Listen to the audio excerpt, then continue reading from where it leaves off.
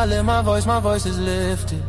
Gifted, I foresaw the end, I ripped it. The whole enchilada with a side of avocado. I came down from my fences, desperados. My flow should be sold at low. Next to the 2x4s, an electric range stove. The bolts and screws, home and approved. Gentiles and Jews, penning on views. Broken for you, my moment approaching. The coaching, the ocean is waving. The money I'm saving, the arrest I'm evading. The models I'm dating, this cup of mine keep cascading. God has engraved me into the palm of his hand. I'm in the best hands. I be washing Jeezy's dishes, pots and pans. I peep the law of the land. I speak because I can. Legalize blacks, legislate that. Hurry up, please, because a brother can't breathe. Kaepernick kneel, the world stood still. The level of hate was so unreal. I foresaw the end right before the hook. Hating is not a good look. I took from the good book. I feel like a tree planted by a river brook. Let me cook them surgically with this sword. Will put my vocal cord itching to release the source of my peace.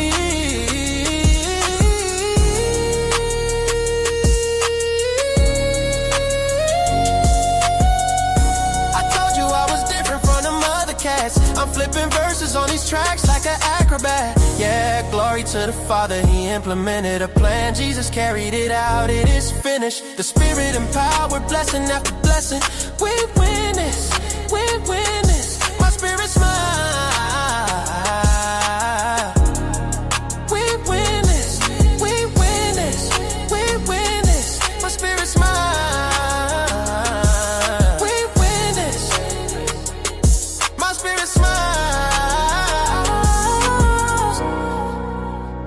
My spirit smile, my spirit smiles.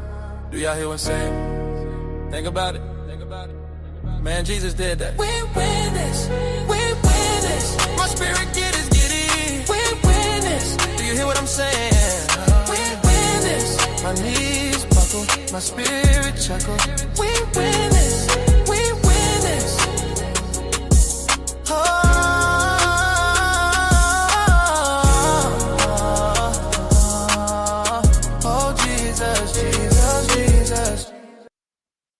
Hey, what's going on? Yeah, listen, man, we have a great show lined up for y'all tonight. We appreciate everybody that's going to actually tap in.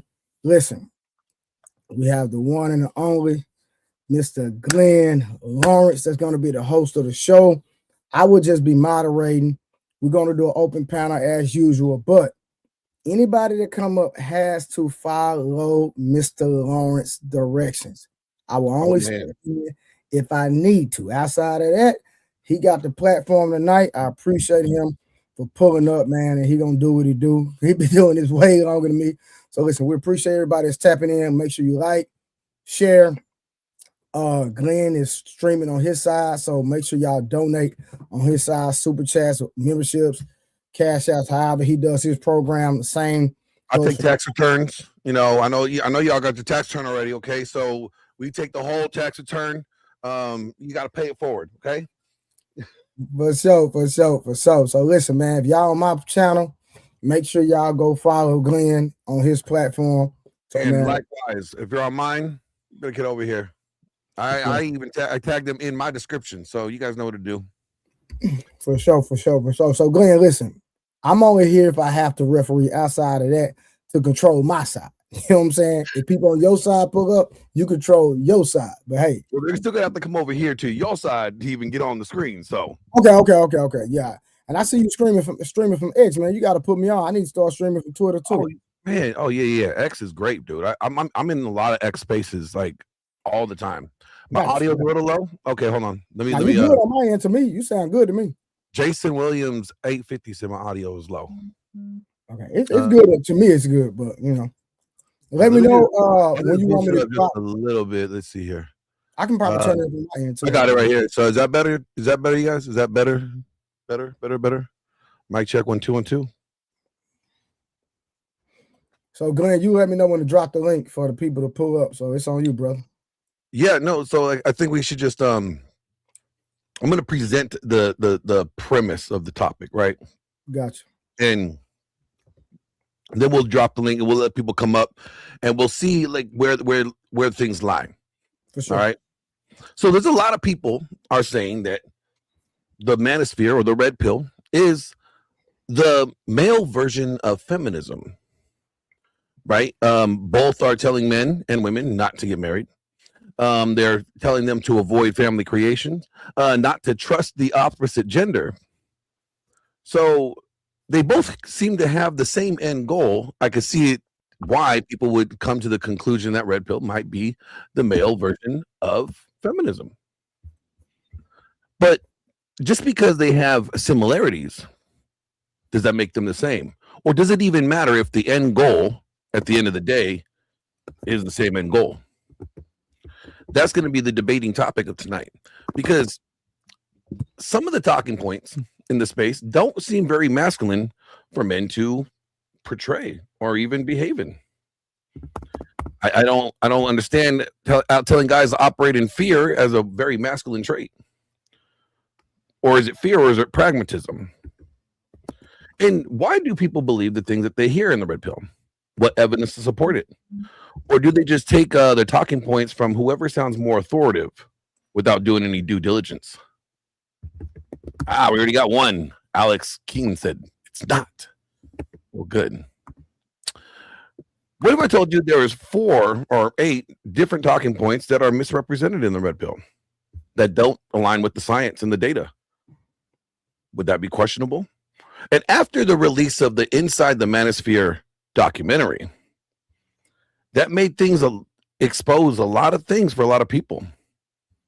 People saw things that made them now question whether or not the Manosphere is even a good place.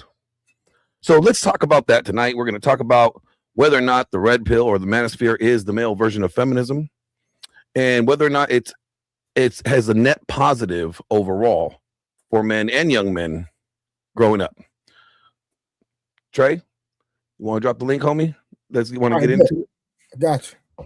I'll drop the link right now. So listen, you know, we like to spar a little bit. We don't mind conversations, but make sure you keep it respectful, especially if you come from my side. If Mr. Lawrence is talking, give him the floor. If not, I will drop you. I'm telling you right now, I'm not even going to hesitate to drop you. So we don't mind the discussion. We don't mind the back and forth. But if you overtalk him, he has to continue to tell you to let us get his talking point off. Or if I feel like you're being disrespectful, then I'll drop you. If he allows you to come back up, that's on him. That's not up to me. So he has the platform tonight. And if you're coming from my platform, you already know, don't be stupid. You know I'm allergic to stupid people, so you guys know that. My people kind of know, like I can't do dumb people, and I just like ignore them. But did you get the chance to watch any of that little video? Yeah, I was watching it. Yeah. What do you think of it? Like, it's kind of like, how far did you get in? Get into it, because I know it was 90 minutes. I'm sure you couldn't get through all of it. I got to where I forgot the guy. Kind of like he works out. He was talking about his dad wasn't there. Oh, Justin Waller. Justin Waller. He looks mixed. No, not him. That's the guy. That's the guy, from my understanding, that had the Lamborghini, who had the wife with the 2 daughters. Yeah. I'm talking about the guy whose dad was played rugby. That was rugby. No, he got a sleeve. He got a tattoo sleeve. Oh, HS Tiki Taki guy. Yeah, him. Yeah, I got to that when he was talking about, his relationship with his father. He didn't really have one. Yep. No, I mean, a lot of people were just. I mean, it was very interesting. And I think like there was a clip with HS Tiki Taki that kind of really revealed, in my opinion, like pretty much the negative aspect of the space, that goes on. And there was this lack of morality there, like the lack of care, whether or not the people that he's in his private groups are, falling into the OnlyFans that he's telling them not to look at, but he's promoting, or whether or not, like, it just kind of seemed like, contradictory, or if they lose money in in his investments, programs. I thought that was rather revealing. So what up, Nightish? How you doing, Glenn? I'm doing well. How you doing, sir? I'm doing okay. I hope the same for you, sir. I'm doing well. What's going on with you, P. Smurf? What's up, Trey? What's going on, fam? How y'all doing this evening? How you doing? How y'all fellas doing? I'm doing amazing. Hope the same for y'all. What's going on, Willie?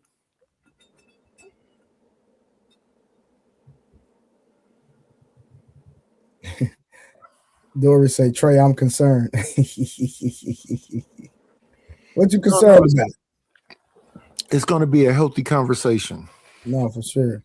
And Summer said, Manosphere is interesting indeed. So I had to go turn my I got this robe on. Anytime I turn this robe, I got to turn the air up. So from my understanding, did you say that some of the men were encouraging men to subscribe to OnlyFans? Yeah, well, the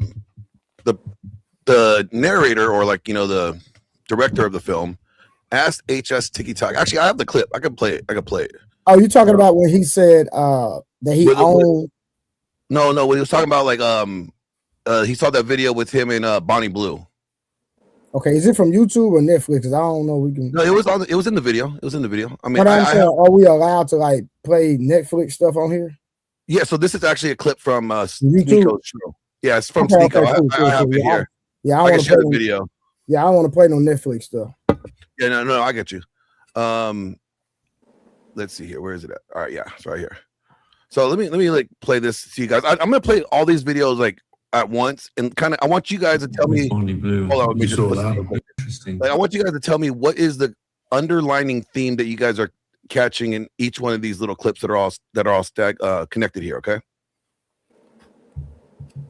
With Bonnie Blue, I thought you saw that? Yeah, it was interesting. I just think she's disgusting, bro.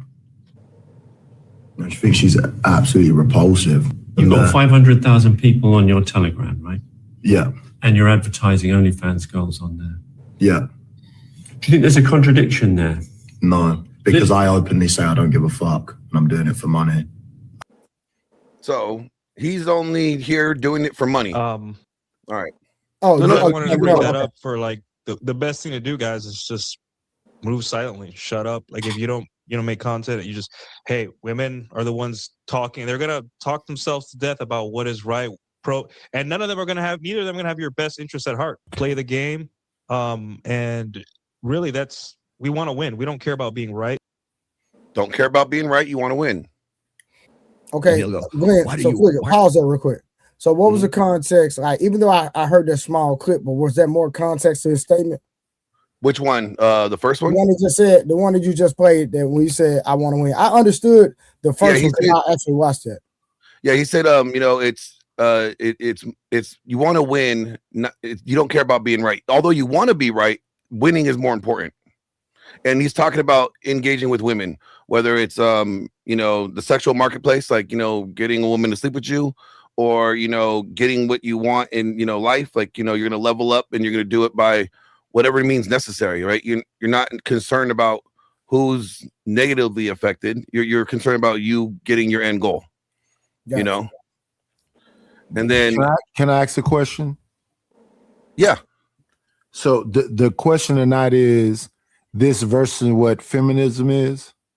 Well, it's the manosphere, the male version of feminism, because that's what a lot of people on Twitter are saying it is. And so a lot of like so far it's sounding like it is. Okay. And we'll get into the nuance of it all after the video.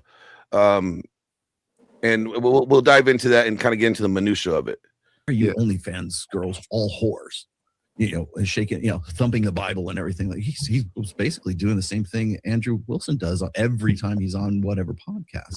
It's just like he's just holding bitches accountable. Appeals more to the emotional state of guys who are moralistic, because that they're speaking the same language. Really, they're making emotional appeals. The only people who get to talk about this are women, and once again, traditional conservative women. So you're going to tell me that the red pill is the flip side of feminism? Fuck you.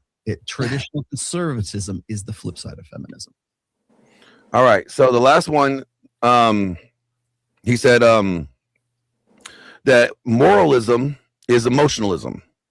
So if you base things on morality, or if you inject morality, you're just being emotional.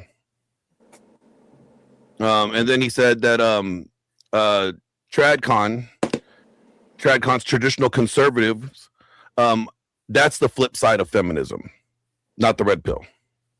So what was the underlining theme that you guys got out of like the clips? So the first one was doing it for the money. The second was winning without being right. The third one was OnlyFans, girl or whores, and Andrew Wilson on, I guess, the what is it called? Whatever. Yeah. And then the last one was talking about traditional conservatism against being the flip side. I would agree that traditional conservatism is a flip side, but those other things when you're talking about doing it for money, winning and not. So let me say this: as a man, you can be that kind of way. If there's no deception, that's the difference. If I lie and manipulate and do all that other stuff, that's cowardice. But if I come to you saying I have a stable of women, if you want to be a part of this and whatever else, there's no deception there. So that's not the same. So when I think about OnlyFans women and those women that Andrew Wilson talked to on those panels, that's all about like dopamine hits. I got 100 dudes that follow me and buy farts in a jar and do all this other weird stuff. So yeah, it's a complete difference from the last one, which is traditional conservatism, because that has a moral base to it. You're not going to just take money and that's the right way. You're not just going to manipulate. You're going to stand on traditional, which when I think about conservatives, it has a moral base. Okay. Anybody else?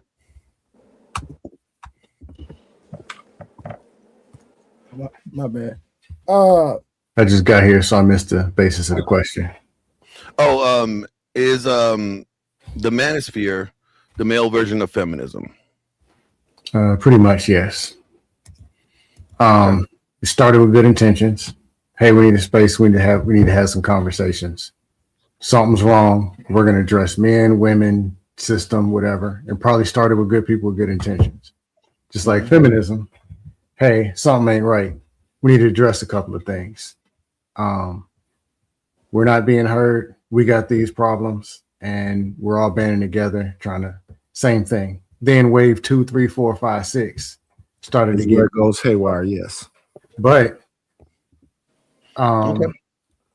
patriarchy started feminism. They run together.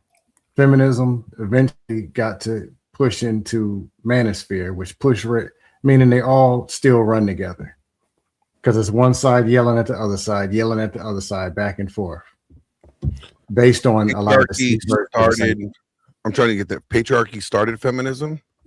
Right. Everything was male dominated. All the way to historically, would you say historically, like all societies have been a patriarchal society? So then yes, it's still a patriarchal society. Yeah. In structure, nothing, right. There is nothing with women standing on the top of it. Yeah. And men, well, it's still a patriarchal structure, but it may not necessarily be and men underneath. Yeah. Organizationally. Even where men are getting ragdolled by a woman, there's married men standing at the top watching it happen. Yeah. Or pulling the strings, moving around, making it happen. It's still male dominated. Everything. Maybe fashion isn't. Maybe that's the one. There's a lot of gay guys in there. Yeah, but everything else is still male dominated. Created feminism with an imbalance. All right, how are we gonna correct it? Then it just came back and forth, back and forth, back and forth. Then it's wave 2, wave 3, wave 15. Manosphere went all the way to black pill, green fuchsia pill, to red pill. Yeah, I don't know what these pills are. I don't even know what a simp is anymore. They just start throwing stuff. I don't even know what this stuff means anymore. And the women too, they just throw anything out there to the point where just you got to change 4 or 5. No, emotional. They just throw stuff. Say leadership, say emotional, and somehow you're saying something. It's got out of control. Both sides. Anybody else? Willie, we can't hear you if you're talking, bro.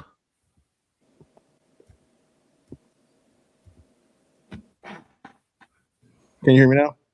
User. All right. I don't think you can compare the two because feminism is an ideology. Manosphere is an ecosystem in which most people don't even agree. The manosphere is made up of pickup artists, fathers' rights activists, men's rights activists, a couple of misandrists, and then just in general, it's a couple of misandrists. Yeah, it's a amalgamation of different groups of men, but it's not an ideology like feminism was.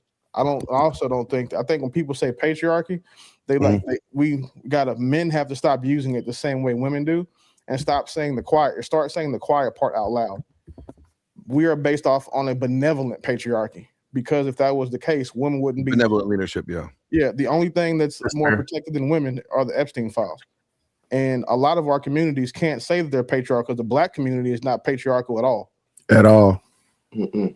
Well, yeah, no, that's very matriarchal society, and I think that has a lot to do with. Well, there's a lot of historical reasonings for that played a role in that. Anybody else want to give their opinion on manosphere being? So should I rephrase it as red pill? Then make it more. Is that more specific? If they say red pill rather than manosphere? I think they're separate. Manosphere, like I said, started with good intentions and got corrupted by, I guess, red pill. So I'm kind of like feminism had the suffragette started a certain way, and now feminism in 26 is something totally different. Yeah, it's been bastardized by misandrists and the alphabet community. And the same thing when I think about manosphere, I think manosphere is more reactionary, whereas red pill is a little bit more specific. Okay. Yeah, I think the red pill is just one of the tenets that makes up the manosphere because you got like red pill communities, you got men's rights activists. You got like the male self-improvement stuff, where guys either focus on themselves, go to the gym, those types. And then you got another subset, which is like the MGTOW, the men going their own way. Yes. And they just go out there and focus on men stuff. And then you got the pickup artists. I don't think that any of those things are inherently evil. I think that each are inherently bad. I think that in every subsect of everything, that these things are going to have some group of some part of them that do, that are misogynistic, that do have these things in each one of those 6 that I listed. The difference is that there's no institutional power in the manosphere. There's institutional power when it comes to feminism. That's real. We can't compare the two. One is a movement and one is an idea. And nobody had an issue with everything being feminist centric until men started speaking up. It wasn't a man versus woman thing until men started defending themselves or giving their points of view, and then it became the gender war. All right, real quick, y'all. I have real quick, Glenn. I had the first super chat. Listen, if you are commenting because I have a host today, I will not recognize your comment only unless it's a super chat. If it's not a super chat, I'm not acknowledging any comments today. So appreciate Mr. Glenn for being here, educating. I see some of y'all saying this is y'all first time being educated. That's why I'm being quiet. So I can be educated on this. This is all new to me too. All right, quick question. Sell You Like Podcast said, quick question. This is concerning manosphere or Black manosphere or both. So I think Glenn. So I mean, I understand that people have they coined it as a Black manosphere and then the manosphere. I just say it's the manosphere, right? Because it's one, and then a subsection of one. So the umbrella term would be the manosphere, and that would fall under the Black manosphere, the red pill, pickup cars, all those different communities. I think just encompassed in one.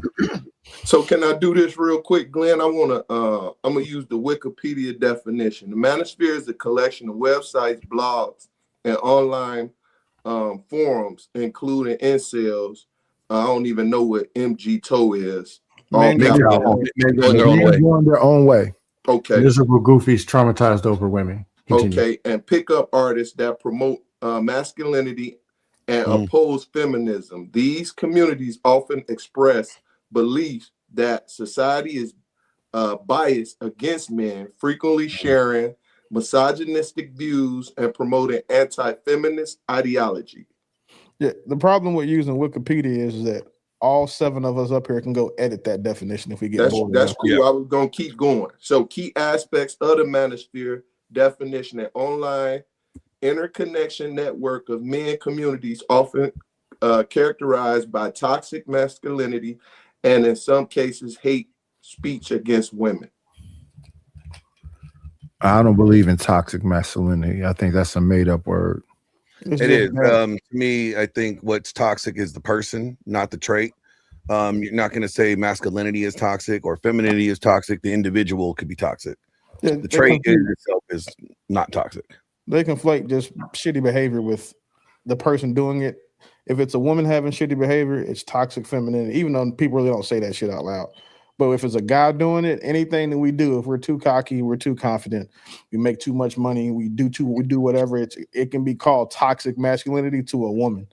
And one of the things that I've seen in this space is that anytime someone uses the word toxic to describe a behavior, they're an idiot. 9 times out of 10, they can't defend it. They can't defend the point. And if you ask them, like, well, why is that toxic? What does toxic mean? They can never defend the point. And it just becomes a circular conversation, them trying to defend their ideology and not look wrong. Yeah, it's an umbrella term. It's an umbrella term. Yeah, toxic is hard to, yeah.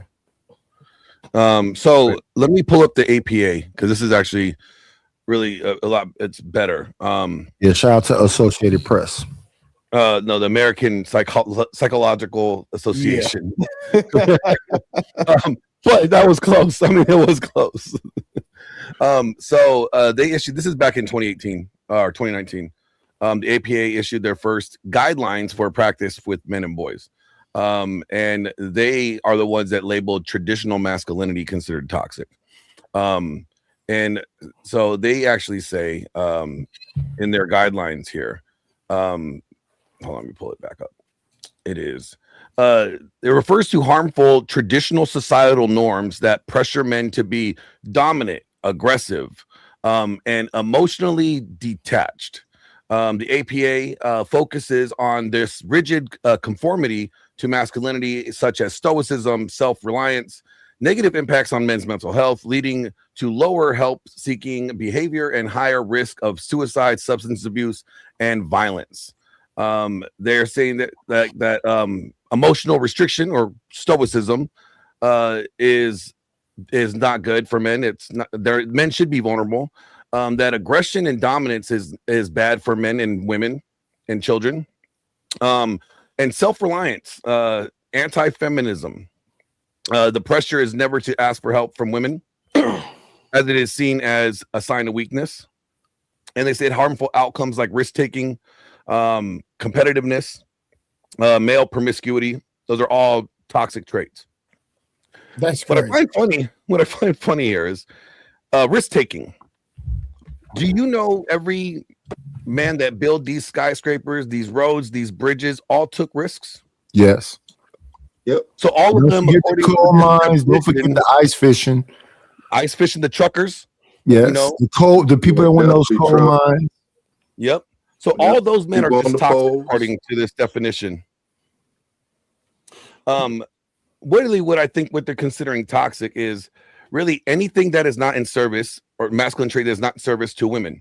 Because I don't think a woman would consider it toxic if she was getting assaulted by a bad guy and one of us came over there and defended her. That would be a risk taking. That would be violence. Yep. Would that be considered toxic?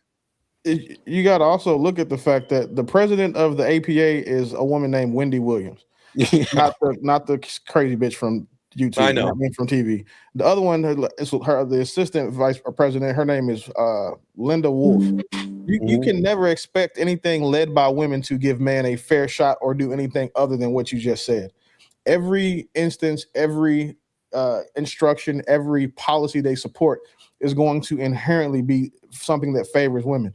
So they're going to, as you just said, put in writing that anything that doesn't serve women is toxic masculinity. That's why I don't have much faith in psychologists and therapists, because this is their Jesus. This is who they get their leadership from. This is who they have to seek for guidance. And this is who's promulgating all of these talking points that have so many therapists as highly educated misandrists when it comes to counseling and being a therapist to a man. Yeah, I tell guys talk therapy doesn't work for men.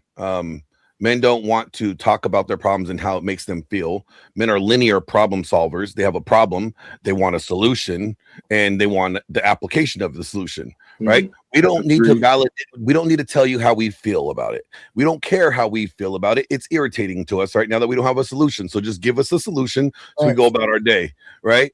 That's why I think talk therapy doesn't work for men. But what I find interesting is that if you actually look at the reverse of what they talk about women, it's what do they call it? Internalized misandry would be a woman that is not sexually promiscuous, that doesn't take risks, that like basically everything that they considered toxic masculinity for men, the reverse would be considered positive femininity for women. It's kind of baffling there. Could you describe that one more time? Go ahead. So the traits that they considered toxic masculinity for men: risk-taking, competitiveness, male promiscuity, dominance or violence, right? Those are bad traits for men. But the inverse, if you would, for women, those would be positive traits for women. If a woman was not that way, if she was more chaste, let's say she wanted to be a stay-at-home mom, she didn't want to pursue a career, she would be labeled having internalized misogyny. When I look at these fourth wave feminism, these feminists, they are saying that prostitution should be prosecute the man, the woman should not be prosecuted. They encourage prostitution. They encourage sexual liberation because the man do it. Everything about a man is bad, but if the female version did the exact same thing, that is empowerment. Yes, that's why you got like female teachers doing things with their students and collecting child support after they get busted. Yes, from their victim. I've never heard that. I've never even knew that could be a thing. But if your child is a male victim of a female teacher doing some diddling, and they get knocked up, they might be on the hook for child support. Tell me that's made up. No, that's serious. It happened in Texas. I think it happened in Riverside, California. Texas, how old was the young and man? Charlotte, North Carolina. North Carolina too. Charlotte, so Texas, California, Charlotte, North Carolina. I know the city because I'm familiar with that family. And then it's how old were they? The young 14. 14. I think it's the boy that got busted with he has the one that's paying child support right now. 14. The one and the kid in Texas is 16, and they were trying to go after his parents. Yeah, like for the child support. What's the Samoan kid name that slept with the teacher when he was? And I think they got 3 kids. Oh, I don't recall that one. But yeah. I had a question. Are we skipping the regular things that are happening, going all the way to the extremes? No. Are we taking this and acting like this the regular day-to-day thing going on? No. Are we identifying that these are extremes? I think what we're highlighting is that if you put enough stupid people in a room, dumb shit starts to make sense.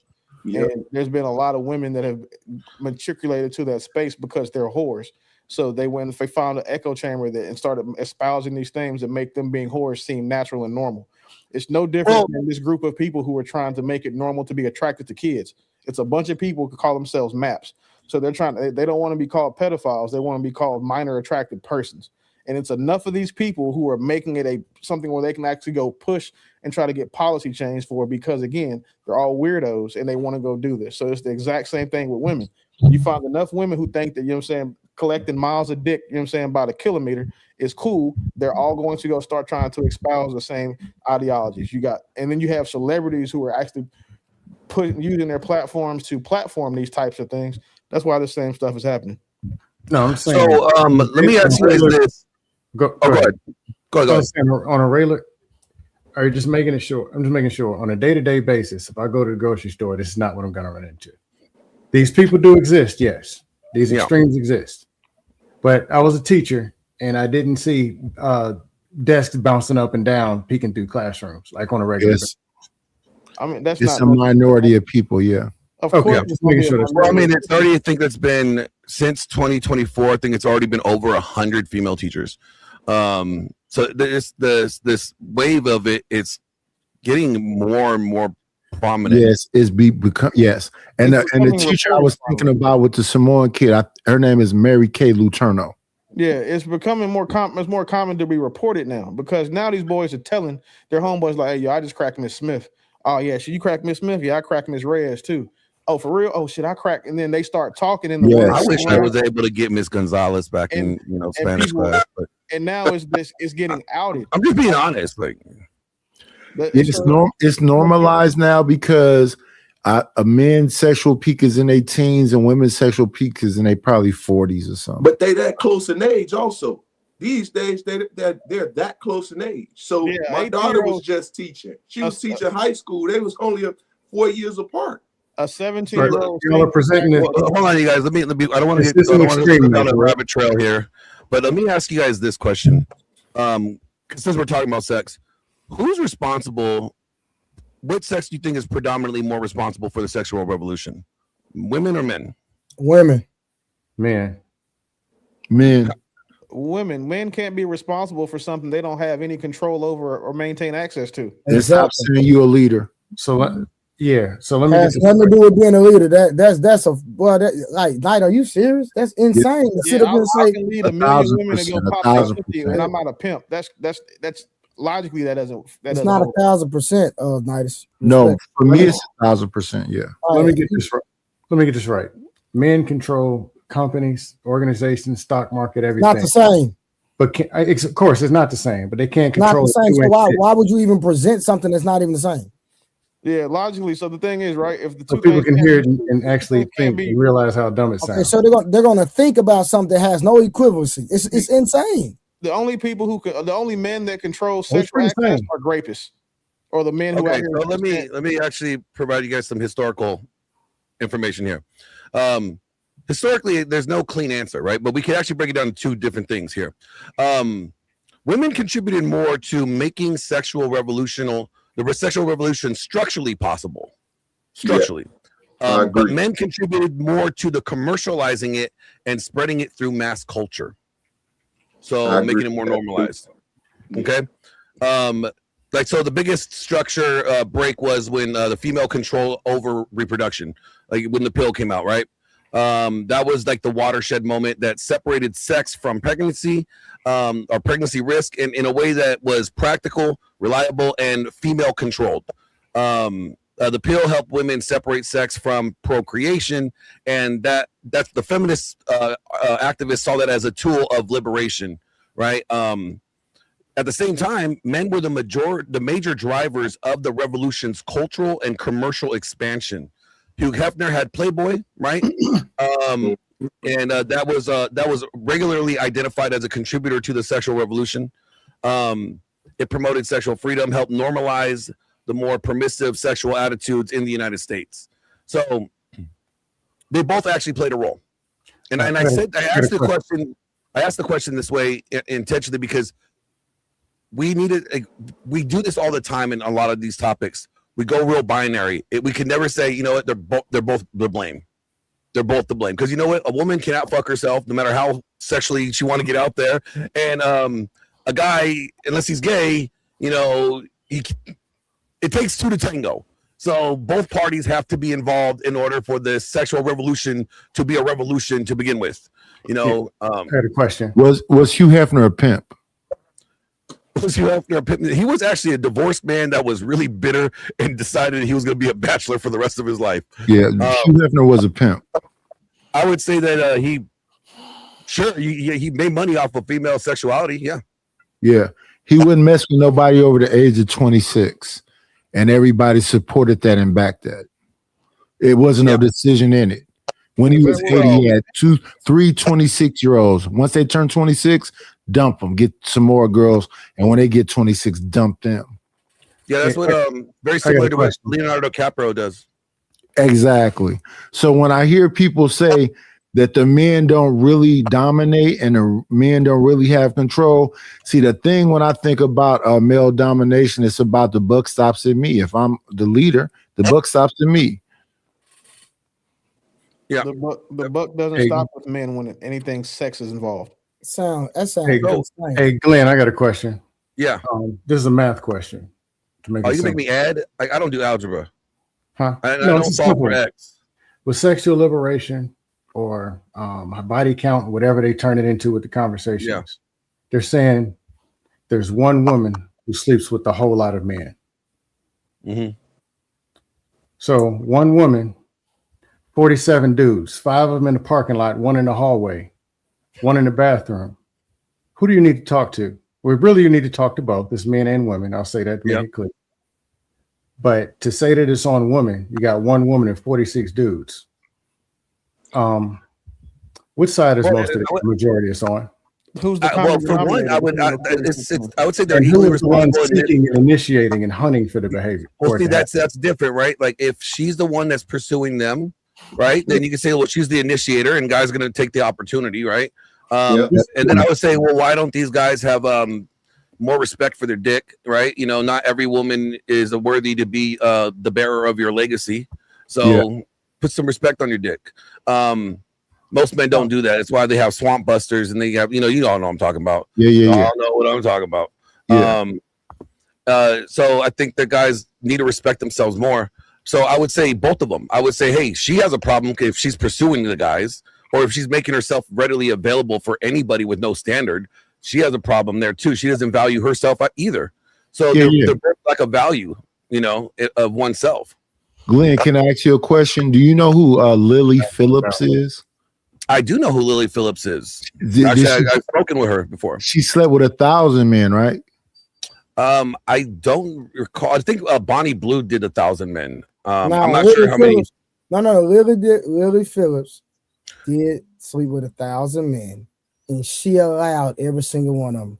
If she would have denied them, nobody would have entered. She didn't deny any of them. She asked. She made. It doesn't matter what you're saying. She allowed it to happen. If she wouldn't have allowed it, not a single man would have entered her. So again, do I agree with Glenn said men need to have self-control?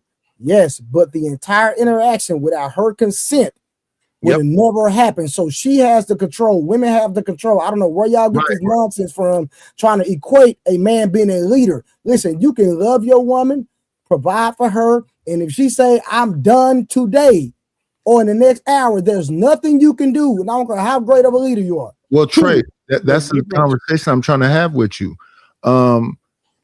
When you talk about that, that's a separate thing. This is a clear whore. So you think a whore is the same as a woman you trying to provide for? At the end of the day, they both give access. It doesn't matter. That's the same. The only difference between the two I'm saying that one gave access to 46 and one gave access to 1,000. And the only difference keeping your woman from being a whore and the next one being a whore is the amount of dick she collects. That's it. Yeah, I'm saying them weak ass dudes, the 1,000 dudes that went bang that whore. No, they didn't have. I put the responsibility on both of them. And the reason why is because both of them have autonomy.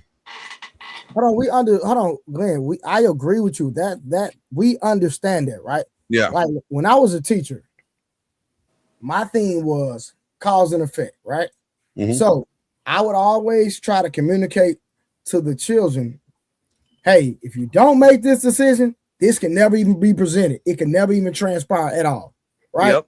So again, it's not about the blame game. It's about the truth and reality.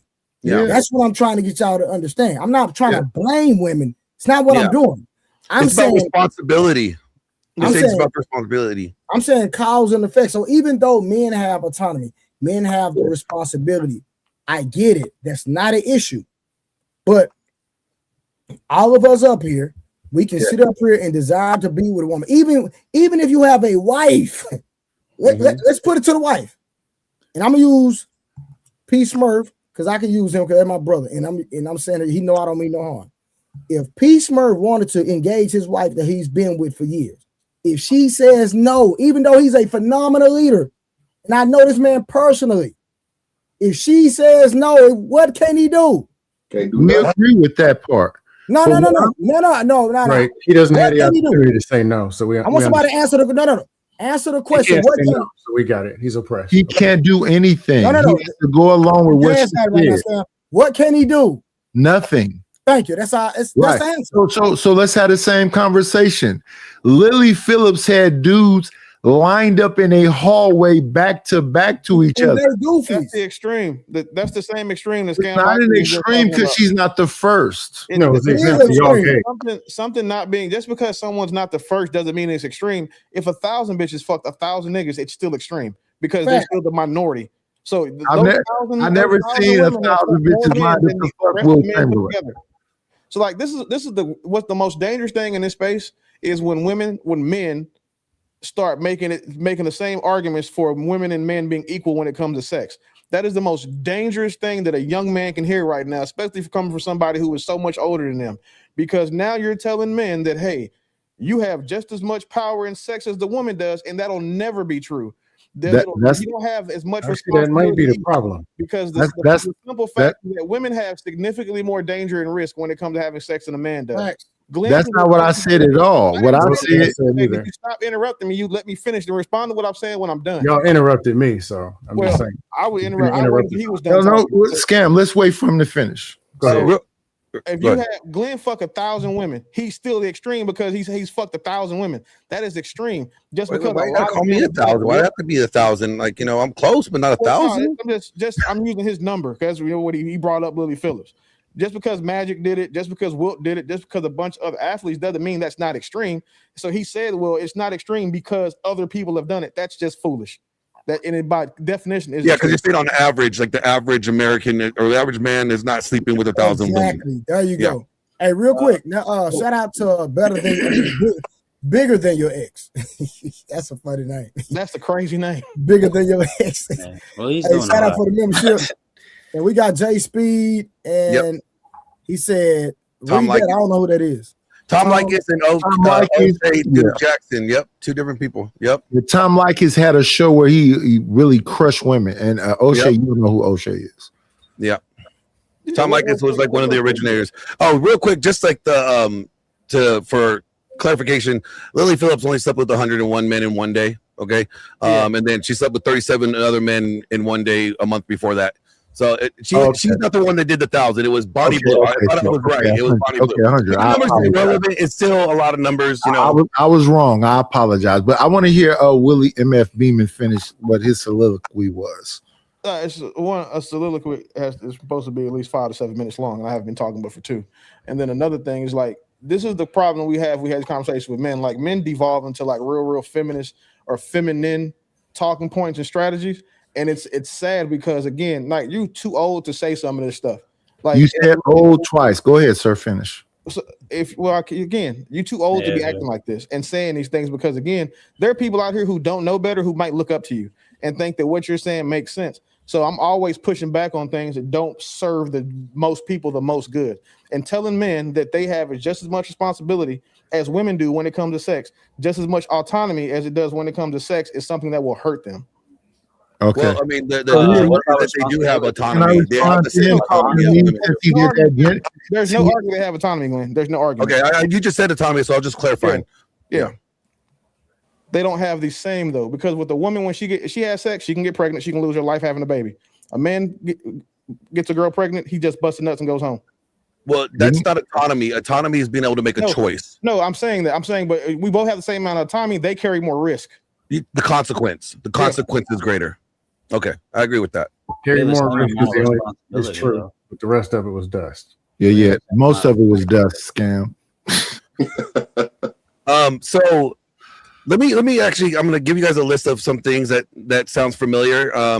It happens. We hear this on both sides. All right, and this is why people are saying that the Manosphere or the Red Pill is the male version of feminism. So you guys tell me if after hearing this, you guys will agree or disagree. All right. If you look at the behavioral results, both ideologies or belief systems or worldviews often push people in the same direction. Delay or avoid marriage, distrust the opposite sex, prioritize personal autonomy over family formation, view relationships through a strategic and adversarial lens. And that's pretty much where they both agree, right?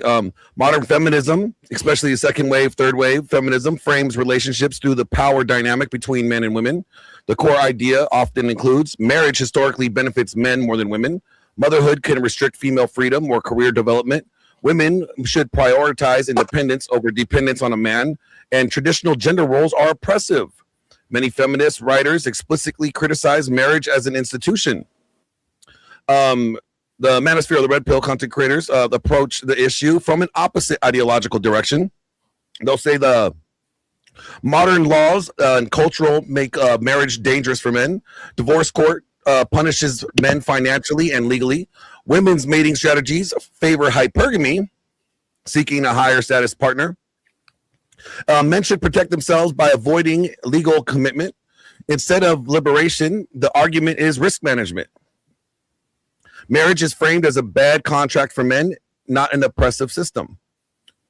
Where they converge, right, despite the difference of philosophies, they often produce the same social behavior.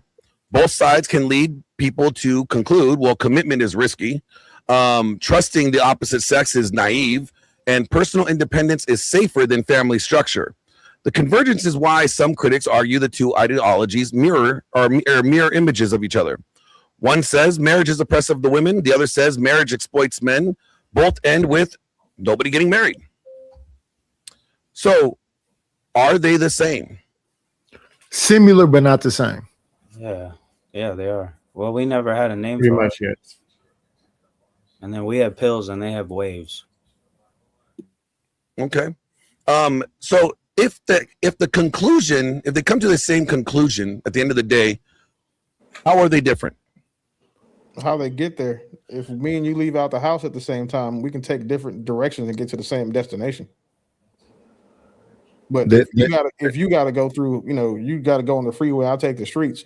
We can still get to the same place. There's not only one way to get somewhere. Yeah. The reason why they're different is based on what is the why they do it or how they did it. So, for example, you left the house in a car, I left in a motorcycle. I might get there faster than you. But you leave in a car and it's raining outside, and I leave in a motorcycle, you might beat me there because I have to sit and wait on the bridges, whatever, to get there. So just because they get to the same place doesn't mean that they're going to be. They get to the same place doesn't mean that they're both good or both bad. When I listen to it, it seems like that the feminism is dominant and the response is reactive. And they both come to the same intersection. Okay. I think their foundations are the same. Yes. Bad leadership, guidance, and teaching of relationship skills on both sides. Pain, frustration, disappointment on both sides. Manipulation on both sides, selfishness on both sides, misguidance and profit on both sides. I'm glad you brought up manipulation on both sides. Mm-hmm. Let me ask you guys this. And fear, forgot to say that one. Oh yeah, fear should be on top. Yeah, definitely fear. So let me ask you guys this: you guys know what the hypergamy? I'm pretty sure you guys all have heard of hypergamy, right? Yes.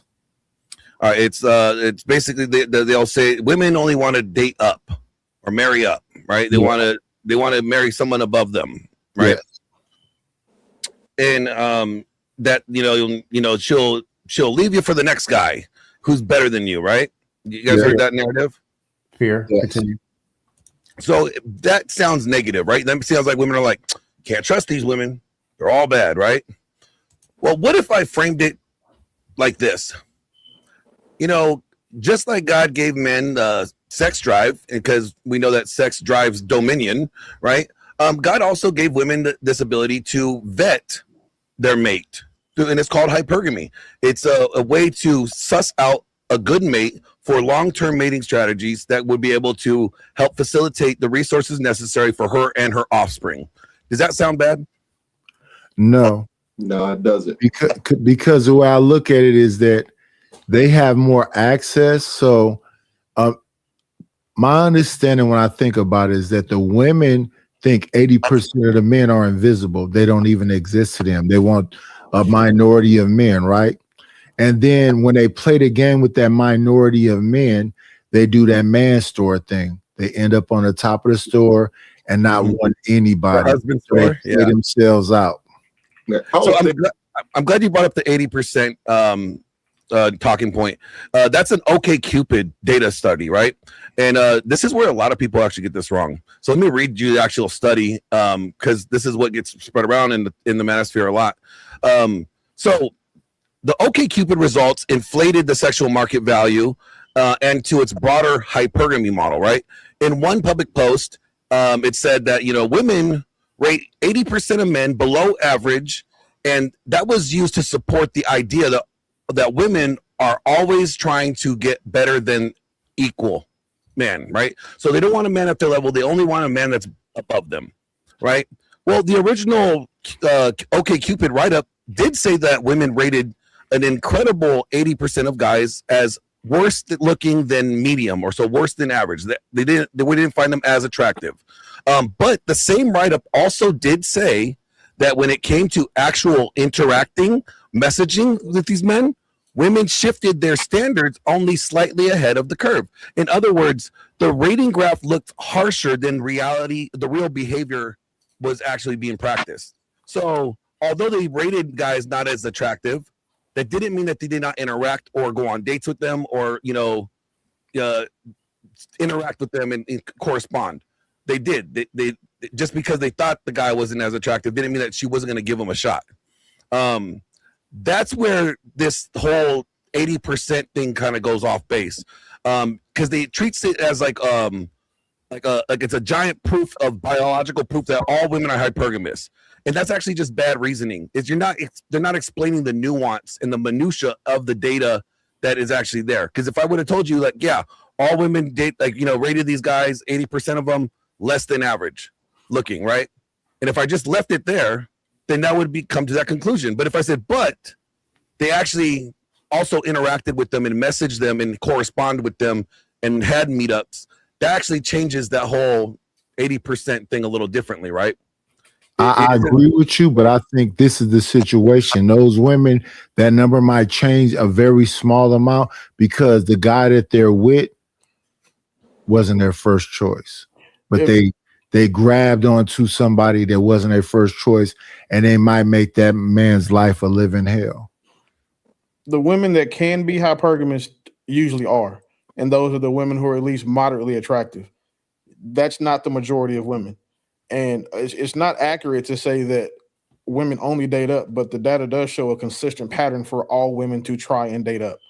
Like even across cultures, women place men of more importance based on their status, socioeconomic positioning, characteristics, and all those things. So like marriage data even shows that husbands still earn more than their wives. So there is a significant availability of data that shows that women do tend to want to date up. There's a guy named Homath, and he did a video on this, and he explains it perfectly.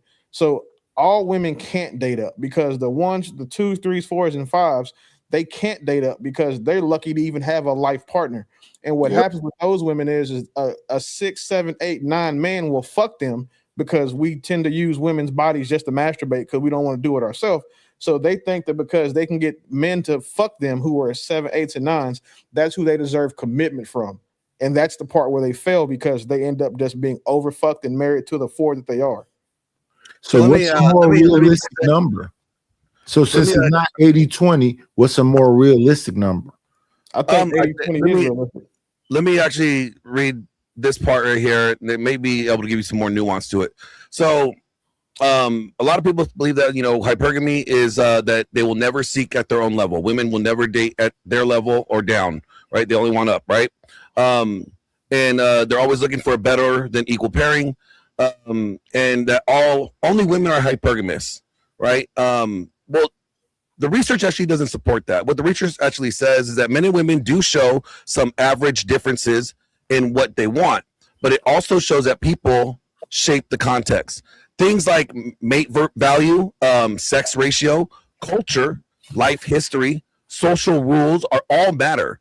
The same review says that women mating has both sex differences and sex similarities, and that mating strategies are based on conditions. So it's not necessarily a hard, fast rule. And where a lot of people go wrong with this is that they actually reject a sort of mative strategy, meaning like you're the average person is probably going to date somebody or marry somebody at their level, very similar to their economic level, looks wise, even, you know, belief systems, right? Like they're going to, on average, they're going to date somebody within that sphere, you know, maybe 1 or 2 points up or down from them, right? But not like something drastic. So this idea that like all women are mating up, now they may all want to get with somebody that could provide them a great life with a lot of resources and a lot of, you know, abundance. What woman wouldn't want to do that? I mean, that would be kind of dumb for a woman to be like, oh no, I'm going to just go with the poor guy. I mean, you want to get with the baddest chick, right? You know, it's like this, it's kind of the same thing. What they want and what they get are really kind of two different things here, right? So this idea that all women are hypergamous, it's almost as bad as saying that all men are grapists. That's not true, right? Men are not a monolith. Women are not a monolith. All women could act hypergamous. That could be accurate. Like all men could do a horrible crime like what I mentioned earlier. But that doesn't mean that they are. And, you know, I remember how men got mad when they did the whole, what would you rather be? If you were dropped in the woods, would you rather be there with a man, a stranger, or a bear? You know how guys were getting all mad that the women were picking the bear, right? Because they were making men look like a monolith. All men are bad, right? That's a monolith. To say the same thing, like all women are hypergamous, that would be just as bad as saying all men are, you know, bad people, you know, like women were thinking. So I have a question. I don't think that they're saying we're saying all women are hypergamous. What they're saying is that women generally are hypergamous. All that needs for that to be true is to be 51%. And I think it's easy to say the majority, that 51% of women are hypergamous. I'm actually quoting exactly what Rollo Tomasi says from his own writing right here. Yeah, I got you. So cool guy, read most of his books. I like what he says until he starts talking about paying for pussy. I can't do that. The parallels though, saying like, okay, because you said yourself, like men can do bad things. Just compare apples to apples. Can't be hypergamous. Neither can women. The majority of men, when they can, they do. When a guy builds himself up, the woman he was with may not be who he needs to be with. Perfect example, Russell Wilson. You saw what his first wife looked like, and then he got with Sierra when he got a bag. If you look at when he got the bag, it was right before he got with Sierra. Right before. Yep. And with women, a woman who is 350 pounds loses weight. That's why they turn into whores. They go back and now they have a higher access to more men, and they're not going to date the same guy they were dating when they were 300 pounds. They want to go get the gym dude who wants to blow their back out when she's 140. That's hypergamy. And it's safe to say that most women are like that. Not all. I don't think anyone should ever say all of anything is a thing. But when you're speaking, generally speaking, if the majority of something is that thing, it's safe to say it. Wait, are you sure hypergamy has to do with the gym dude? Or I thought it was just money. Like only dating up cash wise. No, so hypergamy has to just do with money. It has to do with social, like you know, like community wise. Like, do people look up to him? I don't think it's about the gym, bro. Though. I'm just trying to. It doesn't have to be a gym, bro. Like, I was gonna make a point too. Is he kind of threw a wrench in it with that? Yeah, there's a lot of sexual differences, and like, you know, depending on the subcultural community that they're in. One person could be considered the alpha guy, like the guy that all the women want to be with. You put that guy in a different subculture, and that guy could be like nobody wants him, right? So it's very subjective according to the culture and the area of where they're interacting in, right? So when I hear hypergamy, I know a lot of guys get triggered by they're like, all women are hypergamous. I'm like, well, if they are, I would see that as like. God gave them this ability to vet men out. Where it goes wrong is when they vet a man out, they married one guy, and then they go, you know what? I want a better guy. That would be probably operating it in a negative way, right? But the hypergamy itself, is it bad? No. Well, can it be used for bad? Yes. I think it's bad for women because, I think it's worse.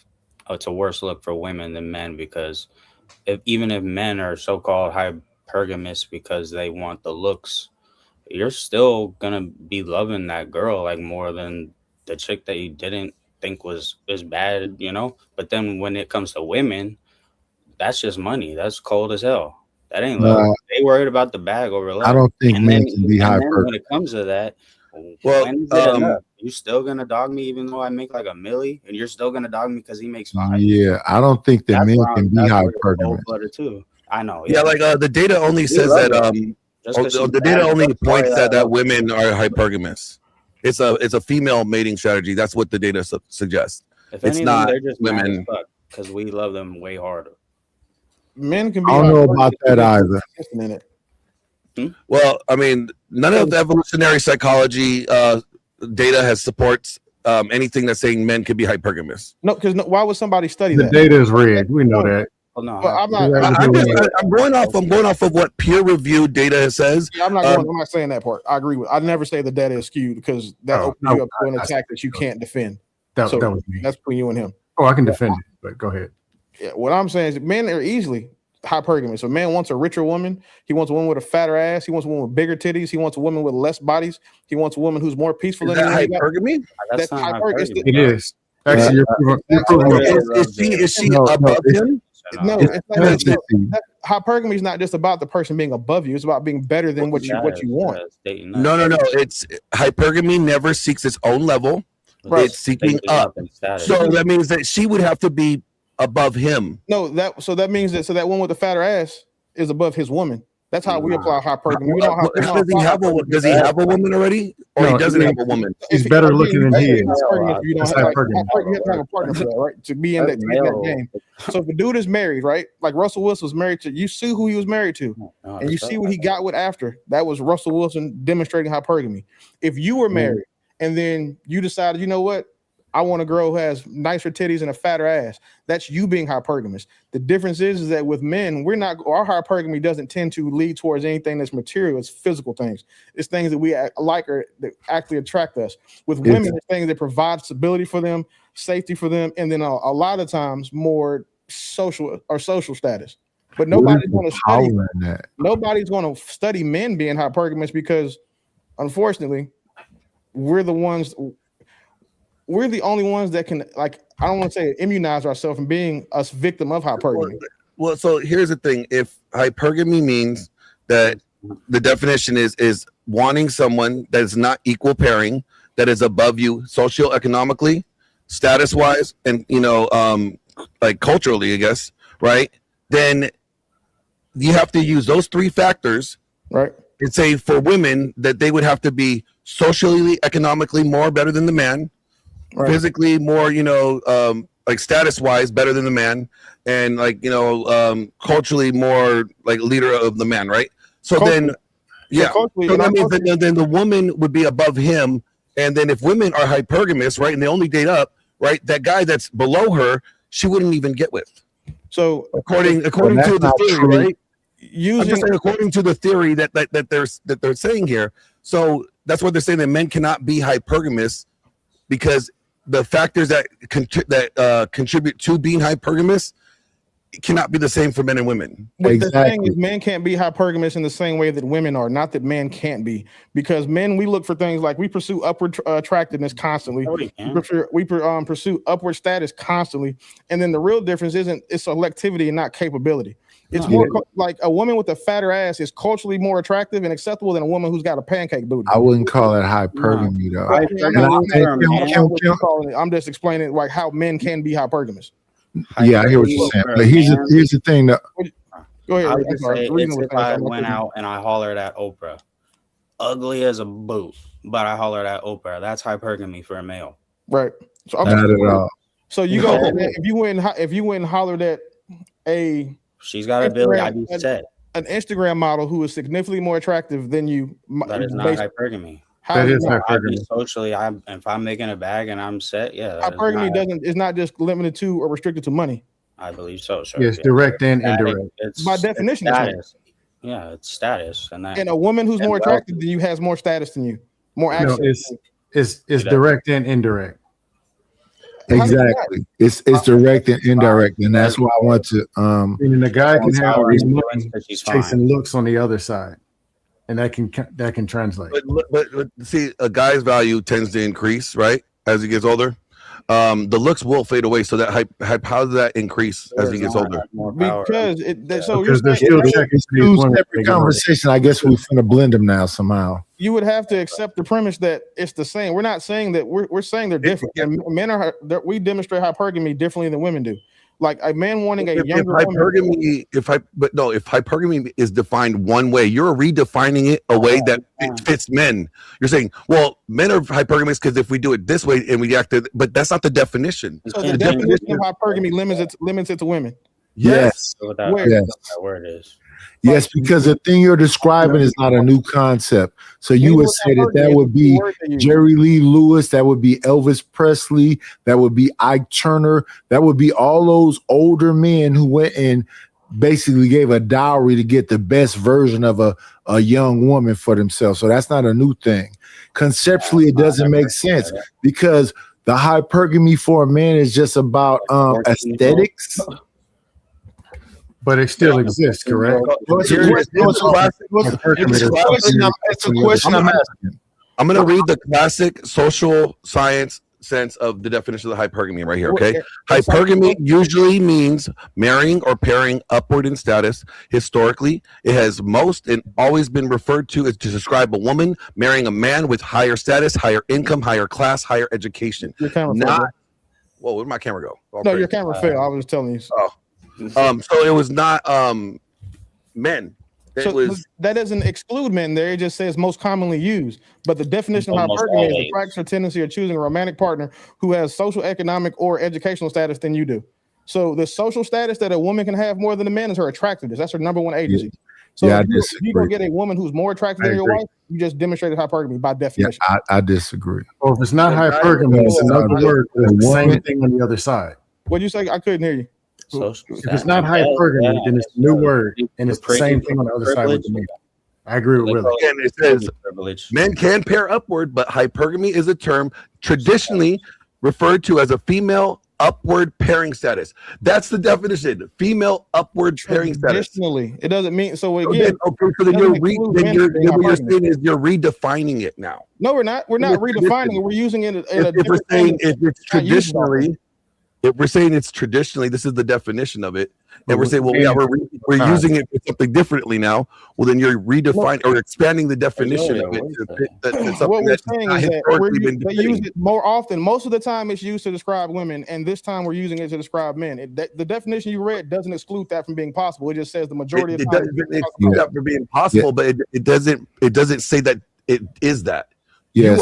You're implying that it is that. This new perspective seems like a liberal version of it. So gentlemen, if he's talking about in a general sense, then I agree with him that men can be hypergamous based on that definition. But however, we got to also consider what's the majority versus the minority. Is the majority of men hypergamous based on this definition, or is it the minority? It's a minority of men that can do that. And the thing is this, if we're going to compare the two, one is talking about aesthetics, the other one is talking about lifestyle differences. So you want a bigger ass and bigger titties and a cute girl and status, where she wants a lifestyle difference because she is about vanity and pageantry. So when she has a wedding, 200 people there, ice sculptures and trays and tables with fruits and so what you get is a big ass and titties and people go, oh yeah, she's a bad bitch. What she gets is a lifestyle difference. She's basically Cleopatra. She's basically Nefertiti. There is no comparison. I mean, shout out to Jeremy Meeks. I believe he got an heiress, but he's an exception. He's not the rule. Okay, so Glenn, so if by definition, it's an error. It's right. A reason. Hold on. I'm sorry. So by definition, that the hypergamy is only related to women, correct? Mm-hmm. So traditionally speaking. No, I got you. So what would they call it when men want to date up? I looked at It's hypergamy. I looked at hypergamy. Yes, that's a gigolo. That's a what they would call gigolo is it. hypogamous. Yeah, that would be the term that they're even saying women are being hypogamous now. So that's what I find funny because there's no data that actually supports that. They're only saying that for women with education like that have masters are marrying guys that have bachelors, right? Well, that's actually So that's not a word for it. Yeah, hypergamous. Hypergamy. Yeah. So what is hypergamy? Give me the actual definition of it. Basically, it's just marrying somebody lower than your economic, your education, Okay, and your so only women can level up, and it's an ideology, but there's no ideology for men leveling up. No, it's not. That only exists. No. Okay, so the hypergamy is just an ideology or social construct, correct? It's a social construct to explain mating strategies. Right. Exactly. And hypergamy is Hypergamy is dating, it's marrying someone lower than you. Hypergamy is marrying someone higher than you. Yeah, yes. So, so what I'm saying, like, there has to be, if it's a social construct, then at the end of the day, what Willie's saying, it could actually be true, because if y'all are saying there's no definition, there's no term for a man wanting to level up or date up, and then based on the comment, you said there is. Yeah, it would be hypergamy, but we just don't do it. No. It's hypergamy, but hypergamy is not respected. Hypergamy is dating down. Hypergamy is by definition. Homosexual would be the equivalent. Okay. Hold on. Night, make it make sense. Explain it to us. I want to hear this. Let Night go, y'all. Come on. Oh, go ahead. Man.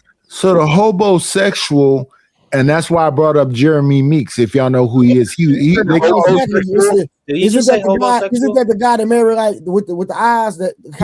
Jeremy Meeks, a light skinned Chris Brown looking prison dude. Okay. They're married to Eris. That is hypergamy. She dated down. No. What I'm saying, no. I think you missing me, Night. What's the definition when a man wants to date up? Hypergamy. I'm always asking Night. Hold on, just wait. Reason. Go ahead. That doesn't exist and is frowned upon. It doesn't exist. Okay, so hold on. No. It has to exist. But it doesn't. Okay, so there's a social construct for women, but not one for men. Right, yes. Because men frown upon men. Let me ask you this. Hold on, no. I don't. Right. So if men are the leaders and men frown upon men that go live with women in their apartments or go live with men that live in their houses, we frown upon it. That's why that doesn't exist. There is no hypergamous man. We frown upon that. No, so hold on real quick, Reason. You can go next. So this is my thing, right? Let's say a man is making 6 figures a year, right?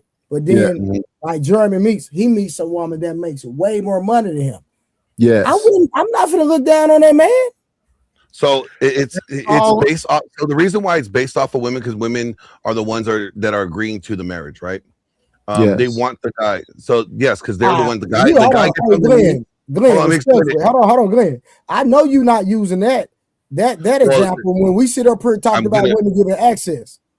Well, women have access to sex, right? Men are the ones that are the relationship selectors, so they're the ones that get on their knees and say, "Will you marry me?" And hold on, and watch this, Glenn. And you cannot get married unless she says what? Yes, it's the same thing. So that's why she's the selector she's making the agreement. So she's the one that's choosing either she's going to go up or down. It's not. That's where the guy can't make the decision if she's not going to be a willing participant. I got you. It's the same thing that go with intercourse, bro. No. True. Yes or no. In theory, yes. What are y'all talking about? Okay, let's have a conversation though, because this is a beautiful. Hold on, we had a conversation. That's why I'm giving pushback. We're getting. Let me respond to it. So let me ask you this: why does something have to be like if it's on women's side, there has to be equal and opposite on the men's side? Why would that have to be? Because why would anybody think that? Things go. Because that's how life feels, bro. That's how life works. But that's not how life really is, though. It is. Not at all. What other thing can you think of that for women applies to both of them? Like, okay, men can't. I can't hear when like two people talking. I'm sorry. So men can't. So what other things or terms that both men and women suffer from and can deal with that there's not a term for the male and female version? Like men, there's no term for male ovarian cancer, so we don't have ovaries. This one. This isn't gender specific. You're just trying to make it to be to support your stance. And again, no, I'm not making it support myself. I'm making it support what the academic definition is. So what you're talking about, what the academic study, and there's nowhere in that study does it say men cannot be hypergamous. Nowhere in the study does it say men can. It doesn't have to. There is no need to say that men have to, because they're talking about women being hypergamous. If they're the ones studying it and they're saying that this is a woman being hypergamous, yes, not men. and if there's no study that says that men can, and you're inferring that is you coming to that conclusion, making it seem that there has to be an equal and opposite effect. No, I came to that conclusion based on the definition of the word and applying it equally to both. But you're taking the gender aspect out of it then. So hypergamy, if they're saying that hypergamy is, again, a female marrying up, pairing up. Traditionally, don't leave that word out now. It is traditionally. Okay. So it, like, in terms of education, class, income, social standing, right? Those are all things that women would look for in a mate that's a good husband that could provide for long resources, right? Where is that the same way? It's not the same way. I'll give you an example. The same. Traditionally, men propose to women. Sometimes women propose to men. That's not traditional. No shit. I didn't say it was. And it's frowned upon. The exception doesn't make the rule. No, you're right. So the point that I'm making is that just because traditionally something doesn't happen doesn't mean that it can't happen. Dude, no, but it's frowned upon. All right, please explain it. Go ahead, reason. I already did. It is me a male dating up would be me, a normal dog, going out and finding somebody with higher social status, like marrying, going out of my way and bagging Oprah. Mackenzie Bezos. There you go. It's anybody. If I went and not Paris Hilton isn't even that fine. Everybody knows that, but she's rich as a motherfucker. If I went and bagged them, that is hypergamy for the male. It just doesn't happen that much, but it's a fucking thing. Give us one example of it. I just motherfucking did. I have the example for you. Holy shit, Knight. No, you just said something. Give us a name. I did. Tom Brady's wife and the karate teacher. Hold on, Reason. Tom Brady and the karate teachers. The Tom Brady's ex-wife and the karate teacher. Hypergamy. The nigga that's married to Cassie. Hypergamy. What are we talking about? The dude you brought up. The prison convict dude. Hypergamy. Right. No. I understand exactly what you're saying. Cool. I understand exactly what you're saying, but you, as a man, frown upon it. No, I don't. Why would I frown upon it? Wait, hold on. One, why would I give a shit about what another man is doing? The exception does not make the rule. No one said it did, but he just he used me specifically. Now I will. Right. That's exactly what I did. So you celebrate. What to do now? You celebrate Jerry Meeks. No, you celebrate. I don't care. So to not care, and that's I appreciate that y'all said not caring. That's wonderful. That's my point. Right. The exception does not negate the rule. So I will no. You and concede the fact that you don't care makes my point. Right. That right. I will give you that. The majority of men don't respect men who live that's off women. The point. However, with the question that I was asked and that I'm answering was, he said, give me names. I gave him 3. And then he made it specific to me. Right. The reason why I don't care is because it doesn't benefit me. Right. Can we agree to this then? But Glenn, before you go, so to go along with what he's saying, if you don't care and we look down upon it, that's my point. That's you not have no point. That's not the point. Okay. So you look at Stedman Graham, whoever that is, and the fact, right? So you don't care. Do you look at him and say he's winning? I don't care. Dealing with he is winning. He's with Oprah. No, that's not a checkmate. He is winning. What are you talking about? He's with Oprah. You don't care. It doesn't matter. It does not negate the fact that he's winning. No. Care. It doesn't negate the fact. Knight, I don't care about the freaking data. It does not deny the fact that he's winning. No. This is what I'm saying to you, Trey. You don't care. No. I'm not going to be that long-winded. I'm not going to drag this out. You don't care, and most men look at Stedman as a beta. Oprah made Stedman go sleep in the boathouse while her and that other woman, Gail, slept in the main house. Nobody respects Stedman. Stedman is worth $400 million. That's pimping, dog. Everybody respects pimping. Goddamn. He ain't pimping shit. He's getting pimped. How's he getting pimped? How She got to sleep in the boathouse while Gail sleeps in the main house. That's his choice. What? It's his choice. Oh, That's hilarious. Real quick, let me get these super chats in. Shout out to real quick. Shout out to Will brother for the $2 brother Trey for the show. Be streaming with the $5. He said, so what if the manosphere is the male version of feminism? Men need to protect their assets like women protect their ASS. What we doing here? All right. Hey, if you want me to read so I can cuss for you, I will. I agree. Okay, you go ahead, really. Hold on, I got another one. Go ahead. Hypergamy and hypogamy are not gender specific and not just about money. FYI, most men date down to fulfill female hypergamous nature. A. Why? Trey, a man dating up is still hypergamy. They wrong. Nicki Minaj's husband, hypergamy. Damn, that's a good ass point. Nicki Minaj's husband, hypergamy. He's a sex offender. Last one, Willie. I respect the man that can score a rich bitch. Shout out to them. They look down upon. Again, the exception does not make the rule. That's what I'm pointing out. Like, so the reason why there is no definition for it is because they have not been able to collectively gather enough men to do a study on it. But there is a collective. Over time they've been able to collectively gather enough women and observe this same behavior consistently and be able to replicate this thing. You can't do that.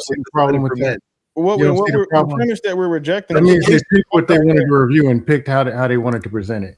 Replication, right? Like, so you have to have a controlled. You have to factor in controls, right? Yeah. And when you're trying to replicate something, you're trying to see if the same outcome is the same from the previous definition. When they don't have that, you can't say that this thing is a thing. Scientifically speaking, is what I'm saying. That's a fact. You're telling me in this world, they went and did the study on one side and somehow ran out of gas and couldn't do it on the other side. No, I'm saying on the other side. First, they couldn't find a control, and they definitely couldn't find a repetition. You're making up stuff now. No, I'm not. Yes, not you at are. all. You don't have. They couldn't go find women and men and have a conversation. Why wouldn't they do it then? Because they're talking so about. They can rig it and pitch this bullshit, and y'all can nod your head and say, "Yup, yup, yup." That's what's happening out here on these streets. Yep, it is. Like, so when we. That's why. I super respect Glenn and how he's attacking this, but let's have a conversation real quick. We got to stop making up shit just because we want to support our argument, and that's why I give Glenn a lot of credit. He is citing a source. You just made up two things. You said because they couldn't find a control, and then that they didn't want to. Where do cite? Glenn couldn't even help you cite that to be true. So if you're going to present something as a fact in an argument, just because people I have a question for you. Why wouldn't they find the equivalent? When we keep having men bullshit to men, why do you think? It's the same way that we tell women to stop doing that. We got to stick to the facts. So yeah. Let's stick to the facts. So why wouldn't they? What you're doing, but like at least Knight, for you to be as old as you are, stop making up. You can't age shame me. That sounds cute, but why wouldn't they? But listen, I don't care about that. Bless your heart. But why wouldn't they find the equivalent of the same thing?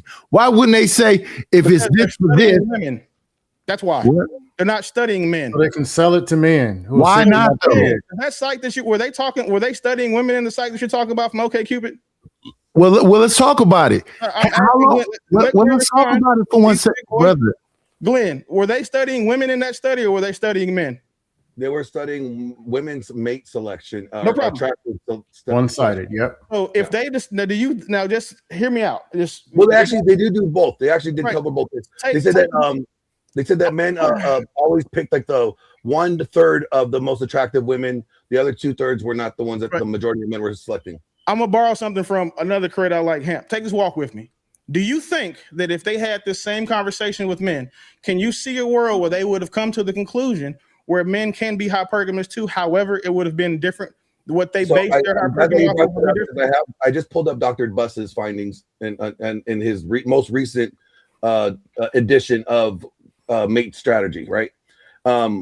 What it says here is that David Buss did not find that David Buss did find that on average women place more value than men on mating, earning capacity, ambition, status, and resources, while men placed value on a woman's youthfulness and physical attractiveness.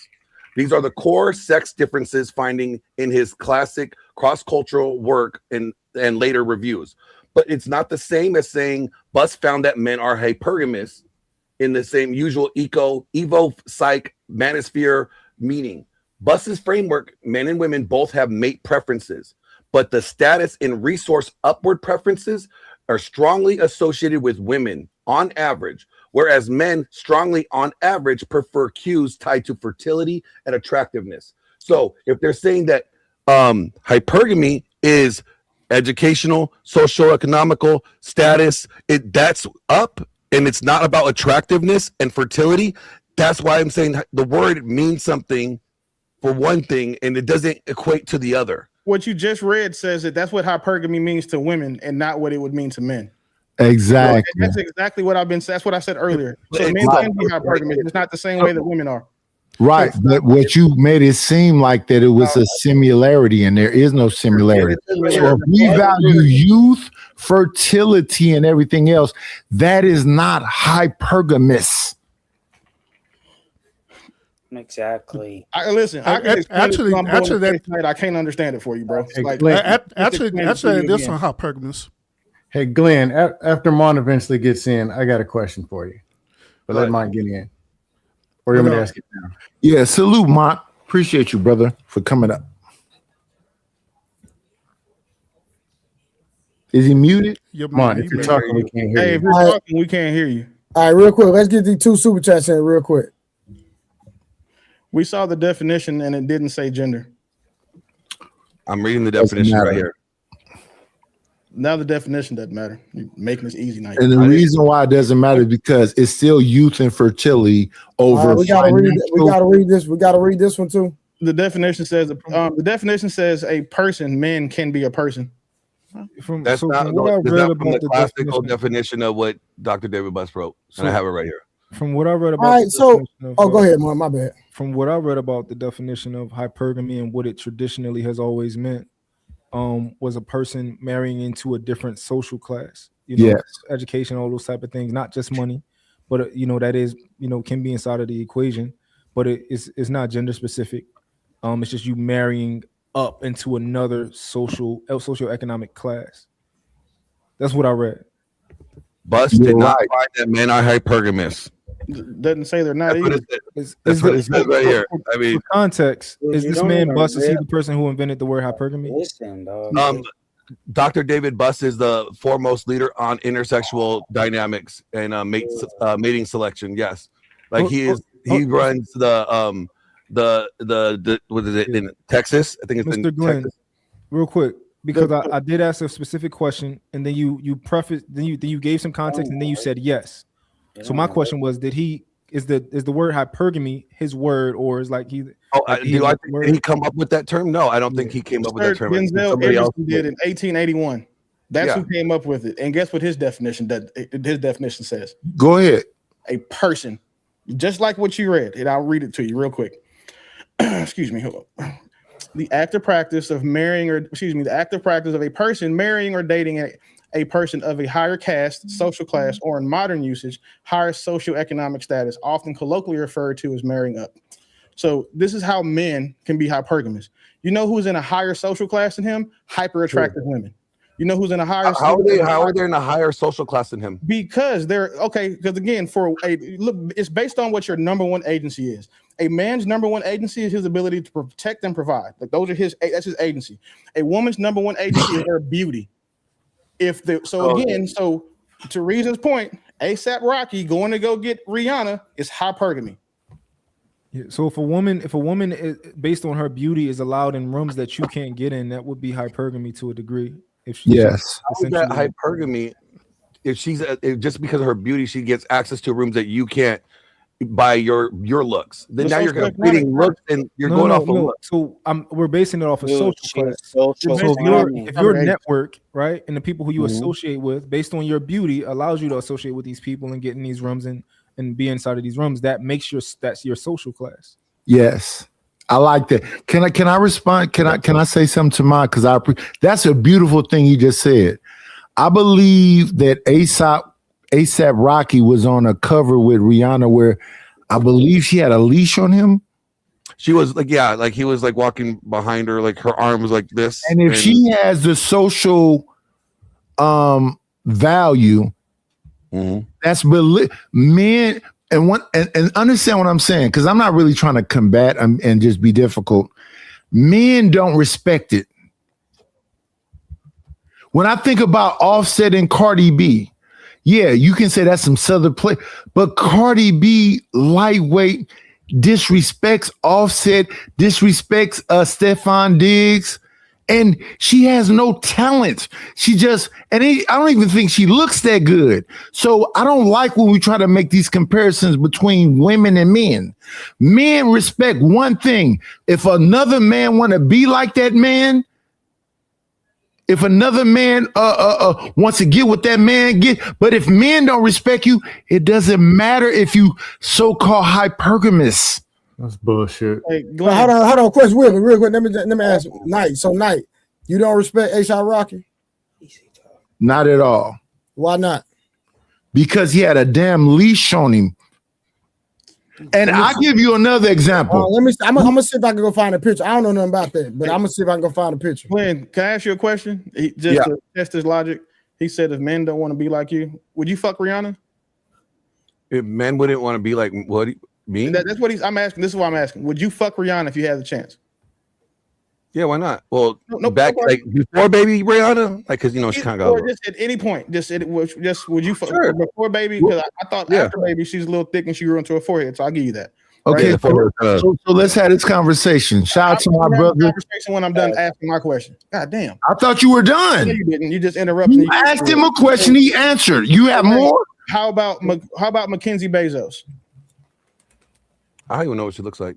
Is that the first wife or the second wife? Yeah, the first one. With all the work done. I don't remember what she looked like. I know she was like a brunette, right? Yeah. Yeah, she is. I don't remember really. She's probably like mid, I think. I don't remember. Okay. What about the heiress that Jeremy Meeks dated? Have you seen her? Actually, I met her. You're talking about the guy that was in prison? Yeah. I was in a film with him. Fire. Yeah. So would you crack? Yeah.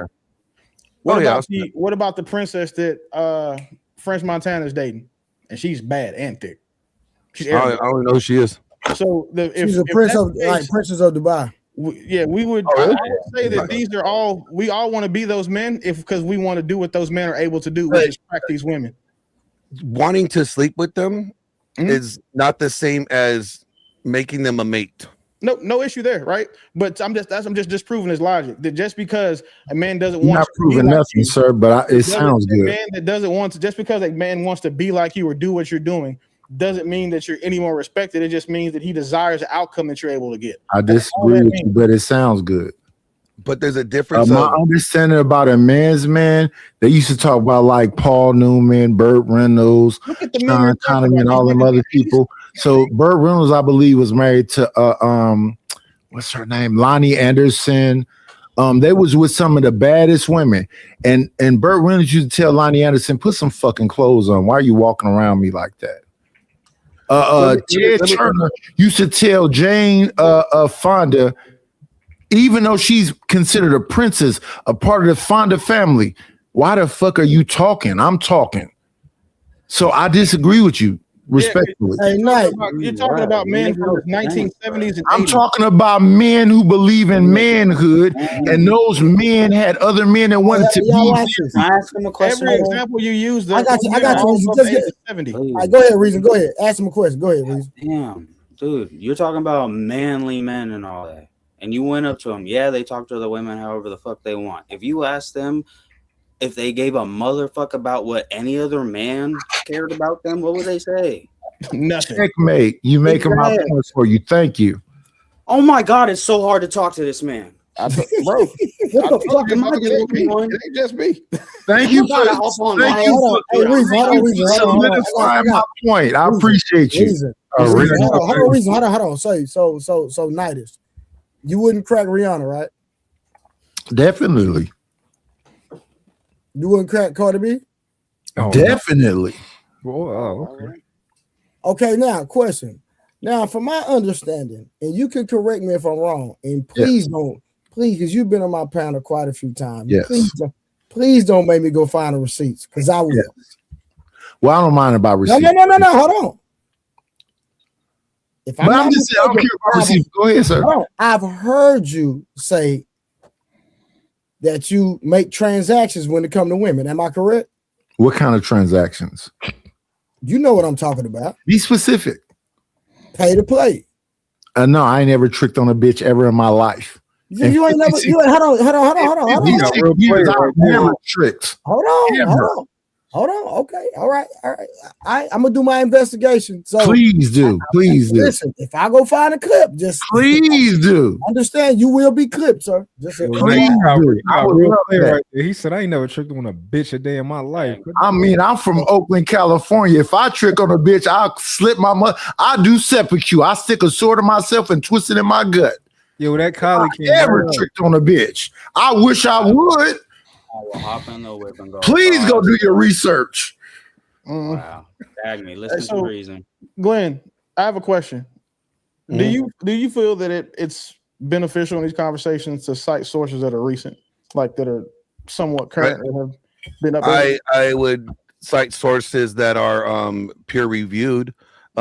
Being recent doesn't necessarily mean that they've been peer reviewed or scholarly acknowledged. No, that's definitely not the assertion I'm making. Do you see value in the recency of data that's being presented to you when it's been peer reviewed? Yeah, when it's peer reviewed, if it provides nuance and more clarity or insightfulness that may change from a previous the previous study, that should be taken and accounted for. As long as it's again replicated and all that goes through all the scientific process. Yeah. So when you're talking about dating, would you ever try to use I don't know, someone from the 70s and 80s to talk about dating in 2026? Cardi B and Stephon Diggs is not from the 70s, but I appreciate it. I will, if you're talking about what is considered a historical norm, what is like on average we have seen historically this behavior, that would be a good for pointing out what is traditionally like normal that we would understand. And if you're saying like, well, in 2026 it's this way, okay, that's fine. That could be one subset. Is it replicable? And does that make the norm, the historical norm, no longer relevant? That's the question you would have to ask. I would say that it just broadens the scope and it's more information to now account for, but I don't necessarily means it nullifies or changes the previous findings in that sense. No argument there. I concede everything you just said. Hey, Glenn. Hold on. Let me read the super chats. Hold on, real quick. All right, Ugby Streaming said, my definition came out the dictionary. This is crazy. And then JSP said, what happens when a man marries a model? So I guess y'all need to answer that. And then how about Kim Kardashian? Yeah, Glenn, I got a question. Okay. Hold on, y'all not gonna answer that? She's a whore. No, I'm talking about what about when a man marries a model? What does that consider? A dude marrying a model. That's not hypergamy. His status depends on his status. Whatever his status is, he marries a model. That's not him. No, respectfully, brother. On the man's status movement. That's what. But listen, if he marries a model, that's not hypergamous. Hey, Glenn, can I ask you a question? No, it would not. Realistic question. Can we make this? Man, get out of here with all that realistic questions. All the goddamn questions up are realistic. Just because your questions, cool. Let me ask you a realistic question. Cool. Let me ask you a realistic, goofy question. In reality, there's regular people going to the grocery store, the mall, the gas station, and regular cars parked there, and regular people dating regular people. We talking about celebrities and bimbos that slept with 473 men, teachers getting with 14-years-olds. This is not the norm. That's what I said. Then we're getting data and psychoanalysts to talk about it. You're not sleeping with Kim Kardashian. Yes. Really, you're not getting with Rihanna. Yeah. Rijan, you don't know Russell Wilson. You just don't. What's going on in reality Monday through Friday? And that's why I brought up assortive mating strategy earlier, where I said that men and women usually marry in their same pool, like similar to their status, their class, their, social, economical, or even spiritual belief system. I agree with Glenn. So Glenn, people we talk about celebrities in the sky. Nobody has an issue. Nobody has an issue with what Glenn just said. My issue is for y'all to sit up here and let a man determine what a definition means of a concept of a social construct, and then y'all sit up here and say that when it applies to men that it doesn't even exist. Now that right there is insane to me. That's not what was said. That's exactly what y'all saying. I don't know what you're saying. Something exists on the other side. Let me be clear about what I'm saying.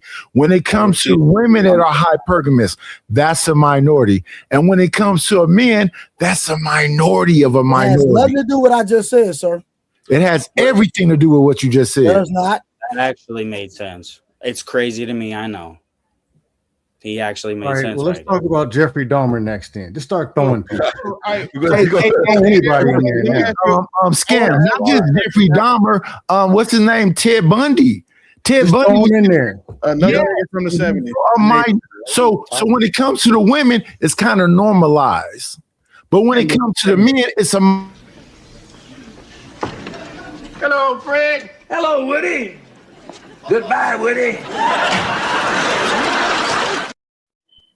So what you guys keep on talking about is like, would you smash? Right? Smashing is different than long-term selection for mating. Totally. Right? No argument there. So just because I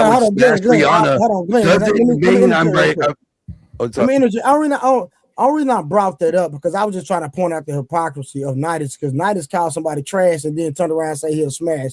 That just shows you his mindset. I would never smash a woman I would call trash. You call Cardi trash and you say you would smash. That means you trash. Yeah, I don't mind that. That's cool. Exactly. But let me say this about a famous comedian that I love. And bless it. Yeah, I'm trash. Cool. Let me talk about a comedian I love, Patrice O'Neal. He had a famous joke about fishing, but he said the woman, if you could smash the celebrities, and they were like, no, and I believe him. And then he talked about a woman behind a dumpster. And Patrice said, but she looks so good with trash on her. This is bad. You sound goofy. Not at all. I see why they're becoming feminist. And I don't mind this because I'm why they're becoming feminist. That sounds cute. I think call me trash, call me old, all of this shit. I love it. Call you old. Wow. No, Willie M.F. Beeman from that movie with Al Pacino and LL Cool J where Jamie Foxx fought. Well, yeah, shout out to the shout outs. Well, he spelled it differently. My father's last name is Beeman, so then there's that. And then two, the reason why I point out your age is because your age and your talking points don't make sense. It doesn't matter. Your talking points, I would expect you to be your age to be wise. And they won't change no matter how many insults you throw. I'm not insulting you. I'm just I'm You're giving trying to. I know if I wanted to insult you're you, incoherent. your talking points don't match the way you look. If I wanted, and I don't know about my looks. I never talk about man's look, but go ahead, sir. You got it. Well, because you can't fuck with a picture of me, so that's fine. But feminist, I would want to. Do you think 20 years older, younger than me, or 30 years younger than me? That are closest to where they are in life. Yeah, I missed it because he was over talking. Do you think that of the people on the panel that we're up here speaking to our talking points for what we actually do in life? Outside, of course, no one's fucking a celebrity. However, for example, Knight said that he's never had to pay for pussy. Trey said that he's never had to pay for pussy. Mont says he's never had to pay for pussy or tricked on the bitch before. If you had to look at us all and you had to bet money, it's $1 million on the line, who would you think is full of shit? When it comes to paying for pussy, can I answer? The whole damn. No. I'm just trying to understand the question properly. Are you talking about? One second. Every guy has paid for something to some degree. There was some form of transaction that made her interested in you. So at the bottom line, at the end of the day, it's all transactional. If you look at it, we're talking about direct. You give me some hate. Oh, okay. So no, I don't know anybody to do that. Because man, I've been married, so technically, I've definitely paid. If that's the case. See?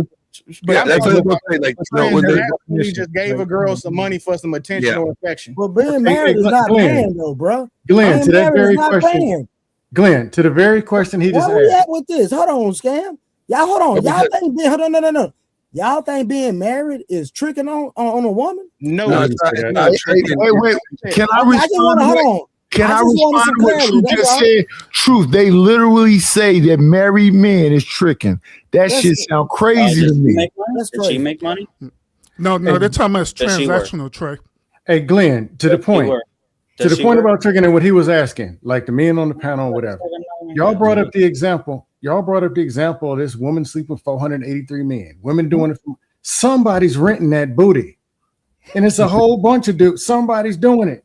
Yeah. If you go over to Fresh and Fit and some of them goof panels, they all talk about we want submissive virgin. They've been saying it for 5 years. Show me one clip where they got the virgin sitting in the booth. But they got Jimbos, rentbook.com, titties.net, and they only blow up times 3 right after they come on the show. Wait a minute, Scam. I appreciate that you the one that said this because I'm finna quote you now. You said I don't remember who you said it to, but you said, "Have you ever had a woman who actually liked you?"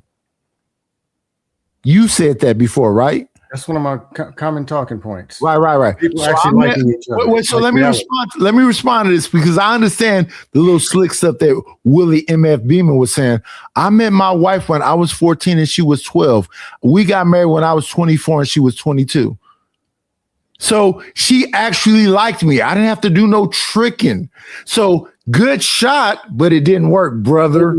Nightish. If you were two regular people, 24 and 22, why are you throwing Rihanna and Denzel and all these wild people in this conversation? No, because they're talking about current events. So I brought up current events. Scam, you can't jump in when he makes a statement toward Willie and don't give Willie opportunity to respond. Come on, bro. He asked me. Go ahead, Willie.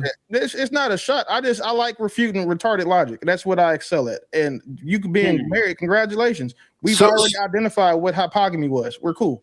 There's no argument there. You being married is not a surprise, champ. So what you said to me is basically that hypergamy amongst men is a normalized thing, and that I had to have tricked on a bitch, and that's not a reality for me. Is all I'm saying. If what I said bothers you that much, no, it didn't bother me that much. I'm just responding to what you said. The fact that you listen like a woman and respond like a woman is a different thing. I just don't believe in tricking is all. Not the like a woman bullshit. That's not, bro. That stuff doesn't. This man said I must have tricked because he's looking at me right now and think that the young 24-year-old me was out here spending money on a bitch and it ain't never happened in my life. Maybe when I get 80 or 90, but not so far, player. Hold on, y'all. Let me get these 2 super chats, and then after the super chats, I will be turning on the bounties, FYI.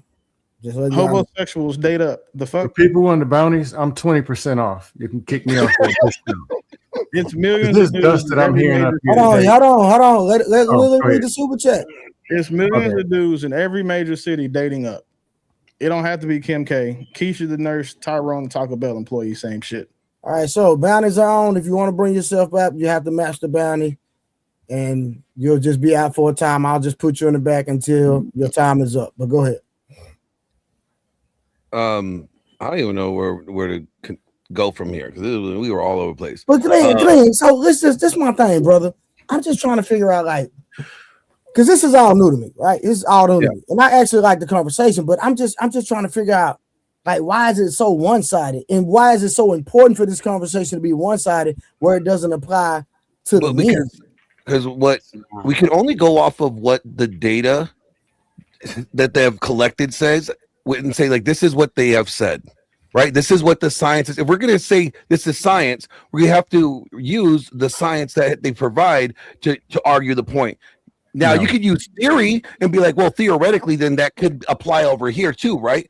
You could say, sure, theoretically, but if there's no data to support said thing, it's just a theory, right? So you mean to tell me it's science based on a woman choosing up? That's science? That's what they have observed. Hell no, Glenn, come on, man. That's theory, bro. I will send you. Can we have a larger conversation, though? Hold on. Can me and Glenn finish this real quick? Nope. Hold on. Here, look at this. I'm just gonna put this. I'm gonna put. I'm gonna put this study that Dr. Glenn, David listen, regardless, it's a study. It's still people's opinions. Yeah, this is Damn, that fast. It's not That's a crazy. fact. This is why like the social science are You such a just got soft 20 minutes science. in the back, nice. It's all science. It's a soft science, right? Because this is the hardest thing about soft sciences, like psychology, is because they have a replication issue. You know, they can never control for the same variables all the time, right? So when it comes to, and I just put the study, or like the mate preferences and their behavioral manifestation, final published in 2019. This is from Dr. David Buss's files, right? It discusses like on than average, right? We see women do this behavior. They want to get with a guy that is higher status, higher earning, more educated, someone that they could look up to. And that kind of makes sense, right? Because if you're going to respect somebody, you want to be able to look up to them and trust that what they're saying is going to be something that you could like follow, right?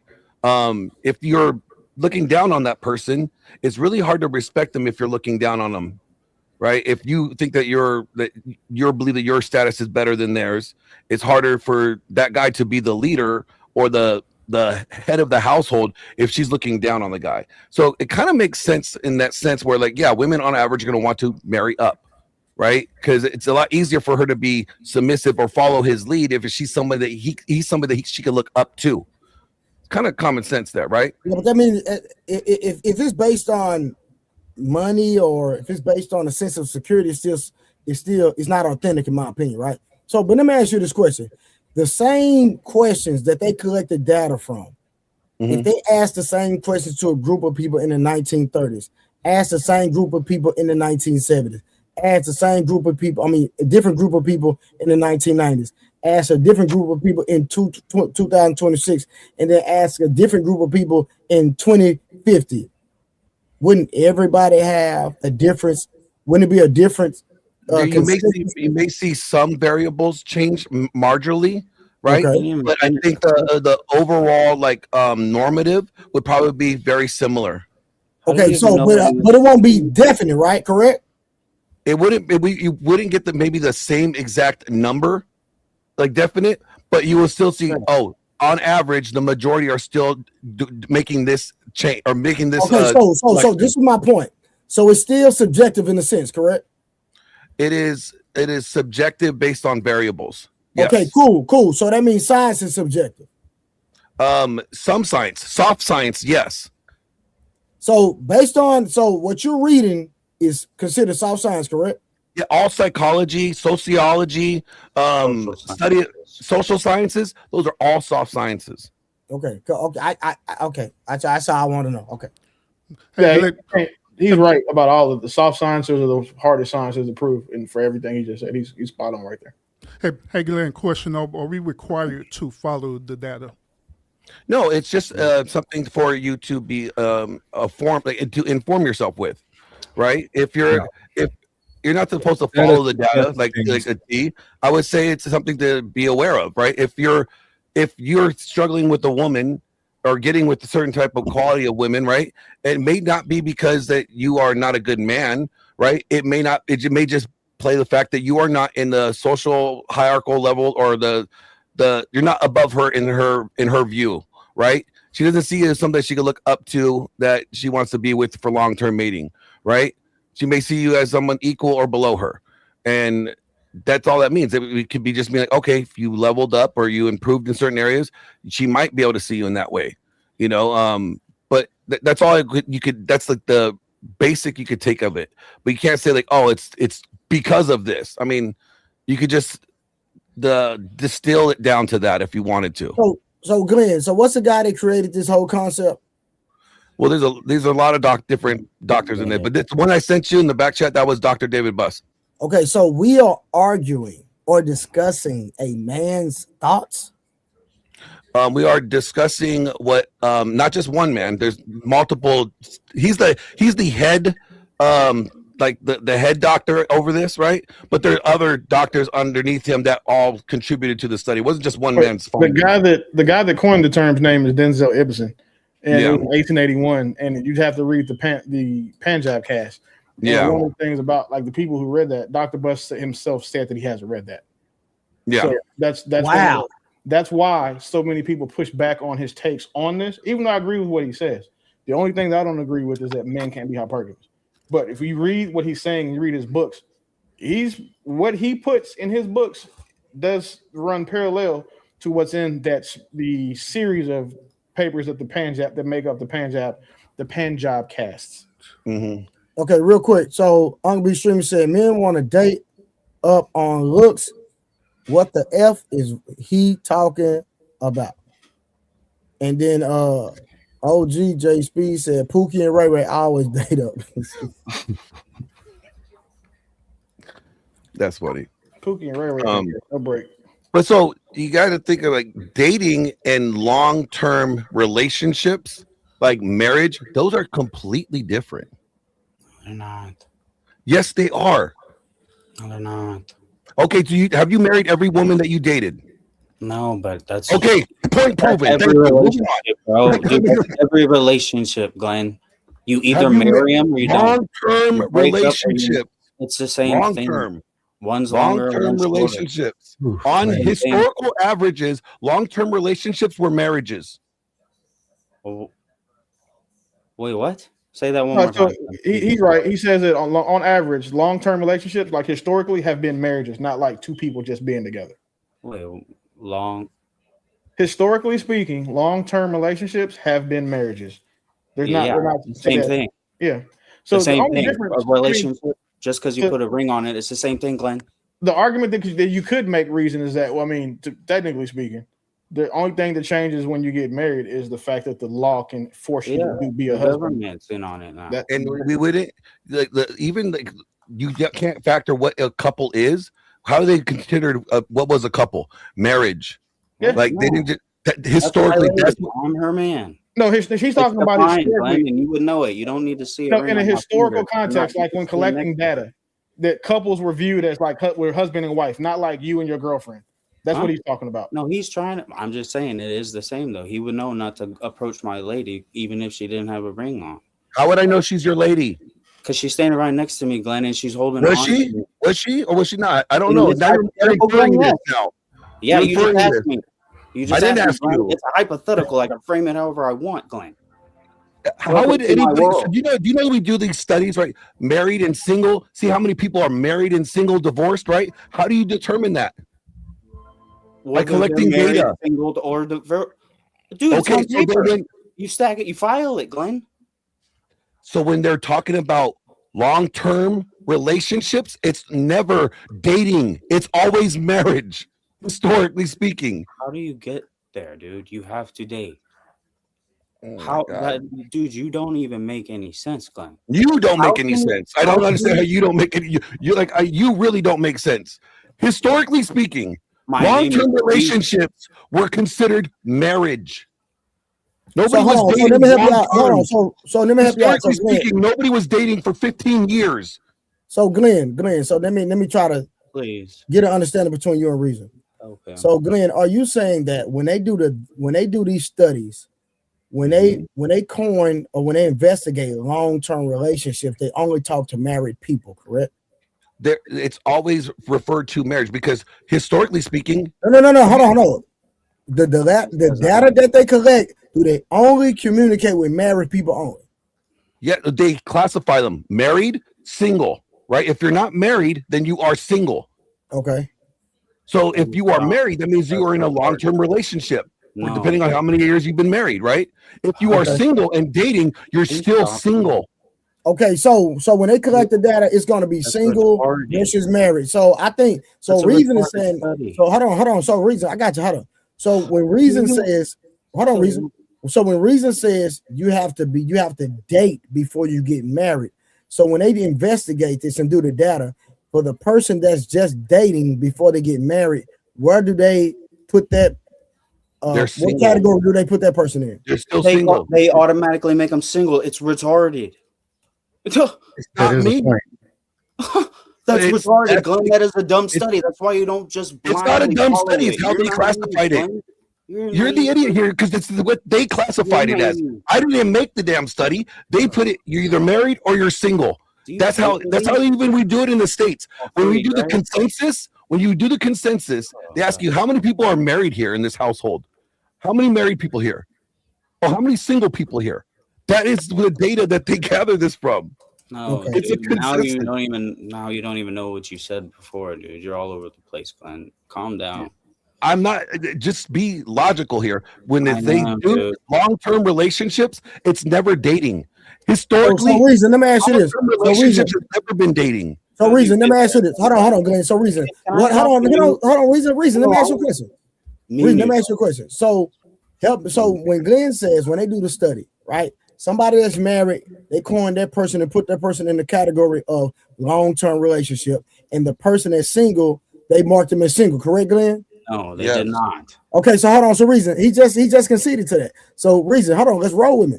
So I'm trying to figure out Reason, where are you struggling with the concept of how they collect the data and put the information out? Can I talk? Yes, sir. That's not what he said they did. They categorized married people as long-term relationships, and then when they asked two people that said they were in a relationship but they weren't married, they put them in a single category still. Okay, I see what you're saying. Why it's retarded? Because it's not long-term. Please, Trey, according to the standard that makes sense they to you? have. I don't want to talk to this man right now. Does that make sense to you, Trey? So then we said it. Hold on, I understand what you're saying. No, don't leave me with him. Hold on, Glenn, I got you. No, Reason. Hold on, listen. I understand exactly what you're saying, but even if they have been in a relationship and they're single, right? And they're been not together single. They're in a relationship. But you're actually not married though. But you're not married though, Reason. They are not single, dog. Are you married? Are you married? I'm divorced. Just because the social norms today means that like you could be dating and that's considered a relationship, that is not historically how things are categorized. That's just what it is. A significant other.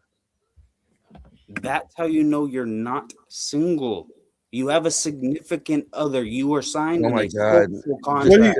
What he's saying is that contract. It's a social contract with somebody else. You fucking love each other. Right. What he's saying and then is that you haul it out. You don't have to get married. You can be in a long-term relationship. What all he's saying is that the U.S. Census Bureau doesn't mark people who are retarded. I understand it. I'm not dumb like he is. I get it. Yes, you are. You're fucking retarded. No, dude. Sorry. No, Glenn, you actually he's are. saying what he understands, and he's just saying he doesn't agree with it, which is I want you to study this. You don't have to agree with it, but that's what it is. It's what it is. It's what it is. Study. Okay, you don't have to like it, but that's how they do it. So you can disagree with it, but that's irrelevant. Do you have a wife? That's irrelevant. Oh, do you want to answer it or not? I'm not going to talk. I just answered it. It's irrelevant to the topic. All right. Do you have anybody that you respect intellectually? That lives with you? Many people. That lives with you or that can study this with you like later? Yeah, okay, absolutely. Show this to them and get their opinion and ask them. And they're going to say that you're a fucking idiot too. Dude, please, God. I'll give you my number. This is hilarious. I won't call you. Trust me, I won't. Crazy, but Glenn, I'm actually a nice guy too. This is nuts that I have to. Well, if you're nice, and you would understand that the standard is the standard, and regardless how you feel about it, no damn standard. It's irrelevant. And I actually feel like a sadist because I'm enjoying this. Like I'm taking Willie's job right now. Whew. He said he liked to talk to dumb people and break down their logic. Well, how you breaking down my logic? My logic is not broken down. I'm going based off of what they use as the standard of metric. But how you feel about the standard of metric is irrelevant. You said I do. This is what I do. I like to. I said I enjoy refuting. Refuting wrong people and their stupid logic. Yeah. Okay, it's not that. I didn't mean to. I'm not trying to talk shit or misrepresent you at all. Well. Reason. I'm not. Well, Reason. I wouldn't say what Glenn is saying is dumb or retarded. You should stop and think about it. Reason, just hold on. Reason. Let me ask you something. Reason. Do you play? Hold on. Matter of fact, you do jujitsu, correct? Yeah, I practice off and on. Yes. All right, cool. So it doesn't matter. You understand the concept now. Yeah. If you threw a jujitsu tournament, and you set the parameters of the rules. You said the only way you can tap out or win a match is only by submission of an arm bar. That's the only way you can win. Subs, if somebody chokes somebody out, but because the person is choked out, they're unconscious, and they say, "Hey, I won the match." What would be your response? Well, okay? Can I? I mean, legally, there has to be two options: choking. No. You legally, I cannot run. Legally, sir. Is this just like anything? Reason you threw the tournament, dude. Legally, if somebody's choking, legally, I have to force them to let him go. Okay, cool. No, he didn't win. He didn't win. No, he did not win. Thank you. So, sorry, I had to wrap my head around. No, you did not win that match. He didn't win. Better, but yeah, technically, he is the better jiu-jitsu master. Got you. Okay, but he didn't win, right? So you set the parameters on how the person wins the match, correct? The technicality, because you threw the tournament out of your own pocket with your own money. So this guy, whoever Glenn is talking about, did the study. So based on their study, they said, "Hey, either you're single or you're married. If you're married, we're going to put you in this category. I don't care if you've been together for 15 years, but if you're not married, we still can consider you single." That are the parameters of the actual study. You cannot go outside of that. Did I just help you out? I'm actually way ahead of you, dog. Trust me. Go ahead. Okay. So if you're way ahead of me, why did I just try to sit up here and explain it? Because Glenn explained it, but you've been disagreeing with him the entire time. I tried to play referee.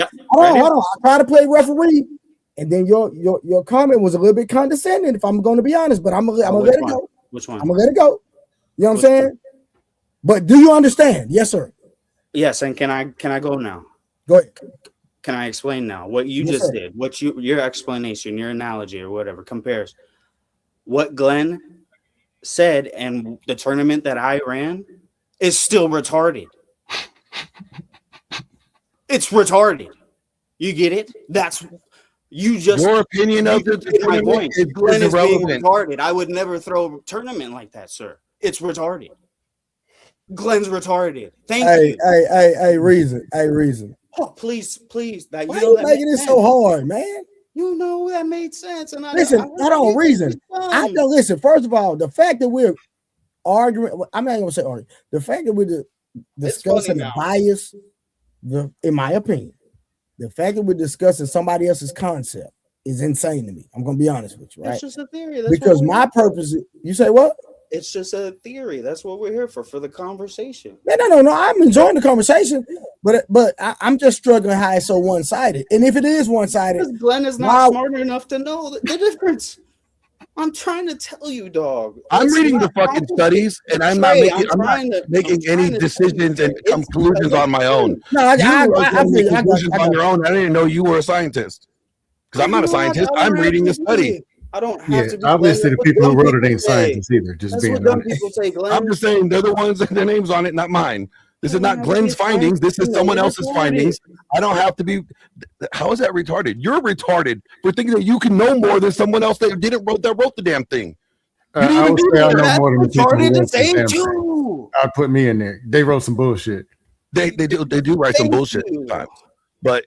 Again, sometimes this is what is considered. Well, yeah, like a lot of feminist theory is not really bullshit. That is too. Hold on, y'all. Let me get these super chats in real quick. Let me get these super chats. Hold on 1 second.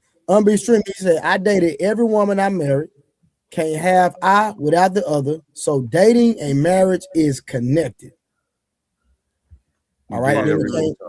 He came back. He said, "You can't separate dating and marriage. That's insane." And then 30K in the building. What up, 30K? In a census, a relationships is a marital status. Common law question. That is not historical. Common law is something even relatively new. An apology for making me feel this way. I don't owe you shit. Whatever, man. Hey, don't get mad at me, but I'm gonna cut off because I gotta smoke. But I know you don't. Oh, I shouldn't even said it. But I know you don't. But it's all good, reason. It's all good. And why can't he smoke? Yeah, Glenn, I'm really mad at you now. Go cry about it. Write it on your list. I don't need a list, All right. Glenn. It's one thing. Reason. Go ahead, man. Just do it off the screen, bro. Just do it off the screen. Yeah, I just didn't want you to think I'm doing anything. I'm here. I No, swear you to God. good. Say Just something stupid, get I'm off here. the screen like this. Come back. Say something stupid.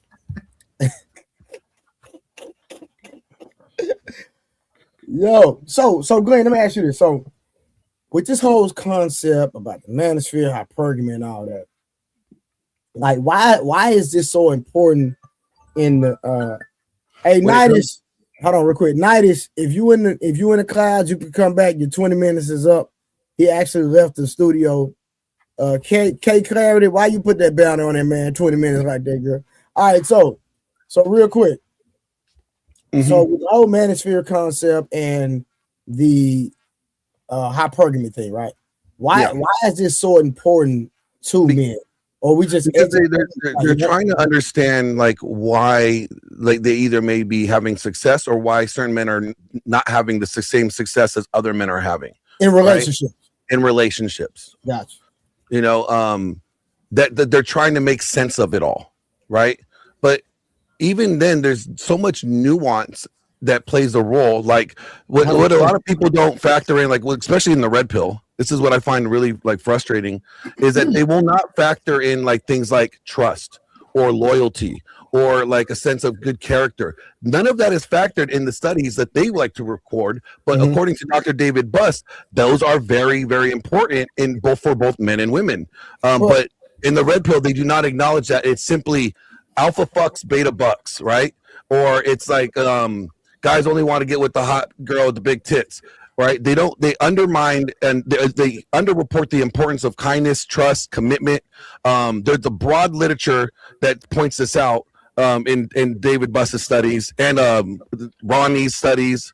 They're leaving out so much of the nuance that really makes a person value somebody else beyond just like what they could provide and who they are. It's more like the character of the individual matters too. Hey, Glenn, I got a question for you. Yeah. Because these dudes got PhDs and scientific stuff, done experiments, stuck vaccines in people's backs and all this, whatever they done did.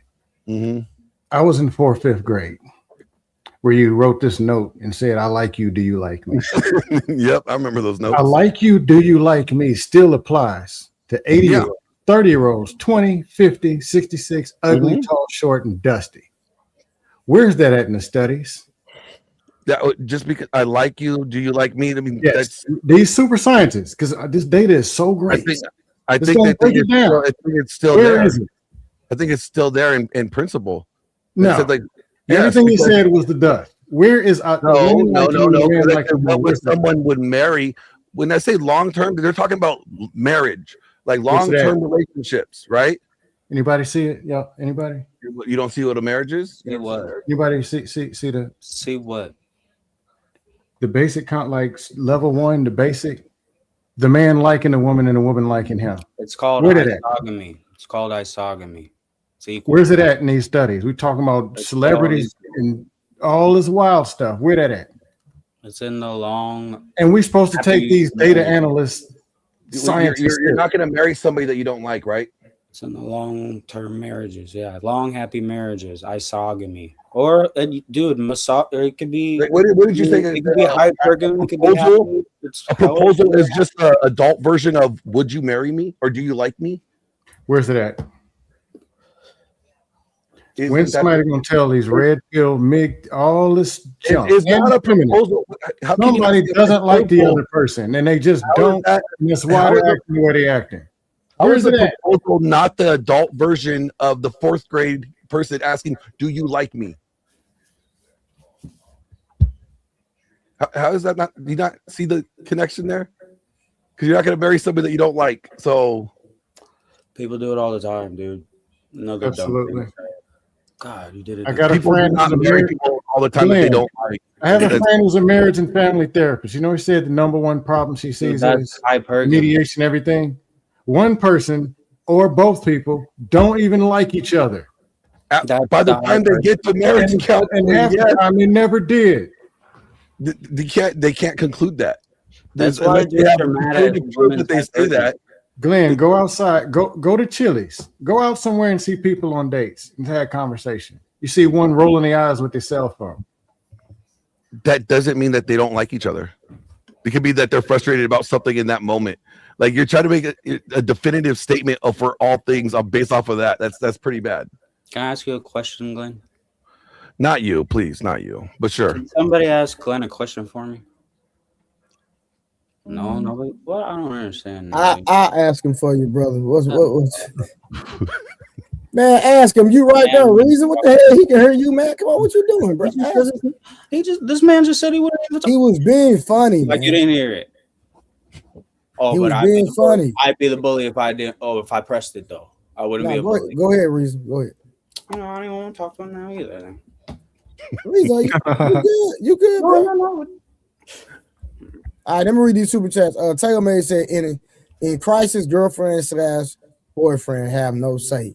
Single. All right. Uncle B Streamer came back. Get off David Buzz meat. Pause before you bust, bro.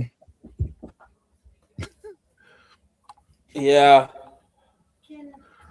Oh, sorry. Would you like Marty Hazelton instead? Dr. Marty Hazelton? Would you prefer her? Yeah, bring the feminists on because this is bad. Well, Dr. Marty Hazelton is not a feminist, though. She's not a feminist. And Dr. David Buss would not be a red pill guy either. Like he's actually Rollo considers him a feminist for sake of argument. So I mean, like, because he is objective and he points out flaws in both men, like why men behave badly. Great book. I encourage people to read it. I'm reading this shit. It talks about male nature. It doesn't talk about like, you know, why they consider men behave badly. It just talks about male nature. Like another good book is No More Mr. Nice Guy. It's another good book. That's not by Dr. David Buss. That's Dr. Glover. But anyways. Hey Glenn, could you explain when the Manosphere, Red Pill, and Black Manosphere all splitting off separately? So I don't know when it splintered off. I would say like when the Red Pill like splintered off would be more the MRA movement was going on, right? Because they were wanting men's rights. The PUAs and the pickup artists kind of pushed this whole Red Pill movement, because that's where like the data from the Red Pill movement came from, that and evolutionary psychology, right?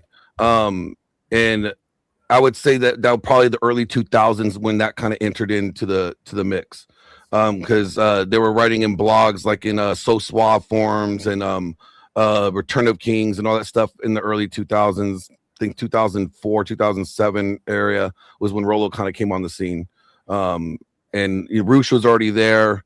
Doing what he was doing. So these were just guys swapping notes. I'm like, hey, this worked when I was at the bar, and then it kind of evolved into what it is now. But like Red Pill like about sexual strategy, and like MRA is about more men's rights. MGTOW is based off of like, well, based off the information from the Red Pill, we're choosing to opt out of this dating market or go in our own way. Right, we're not doing things the traditional way. We're going to do the things the way we want to do it now. Is Red Pill like knowledge for nerds? I think Red Pill is like a very poor version, like a watered down or shittier version of evolutionary psychology. Is evolutionary psychology like knowledge for nerds? Evolutionary psychology is more like the study of how men and women interact. Because it seems like in these spaces, right? And this information is like information that like I don't need it, right? There's no purpose for me to even learn this stuff, right? Oh, like what do women respond to, how to do this, and like this is the true nature. Like I don't need none of that information, and I'm not even gonna use myself as an example, but like who's this knowledge really relevant to? Like whose life can this actually improve? It's relevant to the guy that said that, he believed that, if he was just a good provider and that, he took care of all the bills and everything, that his wife is going to be available for him and there'll be a happy, whatever household to the day that he died. Right. And, the whole Disney-esque, view of, relationships. And when they realized like, oh, that didn't happen, I did those things. And she said that, she wanted to find something else and she left me and I didn't know what I did wrong. Those are the guys who are like, what did I do wrong? I thought I did what I was supposed to do. I did what my dad said to do, or I did what my pastor said to do, and I'm now divorced, right? those are the guys that I'm wondering, like, well, what did I do wrong? How did things go wrong? Where did things fall off? And then that's why they are fascinated about these studies, because they're really trying to solve their problem, you know, Hey, individually. Glenn, No, you just talked about people having problems with they go make the money, protect and provide, and then the woman don't do what they're supposed to do, and they're mad. Then the red pill tells them to go make all this money and go protect and provide, and they get even madder. How does that make any sense? They say go get some more money. No. They say get money and then stop taking that shit. And what do they really end up doing? Be honest. Not taking that shit money. anymore. No, they take the money and they beat the woman over the head with a briefcase, and they simp on the low. No, and that's why OnlyFans models and bimbos are all over. Well, then they're not red pill anymore. They're blue. They were blue all the time. Then you see what I'm saying? That's what it is, dog. You're either one or the other. I'm saying it's red pill. Or then there's purple. There's a lot of people that try to. No, you're right. I'm saying that how red pill is fake. Ideals. There's blue, purple, and red. And they all do the same thing. Blue is beta, purple is omega, and then red is alpha.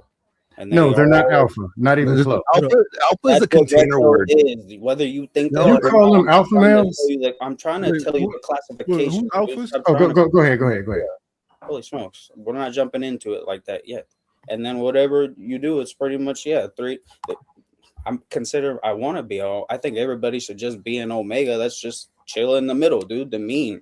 These are just. And then there's dudes, that want to be alpha because they're beta inside, and then there's just betas that are betas. This is nerd stuff right here. Beta. This is all right. Hold on, y'all, real quick. Hey, creative, you want to get in there? You got something to say? Well, that's a breakdown. Sorry. Creative. Hey, creative.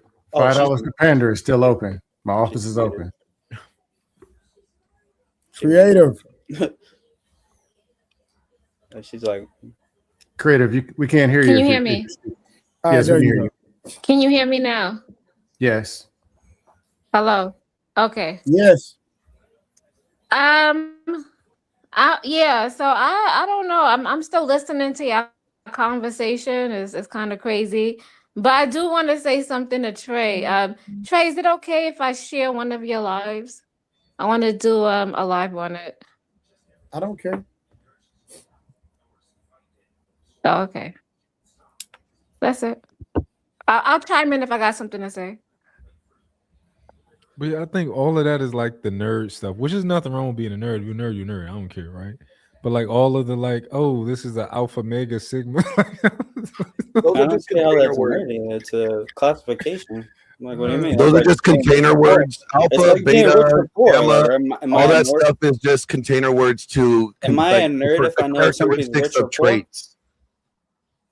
Right? You know, if I know somebody's rich or poor, Mark? Hey, Reason, can I ask you a question back to what you were saying? Oh, yeah, go ahead. I just want to clarify because you were saying that blue is betas and red is alphas.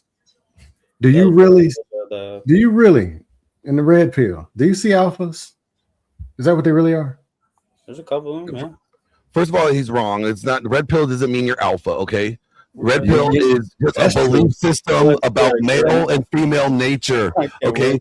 Alpha is a container word to describe characteristics and traits. That's all it is, right? It's a container word for a list of traits that you will see in somebody that is displaying these traits. Is too, dummy. No, it's not. It's a view.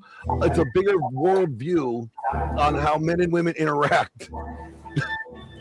So red pill is what red pill is. Blue pill are basically the people who don't believe in red pill, and purple pill is a mixture of blue and red, and it's basically like red pill niggas that believe in chivalry, that don't believe in saying you should hit bitches across the head where they don't do what you want, or they don't necessarily, they're not as extreme as the red pill is, but they're also not as weak as the blue pill people are. Yeah, I say red pill is weaker than blue pill. It's almost like they're the best way to try to explain the purple pill. Like blue and red make purple. Like, that's where it came so the best way to try to explain. Best way to try to explain the purple pill is like you understand the red pill information and you're trying to live your blue pill ideological dreams from it, and they're like you're trying to use this information to make this a reality. That's what they say like is the purple pill. Dude, it's like look at a wolf pack. Literally, just look at it as a wolf pack. So you're gonna look at an alpha wolf and be like, I don't think that nigga's a beta. No, that motherfucker's an alpha, and it's just the way it is. Did you know that study was like thrown out, right? You know, alpha wolf is nothing but like a mom. Did you know that whole study about alpha wolves or not? That was debunked, right? And even a mom wolf is scary as fuck too, man. Like, it's not fear though. It's not. It's just like order. What? Yeah, alpha. It's just a chain of command. Yeah, nobody has. I can hear that noise in the background. But yeah, nobody's got to flex or anything. People just fall in line. It's how it is. Yeah, but it's not. Yeah, they fall in line with the women. It's an elder. The women fall in line. Everybody does. If the women are falling in line, what's 578 dudes on the red pill every hour and hour crying about women for? If they're falling in line, this is the biggest problem in this space. That's the hugest problem in this whole space is that they say that they're whooped by the women they complain about. That's the truth. Yeah, them bimbos is whooping their ass, and they said they don't even want them. That's not alpha. That's my point. That was alpha. Nobody said that was alpha, dog. I'm saying that's what you said. You identified red pill as alpha. You identified red pill as alpha.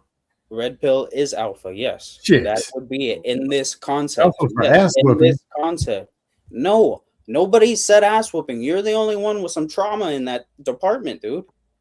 Take it out of the conversation. This is an intellectual one. It's not emotional. It's a concept. They're emotional over there. They're getting their crying all day. Yourself? Are you creating these concepts yourself?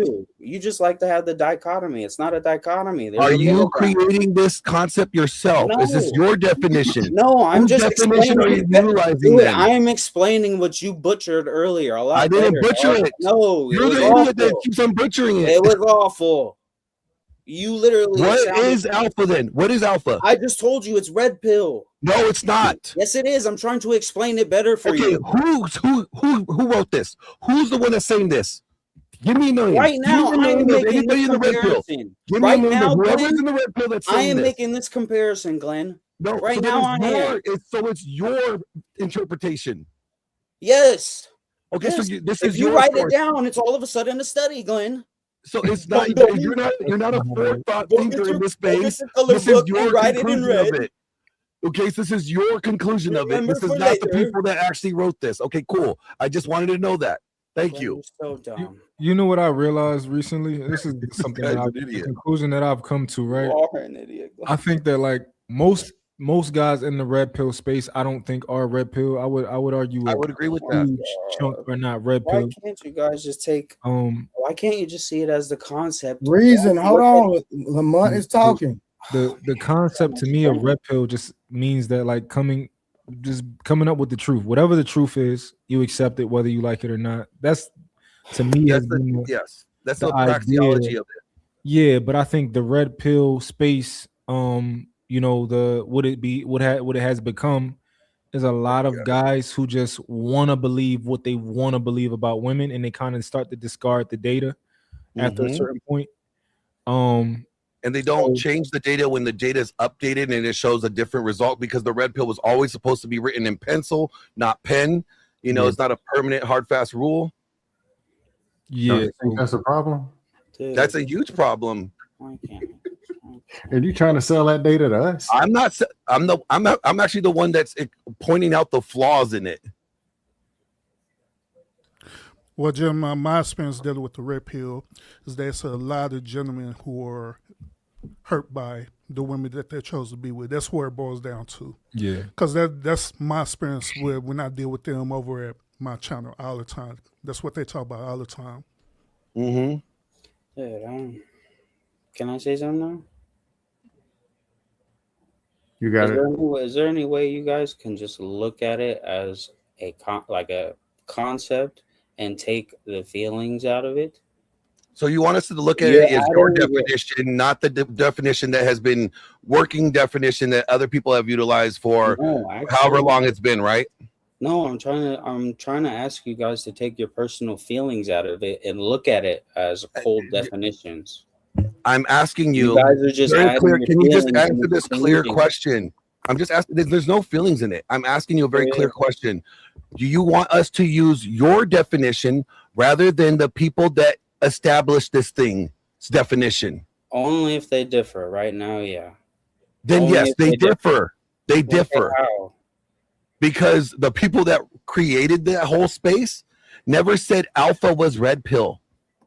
Okay, well then I would like you to accept mine for now, so we could find some. Why clarity. should we accept yours? Because I think I could lead us to some. Because you clarity. think yours is better. Okay, great, but why?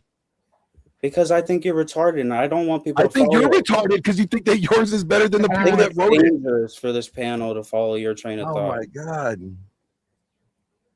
Yeah, you're asking me questions. I'm answering them, dude. This is funny. Okay, how So about this? I have a question. I wanted to let him get his point out Can there. I ask a question?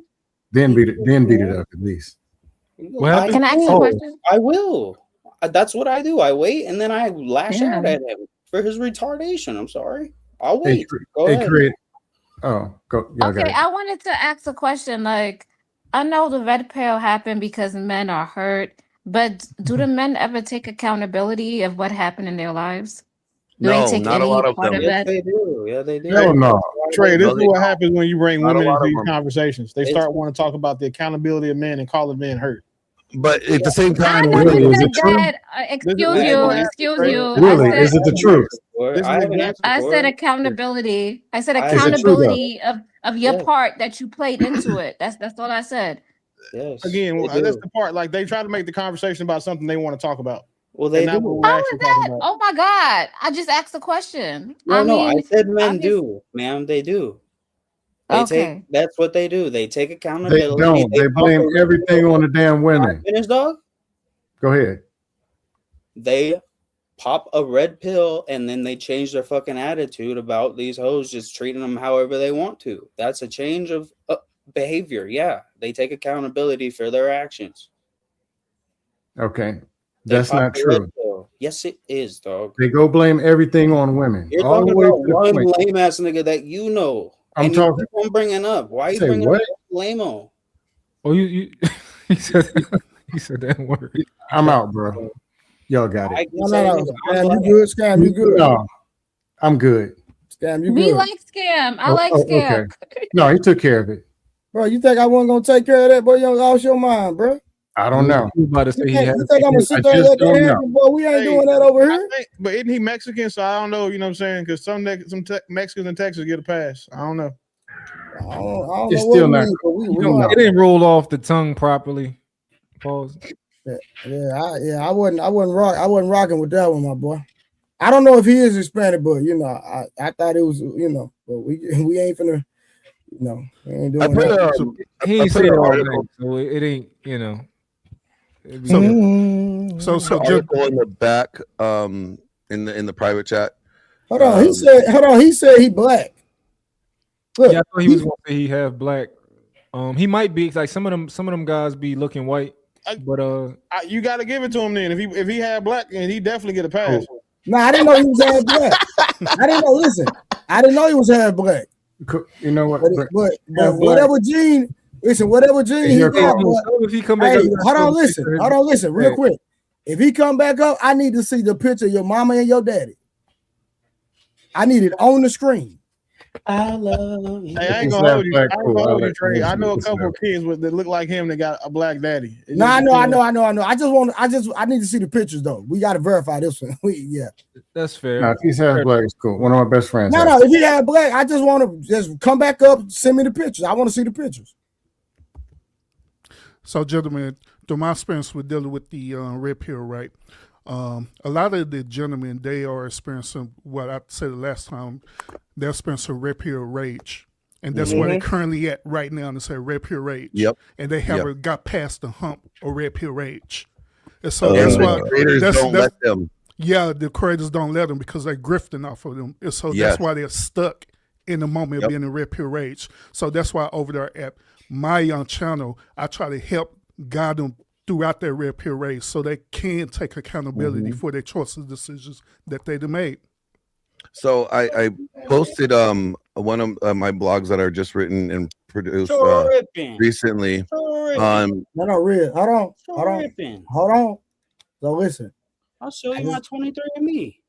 Okay, let me see, brother. Damn. So your mom or your dad black? Wild, dog. I'm I'm Nigerian. just asking it, bro. I'm asking the question. Nah. Reason, you know I've you been look called a white. nigga all my entire life. Hold on, sir. You look white. I don't care. Hold on, sir. No. You can't say you don't care. You're jumping to. Hold on, again. You gonna show me your parents or not? You're not like. You seem kind of like to me. Wild. Let me look my shit up though. Don't worry about it, bro. That's crazy to like act like we wasn't being reasoned. Like you look white, you know that. Just be like, I get it. I don't think it looks white.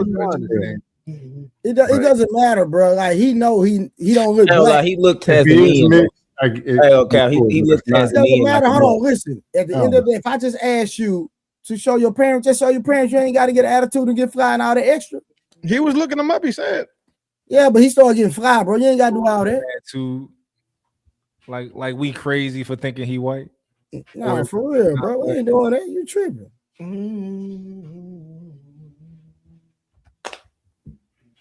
I had somebody else in the back. Hey, why so serious? Right, what you doing, man? Man, I just woke up. I was listening to it. Man, when it comes to the topic of conversation, it's like it's multifaceted for me. One, like what Urban said, it is kind of red pill rage, but the thing is, I don't have a problem with the Manosphere red pill space in the direction it's going, simply because you're getting men are deductive problem solvers. So annually, you're getting a reaction to what's been going on for the last 50, 60 years. In my opinion. Now, I could be wrong. Y'all can argue me down. And what I mean by that is before Manosphere, before the Kevin Samuels, before the Fresh and Fits, before the anybody was 5-6 years ago, where could a man go to talk about his frustrations on the world, his frustrations in life, his frustrations with his women? The barbershop. If it wasn't the barbershop. What I'm saying is, where could they go publicly and speak and be okay with it? Nowhere. Okay, let me give you an example. Women can go to work, bash a nigga. Women can go to child support court, bash a nigga. If the child get in trouble at school and she got to go up there and talk to the teacher, bash a nigga. Women can go freely, even on social media, where most of the male spaces get TOS. You have women outwardly speaking about the certain things that they need to do to men. Men need to be cannon fodder only. Kill destroy the ugly men and just have sex. Like the stuff that women say. Karen is in the chats.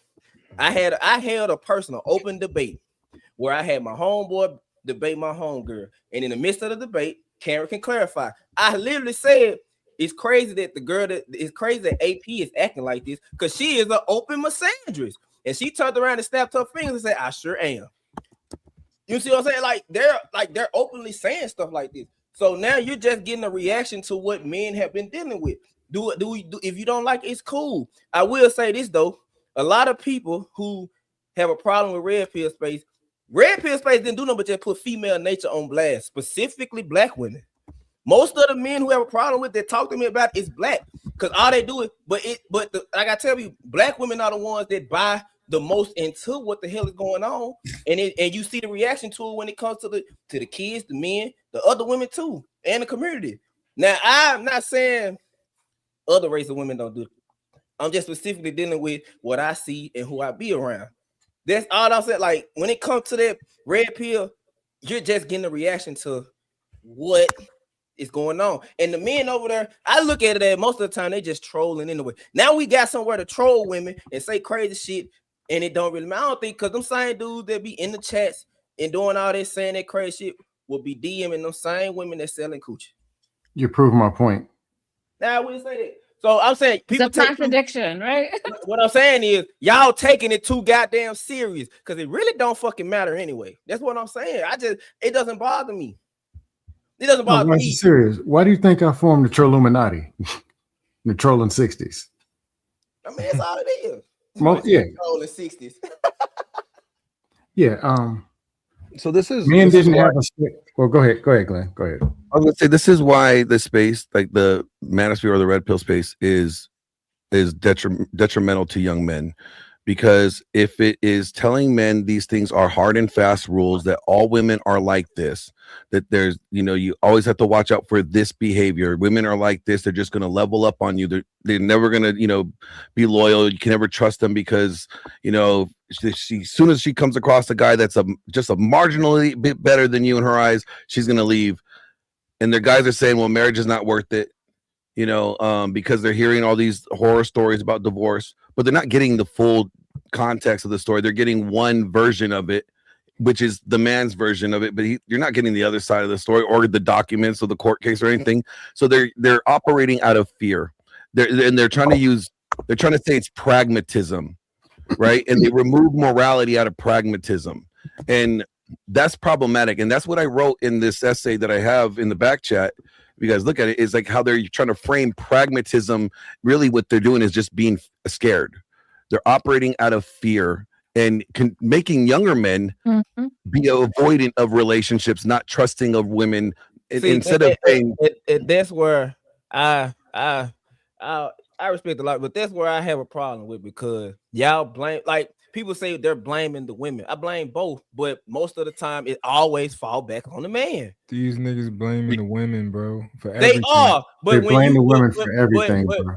But they are the same way women do the same thing. But I'm saying, we don't follow women. We men. Even when the men, even on this panel, even on the podcast, we said, well, women are this, but then again, well, the men need to be this.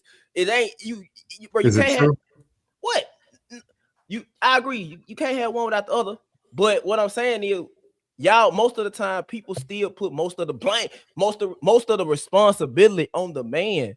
Yes, what I'm saying. That's where it's supposed to be. Yeah, what's the hierarchy in the Bible? God, who is somehow crossed the line through his name, then the man, then the woman, and the kid. It doesn't matter when, in reality, who is the hierarchy anyway. It's the women. Because yes, it is. They only the hierarchy because you're proving the point. Bro, women are the hierarchy. You're proving the feminist so right. You don't think that we have to let women be the leaders in order for them to be leaders? You think they can just naturally? When you say we, who are you talking about? Are you talking about the average people, or either I'm talking about men in society, men at the top, men in black community. We all have to allow women to be the leaders. It's never like them just taking over. We don't have to allow nothing. So this is the thing. So in the black community, I believe that we have a matriarchy, right?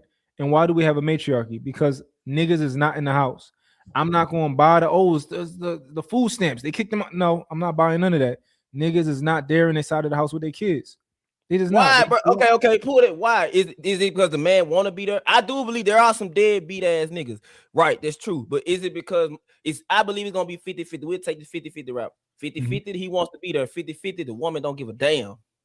Listen, this is the thing, right? So when you're trying to, you can't fight against the woman with. I agree, the system is put in place to make it strips the man of his power. That's a fact. You know why the system? The system's run by men, married men at that. And it's just because they want their bottom line dollar. You know why we have why we feel like women have power? Because we've allowed women to get power. For example, right? I got different baby moms, right? But one of the most important things is me establishing custody early, not even just in the courts, but outside of the courts. So if you try to if you let your child's mom be the listen. If you let your child's mom be the full parent for a year, and then you come in and you like, yo, I want to get I want to split it down the middle. They're gonna say no, right? Because that interferes with the child's schedule, right? You're adding turbulence in there. But a lot of times, men, we come in late, we come in behind shit. The women going to be the plaintiff in every situation. They're gonna do this first. They're gonna file for divorce first. Women is always moving before we do. We letting them do that. That's all I'm saying. Like, even with like a lot of the guys I talk to about child custody and shit like that, you'd be surprised how many niggas did not do research, did not jump on Google yet. So many niggas just didn't jump on Google yet. They didn't even find out that you can pay $50 and talk to a lawyer. Niggas just be winging it. Because listen. That's because the fact that you even got to go through those extra ass steps about kids you procreate with a woman with is fucking crazy anyway. Bro, that's the woman that we pick. So we that's every woman. I'm saying that's gonna be every woman then. Not every woman. What I'm saying, look, just because women don't do it, they still have the option to. Is what I'm saying. A woman has the option to fuck you over in your. They only have the option because got the men option give to them pick the one. option. You will have the same option, bro. Men give everything that every right that we have is protected and enforced by force. That's it. Who is the force arm of our rights? It's going to be defended and fought by men. So at the end of the day, men are the ones that put these laws in place. Hey, I gotta drop. Men are the ones that defend them. All right. Peace out, Willie. I'll be safe. Take it easy, Willie. Well, all I'm saying is, bro, it gotta be a 50-50 in all of it, because when I talk to older people, it was older people that said that they told us either you gonna get these government assistance or you ain't getting nothing. And the man was like, look, I ain't got no job, I can't find this, I go stay with my mama to help you get this. I'm doing this for y'all. Men did that. So when you say most men just don't want to be there in the beginning, and it's a lot of people I do this with. I done been in Florida doing it, talking to people like that. When I was in Port Haneme doing it, they saying it's like we didn't have they took everything. They dropped the factories, they took everything. We ain't had no choice. If we wanted our family to succeed, we had to take a back seat. So when I hear men say that, it's not all men there are some men out here who just didn't give a damn. I'm not saying all men don't care. What about the men right now who can equally get food stamps themselves? Why so serious? Most people. If I know that the system fucking people have a job, what are we talking about? I'm saying Munt brought up a situation back then, and that's what I'm speaking of right now. Yes, but I'm saying even now, why would I want to partake in a system? I say it all the time. You got to go against the grain. So why would I partake in a system that's already fucking my community up anyway? So then you put yourself at a disadvantage right there, right? Because if that girl is on food stamps, you got the power of the government that's gonna come after you. If and that's why y'all say y'all hate the marriage system. If they got government insurance and they got government food stamps and all that, everything she gonna get is free. So when she go down to file a petition, she ain't gotta pay for it. I know all that. I know all that. Yeah, you already privy to that, right? Yeah, I know all that because I'm on child support. A lot of us men choose not to do stuff like that. I get it. I've been on food stamps before, right? Why not? I've never. I have. I don't see no point. No, that's because at the end of the day, I can't make the most amount of money I can. I know women who have degrees, nigga. Why won't you use your degree to make your money? You're not supposed to stay on food stamps, bro. But that's what they do. And I'm not saying just men. I'm talking about men and women. Now, what I'm saying, it gotta be a 50-50 divide because it's a tango. Granted, you can't dance by yourself. But somebody got to be the leader. I will say that. But somebody also has to initiate the dance, nigga. If I want to dance with this woman and she don't want to dance with me, the dance ain't gonna happen. Now, when I get to dancing with her, I gotta lead that because that's just how it is. But if I can't lead that, if I got stones sinking me to the bottom with my feet, I also got Wilson ties hitting me in my goddamn back. I also got I got a damn collar around my neck every time I say something or do something. I have some type of goddamn boundaries. I'm getting shocked to death. So what I'm saying is both parties, bro. Yeah, like what I'm saying, red pill is the epitome and the reaction of what you getting from feminism.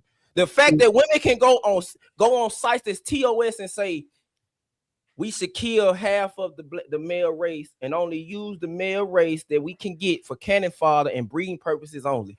And nobody says nothing about that. Nobody speaks on nothing like that. The fact that you have men out here, men saying, I'm always go with Barack Obama. The fact that he said, when it comes to the LMNOP, adolescent kids should have gay mentors and grown adult males should be best friends. Like the feminist mindset, nobody speaks on that. But the minute a man has boundaries and say, man, you a 400-pound fat obnoxious ass bitch with 8 kids. You should be telling no nigga no. Ugly bitches is ugly out here telling niggas no. And they getting like, come on, man. The minute the nigga has any type of boundaries, it's like I hate women. I like the woman can say crazy shit, and then I'll turn around and say, well, if you feel like that, I don't think a man without kids should be dating a woman with kids. Well, you don't know what she went through. You come on, man. I'm just giving you a function equivalent. You hate women. Who hated you? The fact that I have to explain to women, my mama taught me these things. She taught me about how women are. That's why I got my views. It's crazy. Like I'm just saying, like, come on, man. But we not talking about the radical. Of course, like you got radical, crazy women out here who don't want you to make a reasonable point, right? We dig that, right? But like to what we're talking about as far as red pill, we're talking about the men who every time you have a conversation, it's almost a talent. They figure out how to put it back on women. Even if I go on some of these panels and I say, yeah, I think as men, we responsible for this and we responsible for that. A lot of them niggas that get mad at me, right? Because they not actually red pill. They just mad at women. I'm red pill. I care about the truth. You know when niggas like you get on the panel and niggas try to make you answer a question, they be like, yo, was it yes or no? And you're like, well, this is a very nuanced question. I don't even think that's a fair question to ask, right? They like, oh man, you ain't answered it. But it's like you don't want the truth. You want to win a battle, right? That's what the most common red pill niggas are these days. They just want to win arguments online and talk about women. And like my favorite, you're being emotional. Yeah, that too. But my favorite channel I like to watch is really Fresh and Fit. And I get they get a lot of hate, a lot of crap. Shit. But listen, but just because I can see past the bullshit, I get it. Look, I can hear, like, I'm the type of person I was raised, bro. People pay too much to the messenger. They care so much about the messenger, they forget the message. I could go have a conversation with a nigga I'm beefing with, and let me give you an example. A couple years ago, bro, we was at a gas station. Niggas that I'm beefing with niggas by association. Niggas I'm cool with in the photo of GP. They beefing with 7th Street and shit. And I'm at the gas station, and these niggas in 7th Street, we all hoop together. But I know they stopped being cool with me because of who I'm tied to. Man, one of the dudes came to me and was like, I ain't gonna lie, Ishmael, you need to go on roll from this block, nigga. Go back to the house. I'm like, what? Nigga, I'm finna go get something. He said, nah, 15 minutes later. I left. I was like, something in my spirit said, man, don't fight this, gone leave. 15 minutes later, 3 niggas got killed down there at the gas station that I just left. And me being me, most niggas would have been like, man, you not proud, how proud, man, fuck this. Man, I'm finna go give me, and I'm gonna dip out when I feel like, oh, that's what, and I say this to say, y'all gotta see past the antics that they do, because in the day, a lot of the shit that they say is true though. But a lot of people can't get past. I hate when people do that. I can't see what you're saying and the fact that you give them because of the person that you are. They don't because a broken clock is right twice out the day, bro. So I don't care about none of that. That one, I can see past all of that bullshit that because I already know that shit just be click for them. It's rage bait clip for them. You ain't gonna get your money and you ain't gonna get your views if you ain't doing some crazy. That's just how the social media has gotten. It's crazy. Yeah. But I can see past certain things. A lot of the shit that they do say be true. You know what's another red pill contradiction? This is a good one. It's a big one they be doing. They'll try to like prop up married women, but then at the same time like down married women. Like whenever it's convenient, they be like, "Are you married?"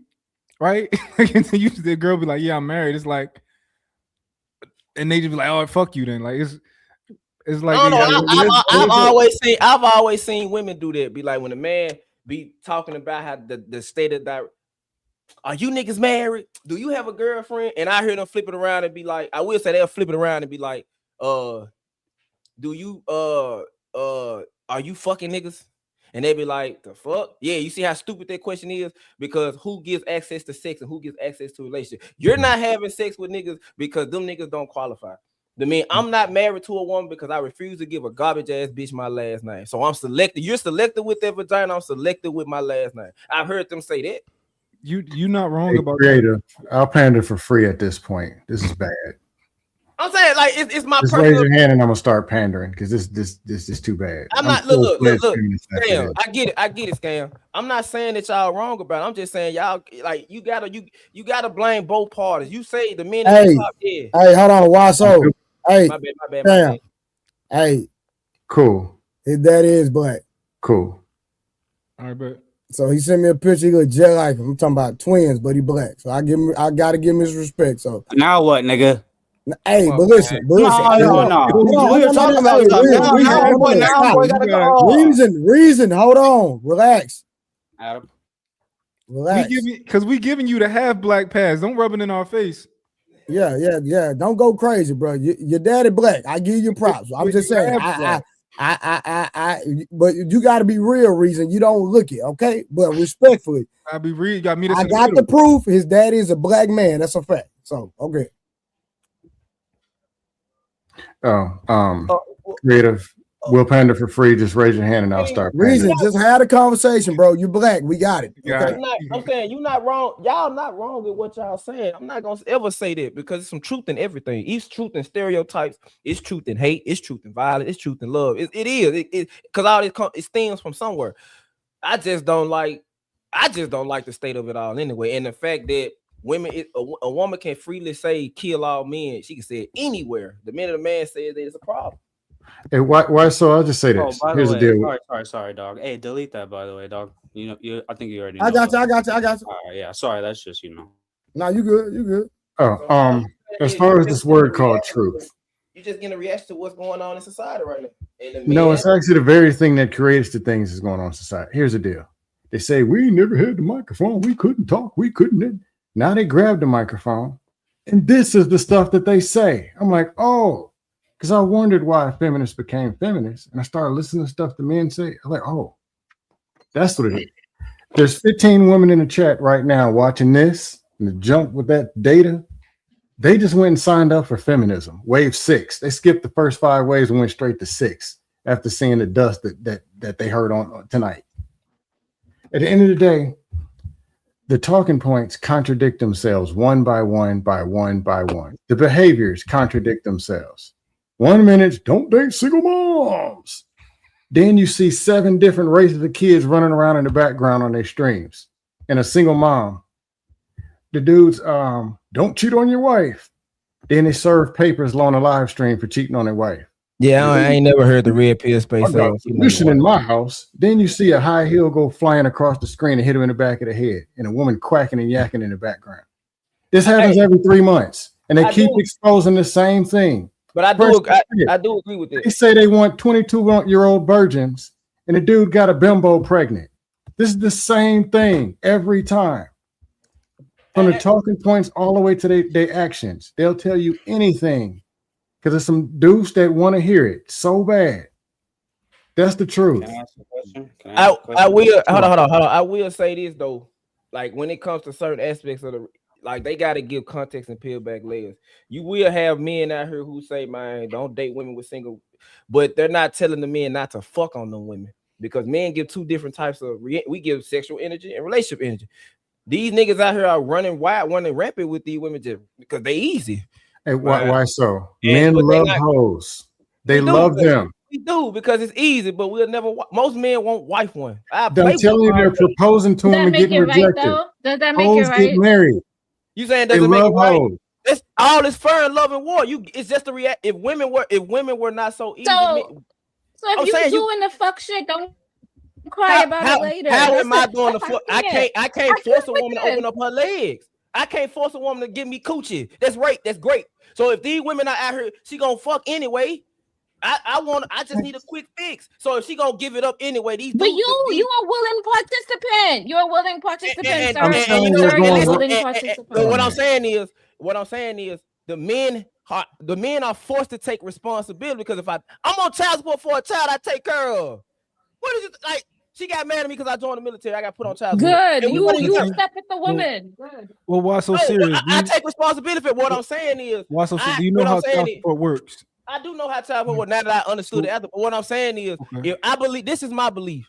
If women had because women love talking about bodily autonomy. With great with great stuff like that comes responsibility. If you got all that power, it's your body, your choice. You can pick and choose what you want. Y'all got over 50,000 different contraceptives, including rubbers. If a man is having sex, trying to have sex with you, and you tell this man, I need you to wear a rubber, he was like, I ain't got one. And then you still let this man have sex with you. Listen, and you still let this man have sex with you and say, don't come at me. That's just like me putting food to my dogs, putting it outside, coming back in the house and falling asleep for 2 hours and expecting that food to be there. You're setting yourself up for failure. I'm not saying the man ain't wrong in it, but we already know whether he wrong or right in it. If all the woman got to say is this and that, he can be put on child. He can't. She has the option to put him on child support. Why so? So let me say this. Can I ask you a question? Hold on, Scam, real quick. I heard a woman tell me, if I don't want to get pregnant, I'm not getting pregnant. I've heard a lot of women say that. My wife is on birth control because she doesn't want a child right now. She wants to enjoy the marriage because I just been baby incubating her. So she got birth control. Cool. The kids I wanted 12 kids. They cost too damn much anyway. Let me ask you. I made this statement, Sam, real quick. I asked that question. Do you believe that be a true concept, Scam? That if a woman doesn't want to get pregnant, that she can prevent herself from getting pregnant? Yeah, now let me ask you my two-part question. No. Answer the question. Yeah, because everything has to do with the woman. You're right. Pregnancy got to do with the woman, even if the man ain't present. Yep. No. Now you're being sarcastic. Come on, absolutely. Grow up. No. Come on, man. I can't knock a woman. No, let me ask my two-part question. It regards some thing called responsibility. Hey, you say that, right? So if you did want to have a baby, what would you do? Creative. We'll talk after Scam. Creative. Hold on. Me and you will converse after Scam present this foolishness. Go ahead. Okay, because this is foolish. This is horrible. If a man didn't want to have a baby, what would he do? And if a man did want to have a baby, what would he do?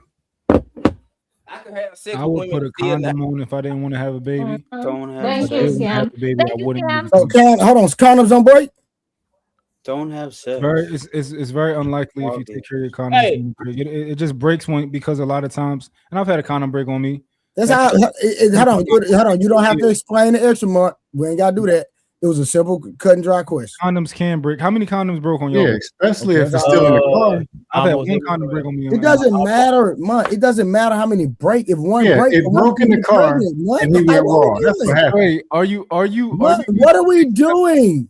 Trey, are you using the exception to? What are we doing? Are you using the exception? I'm saying if it break one time, yes, he's trying to use it. Yes, he is. Yes, he is. Call him out. Call him out. Yes, he is. Is your name Mutt? Is your name Mutt? Is your name Mutt? Are you 6'4"? Okay, exactly. So Mutt, if a condom breaks one time, can a woman get pregnant even if you use protection? Yes. So what are we talking about, fam? Is that what's going on? I'm not talking to Stam. Are you 6'4"? All the condoms breaking. I'm talking to Mutt. All right, Trey, can I get 10 seconds? Go ahead, brother. All right. So I think that you're using the exception to combat the general rule that I'm talking about. So what's your general rule, fam? So the general rule is that if you use a condom in general, you're safe 99% of the time. However, there is a potential that a condom can break. And I think that all of us could probably count on several fingers how many times a condom has broke on us. And I would venture to guess that that's not where our kids came from. I don't know. Mine ain't come from a broken condom. I don't know. Did y'all come from a broken condom? If the condoms break, why even put it on in the first place? Listen, man. Look, now you're being unintelligent now. I hate when y'all do this because at the end of the day, bro, I cannot have sex. I cannot be in a heterosexual relationship unless a woman allows me to have sex with her, right? So then y'all still blaming the men on something. Yeah, they don't. Hey, why so? They don't understand that for some reason. I'm saying I cannot. And I'm gonna beat it. I'm gonna down a hill with it. People used to tell like, come on, man. Way. We already know. We already know how men are. She gets pregnant. Is your responsibility? It's both of our responsibility. Let's say she both. What are you talking about? It's both if she get pregnant. Yeah, let's say she get pregnant. Exactly. That's what it is both. We agree. You just said it's both. What are y'all talking about? But we all agree it's both. But me and why so the only one right now on this subject with common sense, respect. But men don't have a choice in that matter. If I knock this girl up and I want to keep the baby, and she can go to Chicago and do what? Without me even, I ain't even gotta beat her. If I want my child to not be circumcised, I can beat her, and they still will do it. Hold on. So what do you? Penis is off. Get circumcised. No. If you're there and you sign the, what is he trying to get out to that? I'm confused. I have to sign, but look, this is what I tell you. Birth certificate, you got to say. I think. But at the end of the day, once you sign that birth certificate, not what? No, you're the dad. You're the dad, and then what? And then I'm gonna tell you something that's even more crazy. I'm gonna tell you how crazy. Yeah. If I get a girl pregnant, sign that birth certificate, and I'm paying child support. If I find out that child's not mine, I still gotta pay child support till she figure out who the daddy is. Yeah. Real quick. Hold on, let me read this super chat, y'all, real quick. I got two of them. So Unbeat Streamer says, so one man words. All you men chose words. the woman to sleep with. Can I read the super chat, creative? Thank you. So one man words. I think she delayed. I think she delayed. Trey. Okay. So one man words, all men words. I can get 20 red pill dudes on stage, and they won't agree on everything. So it's based on each individual, just like any group. And then he kind of said the $2. He say, so y'all never heard of female condoms? Convenient. Hey. Oh yeah. No, hold on. She put that on me. Convenient, brother. Convenient. Convention's gonna be female penises too, and male vagina. I just want. We really want to go. I just want to end with this. We already know how things is. So if we already know in this world is mama's baby, daddy's maybe. Women know that. Women see their mama go through it. They saw auntie go through it. They saw best friends when they were 16. Is the girl with the baby that she with when she got pregnant? No. So if y'all know this, and y'all supposed to be smarter than men, y'all supposed to be more mature than we are. Then why y'all why are women deliberately having sex with men without him professing none of his value? Because I believe married before you care. I married through the Mars. So you got that option to go get married to your church. You ain't got to get to the state. Okay, cool. Y'all know this. What's the purpose of that? Listen. Y'all know this, that is mama's baby, daddy's maybe. A dude can walk away. Right, cool. But then why are these women still having sex with these men, knowing his track record shows he don't take care of none of his kids?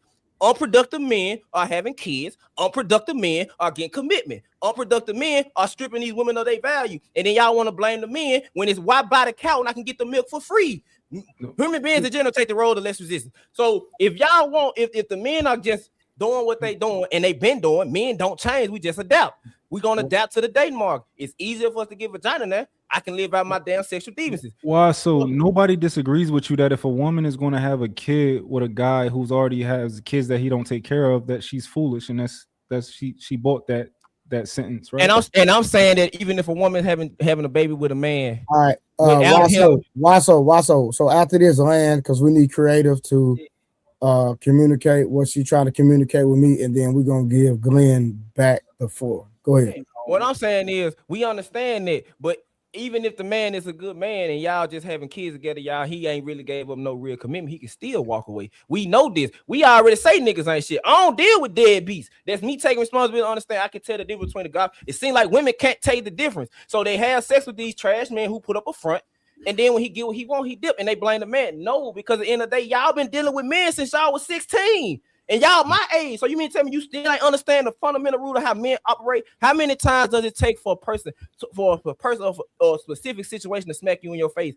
Mama tell you, my mama used to tell me how women I went against the grain. It wasn't. Hey, why so? That's enough, bro. Respect. We just talking, bro. I ain't trying to be funny. No, I'm just saying, I just hate okay. We got your point. Hey, why so? We got your point. I got a quick question for him. Hold on. Creative. Let me ask you a question. That shit that took me off. Why so? I mean, not why so. Creative. Let me ask you a question. Creative. Shit, the bottom. I'm listening. Yeah, listening. Okay, so listen. I have a question for you. And Scam, if you answer, I'm gonna drop you. Okay. I can't. No, you cannot hear. So we're creative. So, and this is I don't need nobody to get in their feelings. We're gonna state a statistical fact. Mm-hmm. This is no shade of black women because I love my black women. Please don't get it twisted. Mm-hmm. I've only have kids by black women. That's it. All right. So, and shout out to my boy Reason for being black.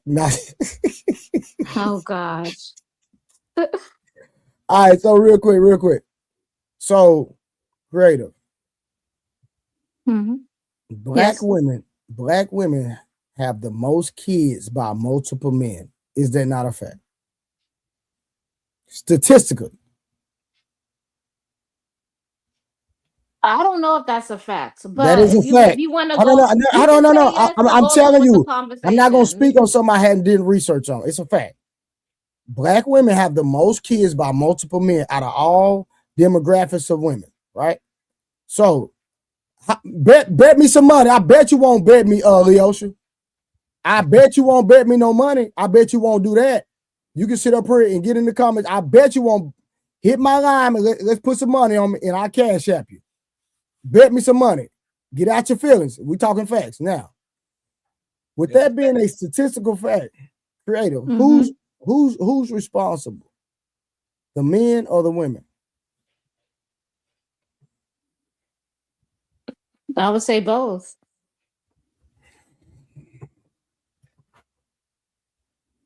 But if you want to say the child, I will have to say the woman. I will have to say the woman insane, man. How is it insane? If a woman has multiple baby daddies, so you're saying you're gonna credit the responsibility to the men? I say it's both. It's both people. Ma'am. Okay, I'm done. I'm curious. I would too. I would too. Though. Which Trey, men? I had a which question men for have the you. most baby mamas? Black men. Say that again. I don't know the answer. I would Oh, say he said black men. I He would said say black men. men. I would assume, but I don't know the data. I think it's black men. Trey, I got a question for you. But watch this. Don't even run. though that, hold on, even though that's a statistical fact, but black men do not have more baby mamas than black women have more baby daddies. Now that's a fact. Okay. Trey, I got a question, and don't run either. You ready? I'm fast as hell. Do you have children? I have two boys. Are you responsible for them? Yes. Duh. Okay. So over there's one woman, 3 different dudes. Doesn't that mean there's 3 different men that are responsible and there's one woman responsible? You say what? Your example, one woman, multiple baby daddies. Let's say it's 3. You're responsible for your kids. Monk's responsible for his kids. So there's a woman, she got 3 baby daddies. Aren't all 3 of those baby daddies responsible? 3 men over here and 1 woman over here. Oh, we already know they are. So what are you talking about? I rest my case. You trying to No, ask you me can't who- equate that though. You can't equate that. Sorry. You can't equate that. It's not even possible. It's not even close. Nice try. You got women out here. You got women out here that would rather leader to be nice baby try. mamas Let than me read wives. this super chat, y'all. Y'all heard what was said. That don't even make sense, bro. You tried. Nice try. Because at the end of the day, the numbers are not even close. All right, real quick, shout out to my good friend, my dog, Tiffany K, for the membership. Then she came back with another one. Then she came back with another one. Thank you, Tiffany K. You every day she blessing the kid. Well, my kids, because every time y'all bless me, it go to them. All right, then Uncle Big Streamer been blessing me today. He always bless me. Let's not get it twisted. But he said they want to share responsibility, but not the power. It's her body, her choice. Until bad decisions are done, then it's magically both. How convenient. Facts. I won't disagree with that. You know where I wasn't listening, but it was probably some bullshit anyway. Keep going. Y'all know where we align at, right? He's known for that. He's known for that. I'm not even mad at it. So I missed it. I was looking at something else. I think that it's fair to say that it's more of a woman's responsibility in terms of the reproduction of like society. I would hold on, say that one more time. You on the big screen now, bro. I think that is more of a woman's responsibility, as far as controlling the reproduction of society.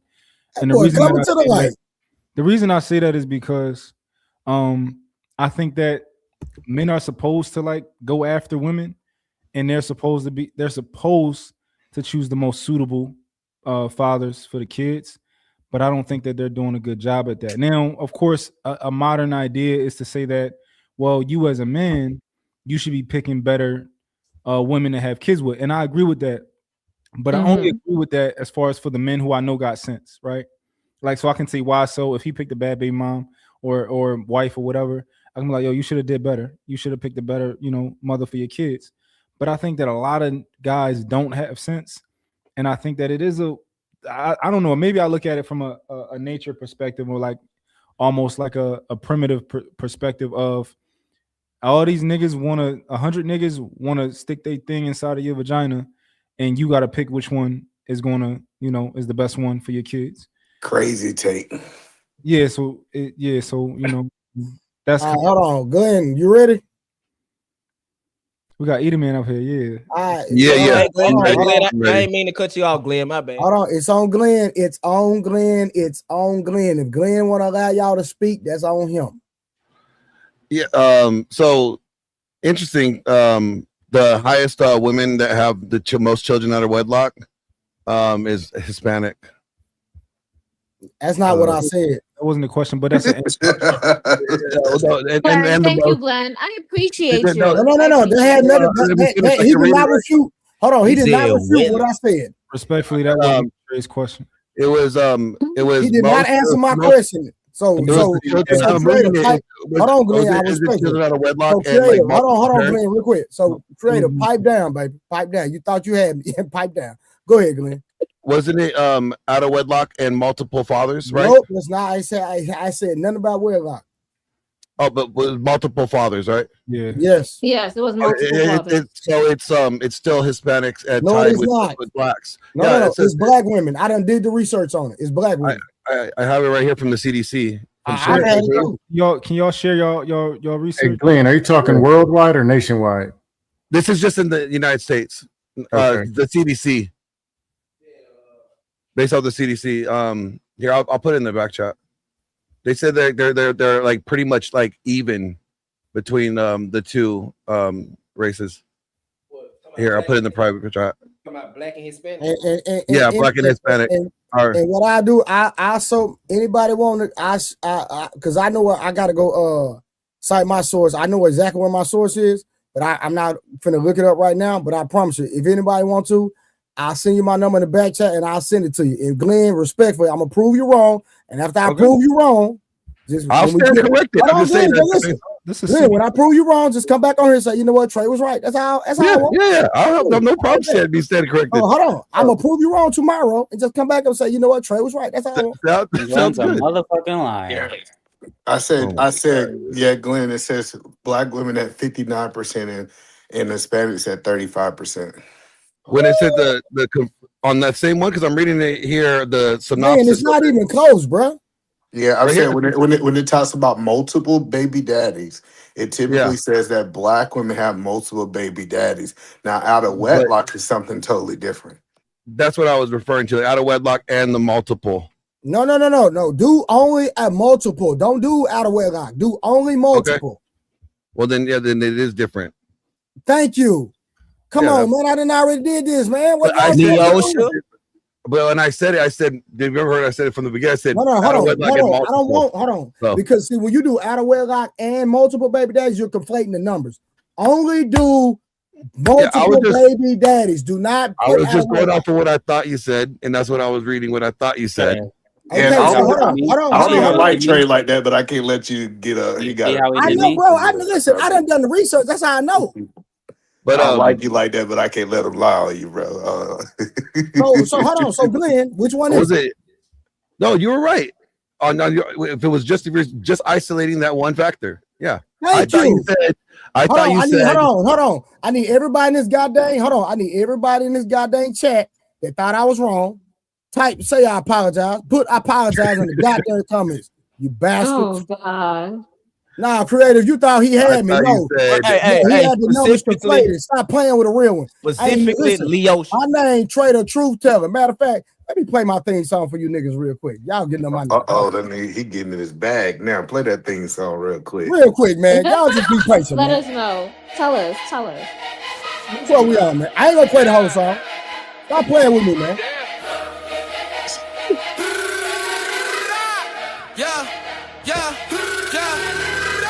Y'all cheap, but the rent real high. Learn early how to move, learn the word, book alive, and I did it. Like a true breeze, no cap in my tongue. That's all I want y'all to hear. That's how I want to hear. No cap in my tongue. I don't never say nothing if I ain't got the receipts or the facts. Don't ever play with me like that. Go ahead. So I want to make sure I understand, because maybe I came up right in the middle of my statement and I didn't hear the whole statement. But are we trying to say that women are control access to pregnancy? So what I was saying was that I believe that when it comes to the reproductive responsibility of our society, I do think that it's a woman's job to choose a formidable mate for her offspring, like any other species. Well, no, the reason that's an interesting statement, because a woman cannot do anything to take your seed. Yeah, it's no woman. I promise you, if you listen to what I'm saying, it's no woman can make Trey give his seed up. We and she agree. can.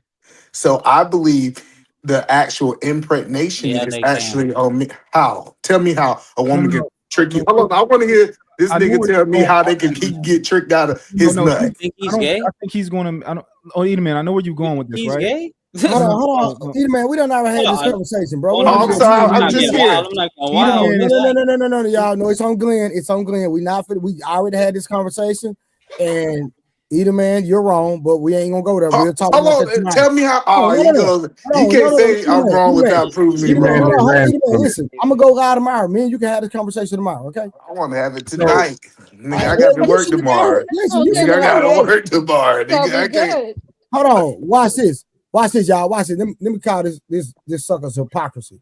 Are you gonna be on YouTube tomorrow, either man? I'm pretty sure, but I'm not gonna be Exactly. able to So have what the we talking about? conversation like What tonight. we talking about? You be Tonight, on I everybody's got panel. time tonight, You Trey. be I'm on gonna be in everybody's and out panel. of. You I be just on want to hear. everybody's I panel. just Man, want to hear whatever. how y'all believe It's it. so I Glenn. want to see how Watch all it. y'all. I Either just man, Trey. Let me make a statement, then you either can man. change it. I Listen, just bro, want we to can make have my a statement. listen, He sir. let We can have a everybody make a conversation statement, but tomorrow. me. This is Oh, Glenn's panel tonight. Go ahead, Ah, Glenn. my bad, Glenn. I ain't know. well, Oh, Glenn. I Let me didn't know talk to you either. then. Let me talk to Glenn then. Shit, I can't talk to Trey. No, no. Glenn. Either man, your position is very all right. very So fragile. It's not- Hold on, real quick, y'all. what You I try to wanted to go in get another into. direction. I Yeah, just what I want. want to get into is my main contention with the red pill space and what they're saying, because I believe it, when you misrepresent something and the way that you frame it, you are framing it in a manner to gain a reaction, a specific reaction, right? So if you want men to be mad, you're going to say things in a manner that's going to cause them to get an emotional reaction out of it that you want. Same thing. It's just basic communication, right? You have to know your audience and know what your audience will respond to. Here are 8 main things that I have a problem with the red pill and what it does not reflect with evolutionary psychology. The very data that they said that they use to come up to the conclusions that they have. All right. It turns averages into hard rules. So if something is an average, like Evil Psych says, like a population level tendency, on average, you'll see men behave this way or women behave this way. They'll say all women are this, right? That is a hard rule. That's taking a tendency and making it an absolute. There's nuance there. That's where you get all women are hoes, right? Or all women are this. That's problematic. That's detrimental because that's not representing the information accurately, right? It also it takes it treats context as if it doesn't matter. Like context does matter. Like social situations matter. How people were raised matter. Economic class matters, right? When it comes to selection, but they get rid of all the context. They just say this is what it is. All women are like this. They all want to wait for winners at the end of the race, but they don't want to run the race with them or something, right? They overstate issues on hypergamy, but we're not going to get back into hypergamy again. It treats like the trope alpha fucks beta bucks as if it's actually a scientific rule, and it's not. Yeah, right? I think you haven't listened to Red, and I don't like the niggas. Let's be clear. You haven't listened. I did listen. I well, let was me the respond. I producer. just want to respond to what you said, sir. Before you say I don't listen to them, I was the producer for Rollo Tomasi. I Okay. worked with this guy, so I did listen to him. All right, so Wow. every space that I have been in say they don't speak in absolutes. They're typically speaking to the I'm majority. literally quoting what he Vast said. majority. So the vast majority, I just want to make sure you out. The vast majority of the people in the red space believe that all women ain't nothing. And they matter. Nobody's No, saying that. I'm trying to understand. I'm trying to I'm understand saying you, when you Glenn. say an absolute, when you say something is an absolute, when there's tendencies, when there's nuance to it, and you're making it an absolute fact, like saying all women are hypergamous.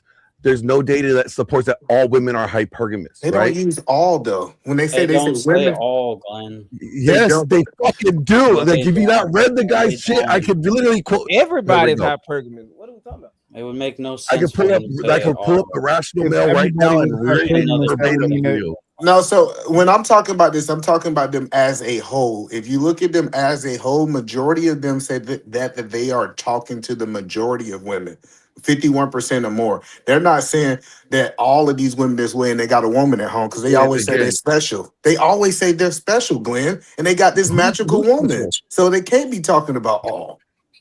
All right, real quick, 51% or y'all. Hold more on. Let me read these two super chats.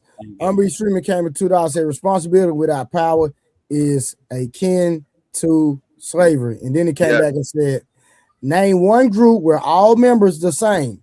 They don't practice the same each way. So how do all red pill men, every group got individuals but them? Please, somebody explain that.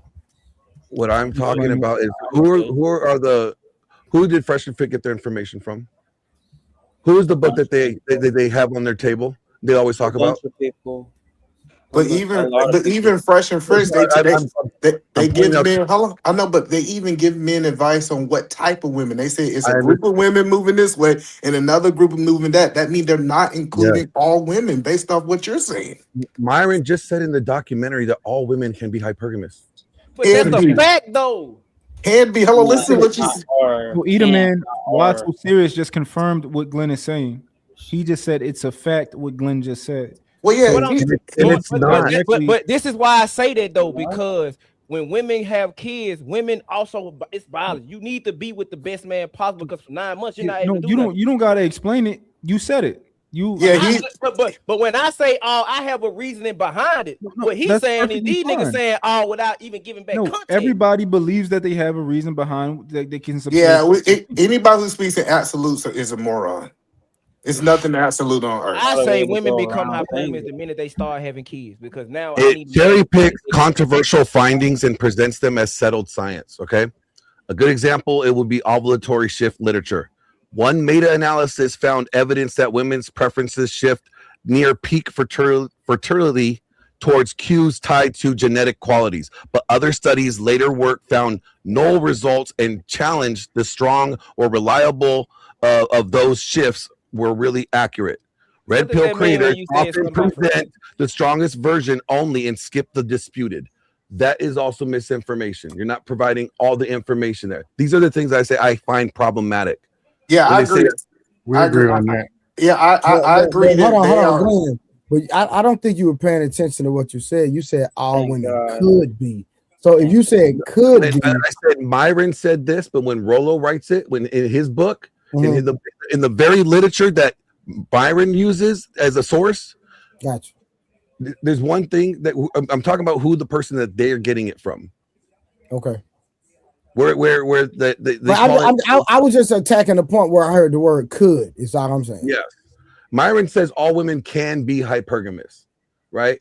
Rollo will say only women will be hypergamous and all women are hypergamous. Okay, so Myron says could, which is possibility. Rollo Tomasi says they are. And what I'm saying is even could and all, those are not, it's not what the data actually supports. Gotcha. There's more nuance to it, is what I'm saying. Posted what Unc be streaming said, right? And I can explain to you. So when it comes to like, when he said, oh, I can bring up 20 men and they'll all have different opinions, they'll all be red pill, right? I'm trying to understand how that's red pill if y'all all got your own truth. Well, see, that all right, hold on, y'all. Hold on, real quick. So let's go back. So Unc said, why he ignored my question about the one group. So let's go back to that question since he's super chatted, right?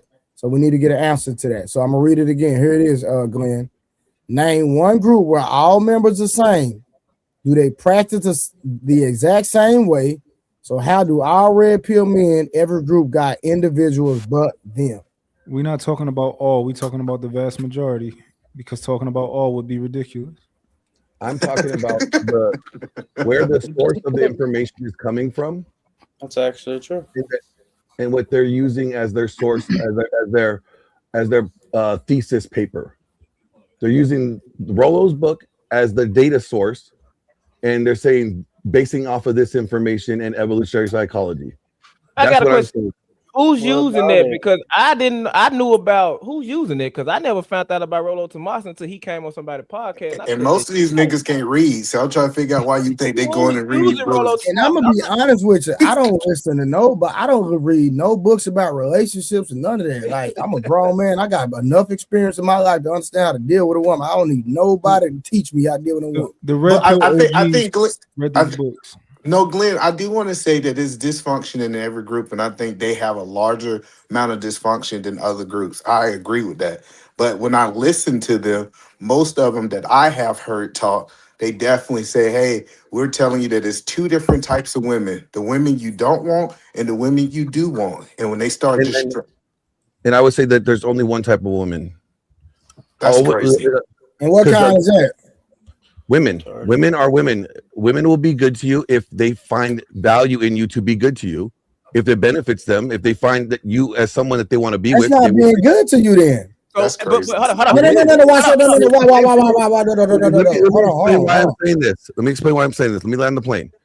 It's just like anybody else. Men will treat you the way that they find value in you. If they find value in you, they'll treat you good. If they don't find value in treating you good, they won't treat you good. Glenn's too dumb to realize that he's actually agreeing with what the dude just said. That's what I'm saying. There's Your whole women for definition, you or women not for you, Glenn.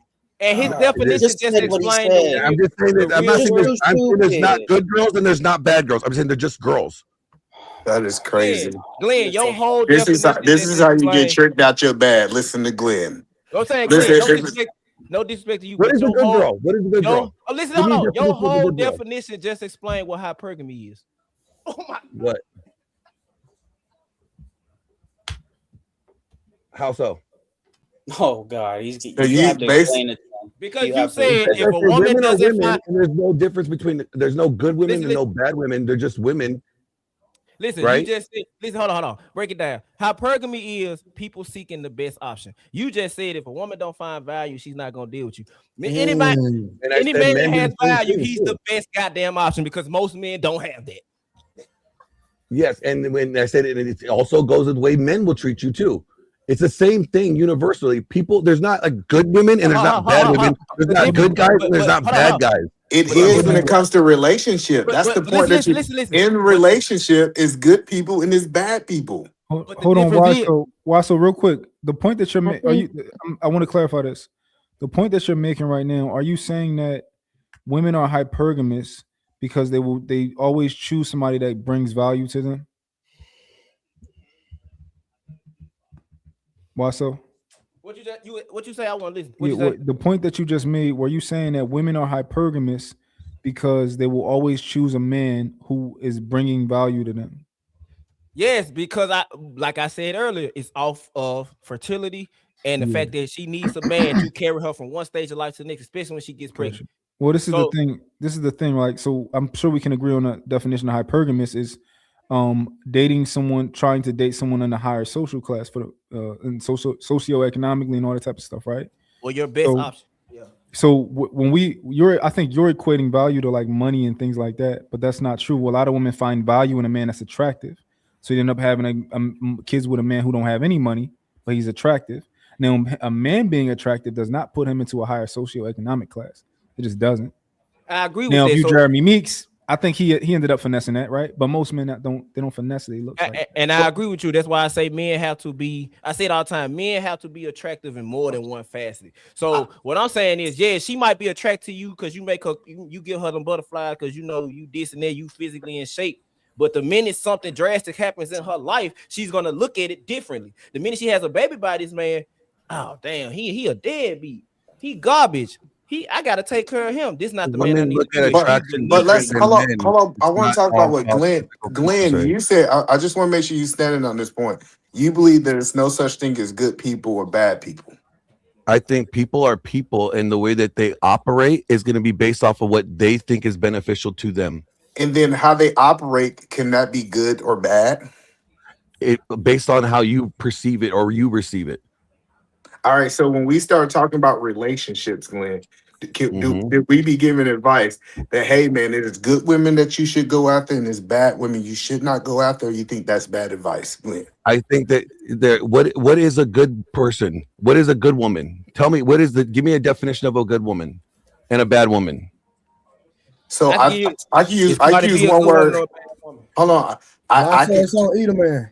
Yeah, let me give you something that's simple, right? So I think a woman that is submitting to her husband shows good characters, and unsubmitting it shows bad characters. I would say that's contextual. Yeah. But it's still, but the question is, you ask what was good and what was bad for relationships. That's what I'm telling you. I know. I just asked you what was good and what was a good woman and what is a bad woman. I didn't ask you what was good or bad in a relationship. I just asked you what was no. good or But bad. can I give hold on, wait 1 second. We're talking about the context of relationships. Yes. All right. I'm So asking you what is a good. So, for example, I actually agree with either man because Glenn, what you deem good, Scam might not deem good. What you deem bad, Scam might not deem bad. So either man is technically correct. What I consider a good woman is a woman that is on my program and she's catering to me and my love language. So at the end of the day, it's different for every individual. So you can't say across the board there's one metric that determines a good woman or a bad woman. Then why do we say you find a good woman in church? Why do they say that? No, that's a spiritual, and it's more nuanced and details. Hold on, church has something to tie it to. Hold on, listen. I'm trying to point something out. There's nuance and details that describes a man that finds a good wife finds a good thing. Okay. Yes, but what is a good wife is what I'm trying to get at. If you say, well, a woman you find in church is a good woman. Well, Sarah Stock was found in church, and she was banging Elijah Schaefer the whole time that she was engaged. Did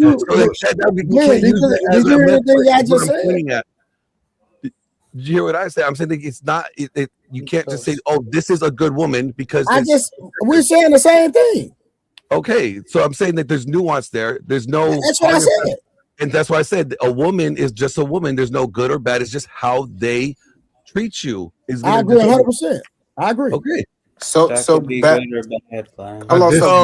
got a home girl that literally set niggas up. She works the blade. She'll get some nigga money, get a nigga to come over there, and then have her nigga that she would draw pistols on him and get more to extort. Is that a good one or a bad one? I think I muted myself. Thank God. I'm trying to figure out why you just put that on the internet, bro. What I'm saying is, I'm saying I got a home girl. Hey, look, I'm cool with people because I like to debate with them. So I debate with all type of people from all stages of life. She'll literally say this, man. I get dopamine off setting niggas up, and that's a good one or a bad woman. Hey, why so? Technically, she's submitting to those three dudes that's pulling out the pistols. So she's a good woman. I think you should marry her. Yes, I think so. This is the problem out here. I'm just saying this is the problem. And I just went to a major extreme. I know, but I'm just saying this is the problem when people talk to other people about relationships. They make it seem like these things, like we should not be vetting. You know, we hear that in this word a lot. Vetting women. What are we vetting? A woman that qualify versus a woman don't. And in those terms, we usually use a good woman for me or a bad woman for me. But now we just trying to say women are women, and if they see value, they gonna treat you good. That is BS. It's some women that are shitty on this earth. And no matter what value you bring them, it's no value you can bring them that's gonna make them not shitty. A person that you call shitty could also be good to someone else. Is what I'm pointing at. Glenn, I think what you're doing is you're doing the philosophical position where you're saying, like, philosophically, there's no such thing as right and wrong, right? No, I'm saying I wouldn't say right or wrong because there's a difference between something being right and something being wrong. There's no such. I'm sorry, I misspoke. There's no such thing between good and bad. It depends on how you grew up, where you come from, and all of these things, right? What you believe in. Yeah, so I would say it would be subjective, and selective based off of, like, okay, if somebody robbed food or stole food to feed the homeless kid, the guy who was robbed or stole the food, that you would say that's bad, but to the kid, he saved them. Got you. But can you if you're going to look at it from that perspective, can you agree that there's no point in even talking about anything?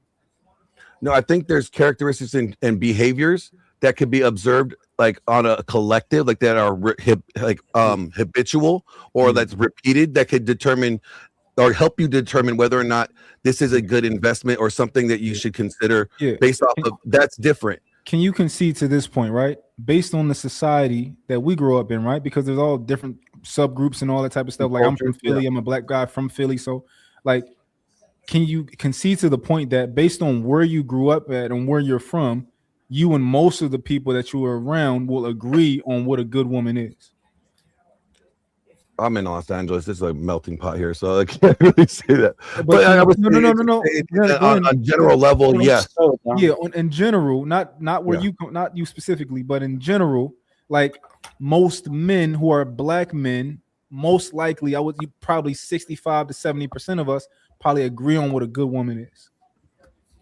I don't know if I could say that because I'm not a black man, so I can't speak on your behalf. Got you. So but you can, let's say an Indian man, probably 65 to 70% of Indian men from India probably would agree on what a good woman is. Based off of what their cultural norms are. Yes, they don't have a choice. Yeah. Well, actually, in India, they really don't. The caste system kind of sucks. Yeah, I'm pretty sure you can apply these things to different groups of people, where the vast majority of them probably agree on certain things. Well, we got a group of men up here. Let me ask you a question. If these group of men was in a monogamous relationship, would we say that woman was bad for stepping out? Fact. Yes. Yes. So but based off of if it was a monogamous relationship and they were stepping out without their knowledge and whatever, yeah, I would say that would be wrong. So the point that I was making is I don't have to have 100% for it to be a rule, right? So the majority of the men say, "Hey, me have these expectations inside of a monogamous relationship for these women to be faithful." Women who does not do that, we would consider them as bad women. To you, but no, to the majority. That's why you keep saying to you. To them, you just agree. Everybody agree, and I'm telling you, you're still missing what I'm saying. I didn't agree to none of this shit. That's what I'm pointing out. When I said like the rules, the turning an average to a hard rule, when the data says something and you're making it a hard rule, that is wrong. You're taking something that's not a rule and you're making it a rule as if it is law. That is wrong. That's what I mean. Hold on. Let me read these super chats real quick. Unbe Streamer came back and said, "Month, because just like any group, individual upbringings make people in a group see stuff differently. It's red pill is a praxeology? Yeah. Praxeology, not a theology." And then he came back with the $2 and said, "A lot of men say church is the final stop for the 304." Glenn, what was I about to say? Due to your last point. Then what was the last point you made, Glenn? What I've been trying to get through was get through the listing of things that Rolo says and Red Pill Content Creators say that I find problematic that cause this gender war even more inflamed than it actually is. I can't even get through that. So I said the first one was turning a tendency into a rule. Yeah, got you. This is the one thing I was just about to say. Like, I understand that data can be important. It can be very useful, and data tends to suggest things, right? But you also, if you focus too much on data, right, I think you're also making another fatal flaw. I agree. Okay. No, you don't. Hey, Glenn, I got a question. No. Hold on, real quick. So you said the first thing on your list was turning a tendency into a rule. Yes, this is what they do. They'll turn a tendency, what the science says is a tendency, a probability. It's like something on a spectrum, right? And hold on. So is this really? Are we directing this toward characteristics and behaviors of a woman? No, I'm talking about what the red pill will take from evolutionary psychology, the findings from it, and making it a hard and fast rule, rather than using the fact that it has nuance in it, that not all women are going to be this way. When they say all women are like this, that's a hard and fast rule. But that rule Okay, is so for. can you hold on real quick? Can you give me a tendency that they or marker that they named inside the study? Perfect. Yeah. We'll just use hypergamy just for the sake of argument. All women want to get with men that are above them. They don't date at their level. They only want to get with the men that are up.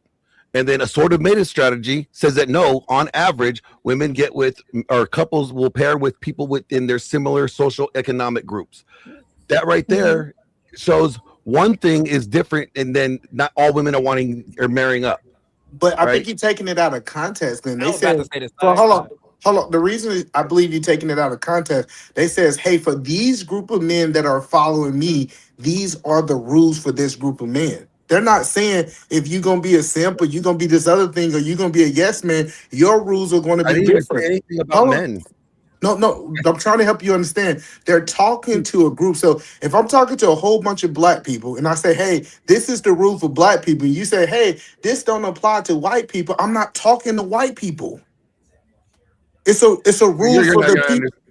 You're not understanding. I'm saying if they're taking data from a science, the science has a conclusion.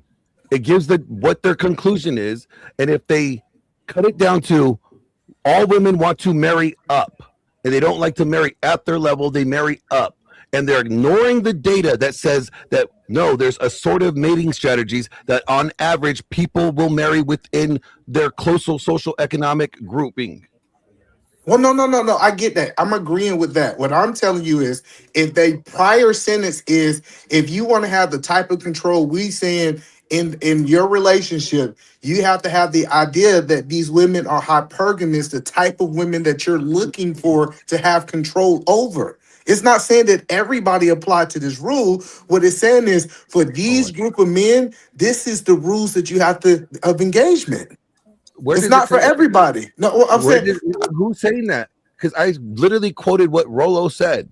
But what did he say before that? That's what I'm saying. The context matter. If he's talking about how to get a woman and he's talking to a group of men and he's giving them Get a woman. It was talking about sexual mating strategies.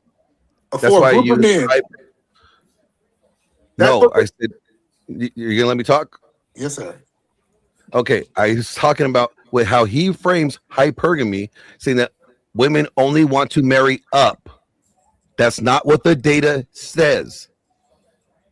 That would be a problem. He's turning something that's on averages, something that has a tendencies, that's on a spectrum, and he's making it saying it's an absolute. That is problematic. I got you. So hold on, Glenn. Hold on. I got it. Let me ask Glenn this question. Hold on, I got you, Glenn. What a woman do and what a woman wants and what a woman do. Can you agree that it can be a difference there? Yes, but when he's saying that women only want to marry up, right? As he's making it as a rule, as if it's an absolute thing. Dude, No, I heard that part. No, but I want you to answer my question. So I have heard women tell me what they want, but they do something totally different because that's what they can get. So a woman might want to have a man that's that makes more money, but she only qualify for a man that makes more money. That doesn't take away what she wants. Do you agree with that, Glenn? I disagree. So the point that I'm saying is, take away what she wants. She still wants that other guy, right? That makes more money or whatever, but she can't attain him. So she settles for somebody else. Yes, that's exactly what I'm saying. So she still wanted the hypergamous guy, but she didn't qualify for it. So that doesn't take away that she wanted it. It's just she qualified for someone in her tax bracket. And that's why I said when it comes to studies, and you got to use studies, but you got to use real life situations. People say what they want. We already know if I could get Rihanna in her prime, I'd take her. But I'm with my wife now. That's what I'm saying. Not you know what I'm saying? Like a lot of women was get with a man because he takes care of her, but then be fantasizing. I wish he was the dude I like. But yes, but that's the point that I was making is if the women had a choice to get with somebody that was hypergamy, they would actually take that option. Since they don't have that choice, most women settle.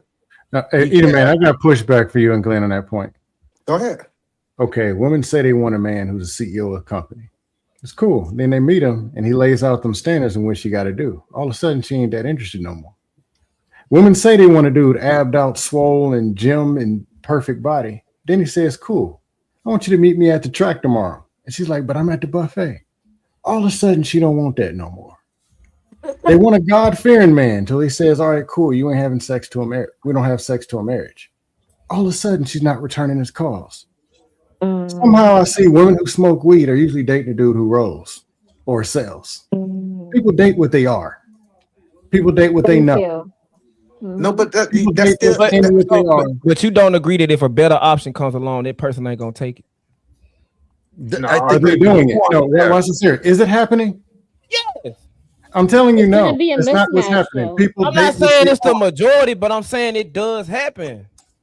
Everything happened. Somebody got electrocuted yesterday on a pole. It happens. Hey, but You can throw anything out there. Hold on, Scam. You're doing But I'm the talking same about thing. what the norm is Scam, you're happening. People Scam, date you're what they doing. are. You just said the same thing that Red Pill Space just said. I just said it happens. You said it's not a lot. Red Pill say the same thing. Red Pill say don't like to speak anything. on the exceptions. They They say talking about set up chicks shooting people at robbery on liquor store. Anything. Red I'm Pill- talking about I'm something saying that is happening specifically on and the it's normal. All right, fellas, hold on. Go ahead, Glenn. If they were just talking about it like as if it was something that happens like occasionally, like it'd be something, oh yeah, this can happen, but it doesn't happen all the time, then guys would not be saying this. I'm literally going to read this to you. This is a comment on X. You are totally out of touch with reality. Not a bad thing at a point in history, but have you ever seen a girl between the ages 20 to 30 with no tats and doesn't have a high body count? No, you haven't, because you don't live in reality. Women are trash. Show me a virgin, please.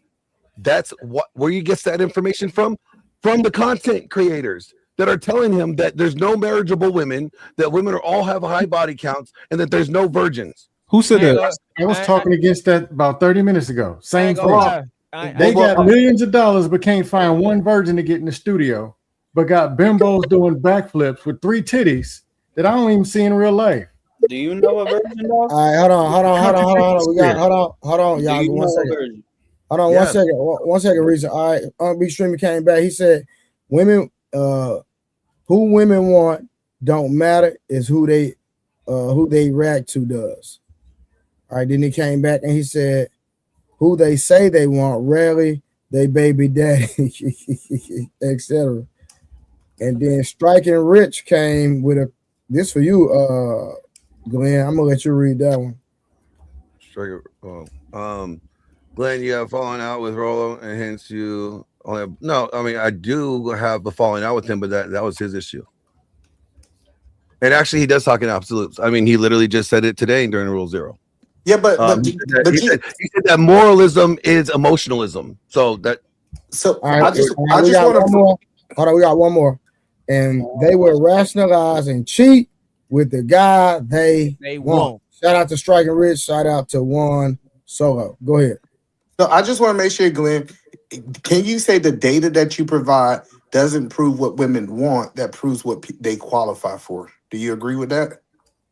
Qualify for it. I wouldn't even say that it says that. It talks about population level tendencies. There's a lot of different factors that play a role into it, and it's not like saying what they qualify for. No, because when you gave the data, you said most women are getting with men that they're in the same tax bracket, right? No, I didn't say a sort of mating He strategy. said around the same tax bracket. Yeah, I'm sorry if I didn't quote you verbatim, but that was the point that you made, right, Glenn? I was pointing that they are within the same level. They're not like somebody's way above them, someone's way below them. They're within proximity of the same level, not just economically, but it's like education wise. There's context into it, right? It says education, age, personality, values, even sometimes levels of attractiveness are similar. Like, all right. So if they could have got that same man with more money, you think the women would say no, Glenn? I didn't say they would say no. No, what I'm trying to show you is the data that you are providing shows what they qualify. It's not showing what they want. And I'm not saying that it shows what they want. I'm saying what the data says is what they actually get. Not saying that all women want to get with the rich guy. Like what they're hearing. What he said, Glenn. No. That's what I'm saying. I'm saying that majority of women want to be with a wealthy. Qualify is what? How does someone qualify for something? I got you, Glenn. What I am saying is, All of the women want a rich guy, but they don't qualify for it. So the data is showing you what they qualify for, not what they want. No, the data's showing what they get with, not That's what they qualify. You get with what you Yeah. get. You don't think that they Eda want Man what they likes to get say with? qualified because he wants to tell us what we qualify for. Yeah, Eda Man, That's cool. what was it that I said that You wasn't want to true? say you don't get this. Eda Man, what was it that I said that wasn't true? You want to be the CEO, but you end up getting the job that you qualify for. You want to be the CEO, but you qualify to just be the dude that invites people in. Hey, Reason, a lot of the people who say they want to be the CEO, give them a week sitting in that CEO seat. They'll jump out the window. Is that That's true? a fact. That's a fact. Say it again. That's a fact. You speaking high. Hold on, let him answer. I didn't hear you because I don't know why, but when I cook, I get kicked off trade panels. I don't know why it happened like that. But say it one Man, more I time. didn't kick you off, boy. What I you know it talking messed with my internet, bro. Chill. You got Oh. the Versace roll. Don't yell at the Versace roll. Go Hey, ahead. hey, Reason, you understand what I'm asking? Yeah, I really. Because I couldn't hear your response. People like to watch the movies and say and talk shit about CEOs, but yeah, if you actually run some shit, it's fun as fuck, but it's crazy at the same time. So if you're not built for it, yeah, they fall out and then they talk shit. No, I'm just saying. And actually, a lot of these motherfuckers that ain't built for it don't even start too, so they don't even know, and then they can't, so they could just talk shit because they don't know. But I'm not arguing. I'm saying it I'm not because- arguing because I want to respond to what you're saying, Scam. I'm not arguing that all women want CEOs. All women typically, I ain't gonna say all because I don't think nothing's all. Majority of women want men that make more money than them. I think that's a fair assessment. No, Eda Man, what I'm saying is this. Well, yeah. Where you were making it look like when you say they want men making money, what it implies is that these dudes making this amount of money and all the women don't want them because they want the dudes making this only. No, and that is the problem with the money. What I'm telling so you no, is, I'm saying, and I just want to correct you there. I think women want multiple things. I don't think women is in this box that they want one or the other. Some of these women want it all. So that's the point that I'm trying to help you understand is they can be hypergamous and still date at their level. That doesn't mean they don't want both of those guys. okay, Eda Man, I'm not disagreeing. What I'm saying is because the way the red pillars put it, they only want these things over here. And I'm telling you, if you put a lot of women in front of them dudes, they don't even want to do what it takes to keep them dudes. But and them, what they do on a daily basis doesn't even align with them. But they'll cheat They on a don't want to man. go to some of these meetings. They don't want to go on some of these business. They don't want to go to the help gym. get the bag at all. It's really They'll go back to what they know because that's who they are. But Cam, you said something totally different. Hold on, no, because you talking about sustainment of relationship versus wants. Wants does not mean that I have to sustain. That's two different I'm things. telling you, man. after a week, they don't even want it. I'm telling you. Them coming to the gym with me, they don't want it. Going to the gym with Trey, they ain't returning his phone calls. Because that's hindsight. That don't mean that they. But you know what's crazy? They'll get with a dude. Tell us you that's can't at their smoke level. weed. They'll get with Here the she dude call that's you at their back. level and still I have never sex tell with her you. And they'll still have sex with you. Say what? I'm saying they'll get there. Okay, I don't meet the standards of Trey because he's a gym. He's this. But you know what? They'll get with a dude with the standards they do meet and then still sleep around with Trey. That's So hold on. They want Trey, they just don't want to be on Trey program. So if they can have Trey but still do what they want, they still would want that. That's fair, man. Eda Man, that's fair. But I was putting the whole thing together because they're trying to put these women with these dudes and it don't work. Or it Yeah, don't so work long term. the point That's all I'm is saying. the point Both is when can you be true really at the start. same time, and y'all get what I'm putting No, into. so Yeah, we so- understand. Yeah, Okay, I get what you're saying. I'm just letting you know when it comes down to women, typically women want things. Women want all of these things, but but we can't say that they don't want it because they get something. That was the point that Glenn was making. All right, real quick. So fair game. One Solo came back and said every cashier wants a millionaire to pick them. And then Shiesty Bum said most women hypergamous when most men broke. Well, I had a picture though.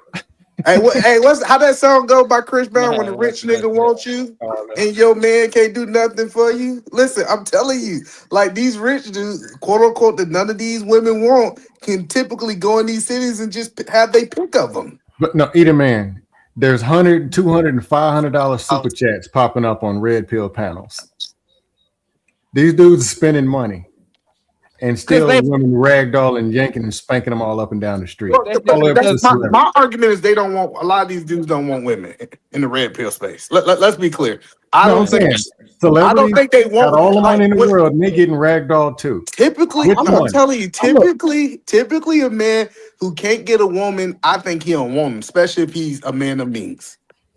Point blank period. It's crazy how men even on the internet like searching how to deal with women. That's crazy, man. I don't get that, bro. Like, it just seems like these dudes lame and suckers, if you ask me. I mean, but you coming from a dude that has frame. Now, put yourself in the same shoes of a man. Man, that ain't got, man. You gotta blame your parents. Because you can have conversation. Listen, if you don't have good genetics, blame your mom and your daddy. Your daddy should send your mama her bad bill self and put y'all together. Okay, but that's crazy. I'm not done. You came out with bad genetics, and if you decided not to elevate yourself financially, right, and get your stuff together, man, you gotta look in the mirror, man. But I'm just saying, Trey, if you go to Atlanta, big niggas got their pick of the litter. It's his money, nigga. No, okay. It's his money, nigga. It ain't him, nigga. It's his money. You are crazy if you think. Hey Trey, once you get women when you was broke, of course I got women when I was broke. Duh, nigga, I'm him.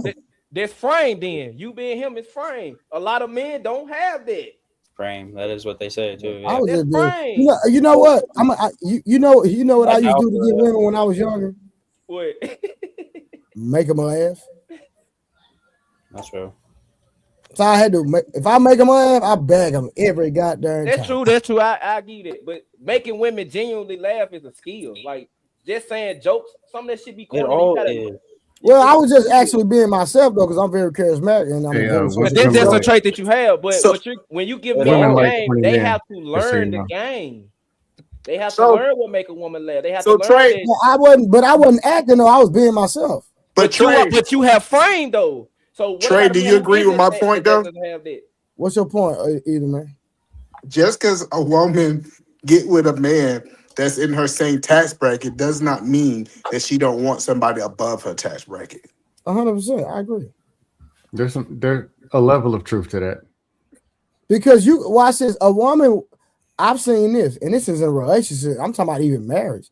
I've seen someone get married and then end up divorcing the man because she said he wasn't trying to elevate from where he was. So she accepted ambitious. Say ambitious. They love that word. Like she accepted him making $40,000 a year, but she wasn't satisfied. So as they continued the marriage and he didn't elevate, then she ended up divorcing him because exactly.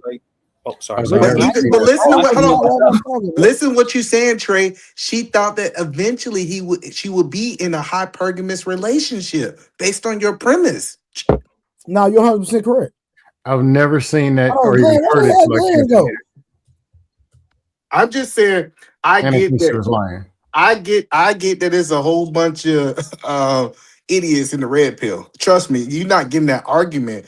But when we start talking about hypergamous, women typically, eventually, she's okay if y'all come together equally, but she typically don't want to maintain a relationship where y'all are equal, especially financially. Like people gotta understand, like when I talk, I've been dealing with women for a profession for the last 13 years, bro, and I've seen it all when it comes to women and when they men. Just like I told y'all literally the other day, man. I'm in my gym, minding my business. And a married woman had 2 phones. So I just asked her. I said, who that? Why you got 2 phones? This married woman said, one is for my husband and one is for my hoes. That's her exact words. Yeah. And guess what I did? I walked away and made me mind my business. Tell the truth, you put your name in the whole phone. I just play. Let me just leave this here. Shit, that's my phone over there. Take my number, man. You getting down like that? I might as well go ahead and smash you. I said, man, let me mind my business. I'm just saying, women typically do, and I'm not saying it's not all. They typically want men that make more money than them because it shows them a level of stability and support. And there's nothing wrong with that. No, I agree 100%. I'll still say majority as a woman want a man that they like. Probably Yeah, that's 3 to 1 too. over That's fictional money that people don't this, like. that's the problem I have with these conversations. We feel like it's a one thing. It's a multiple things that why that woman chose you. No, either man, I say that because it's nowhere in any conversation or read. These dudes are supposed to be super relationship counselors. They didn't even talk about a woman actually liking a man.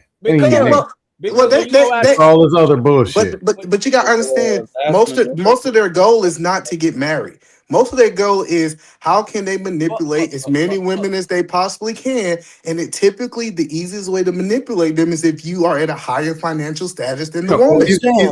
Either man, even if you just wanted to manipulate women, let's say you want to just knock them all down, would you still go and be one that they like versus having all this money? Hey, Nah, Stan, dude, you 'cause make it seem like a woman won't. Bro, are you close to your mic? Or you walking around like you be I'm doing right that? That nigga pacing. We got that nigga mad. I'm real clear about my mic. I think bro, he be in bro. Listen, he be in the stream walking back and forth. I be like, That nigga said, these niggas making me mad. Yeah, Trey. because I told you I got bro. I'm saying it might have connected to my webcam, but now I got my puppies here. I got my puppies here and they be needing this shit, so I be having to walk I got you, man. But listen, man, listen. What am I connected to? From what I've seen with women, most women marry a man for his security, not because she think he cute. 100%. Yeah, they'll take security and feeling safe over love. I had a woman tell me to my face, go watch this. She literally called my phone one day, and I already know she was trying to get the. She's trying to get the dreads. No, just playing.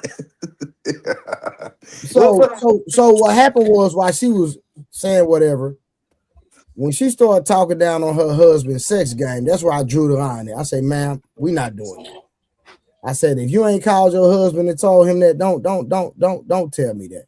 So creative. So in the middle of the conversation, she was like, I'm only with my husband because he provides me a lifestyle I can't afford on my own. And I'm like you literally saying this? Like it wasn't about her liking him, none of that. It was all about what he could do for her. And I've seen so many women only deal with men because of where he is financially. And once his money changed, guess what? She changed. You're proving my point. So creative. I got a question. I'm just saying that most of women marry for security, not because she liked the man or think he cute. None of that. You're proving my point. I think she liked him at some point. Creative. No, 100%. I agree. That might have been an initial reaction, but that only lasts for so long. I think creative. I want to ask creative, based off the friends that you know and the women that you interact with, would you agree that the majority of the women you know typically want a men that are more financial than them? Yes, that's what they want. Yes. All right. So when red pills say this, they're not far off. And I get it might be this billionaire who wanted some dude and she's an exception to the rule. But I'm just saying what they're saying is not far off from reality. And what Glenn was trying to paint is just because this is what women are getting, that's what they want. And I think that's a BS point. Hey, either man, are these women verifying these men's W-2s in the first and second, third conversation? Yeah, they do. Let me tell you how they do it. They start asking. No, let me they're tell you how they do it. Hold on, I'm about to tell you how they do it. What do you do for a living? They can kind of get an idea of what you do for a living on how much money you make. Mm-hmm. That's why they ask these questions in the dating process. They don't care about your damn job. They want to know how much money you made. I can All tell right, you real that quick, that I is got not I true. got 2 super chats real quick.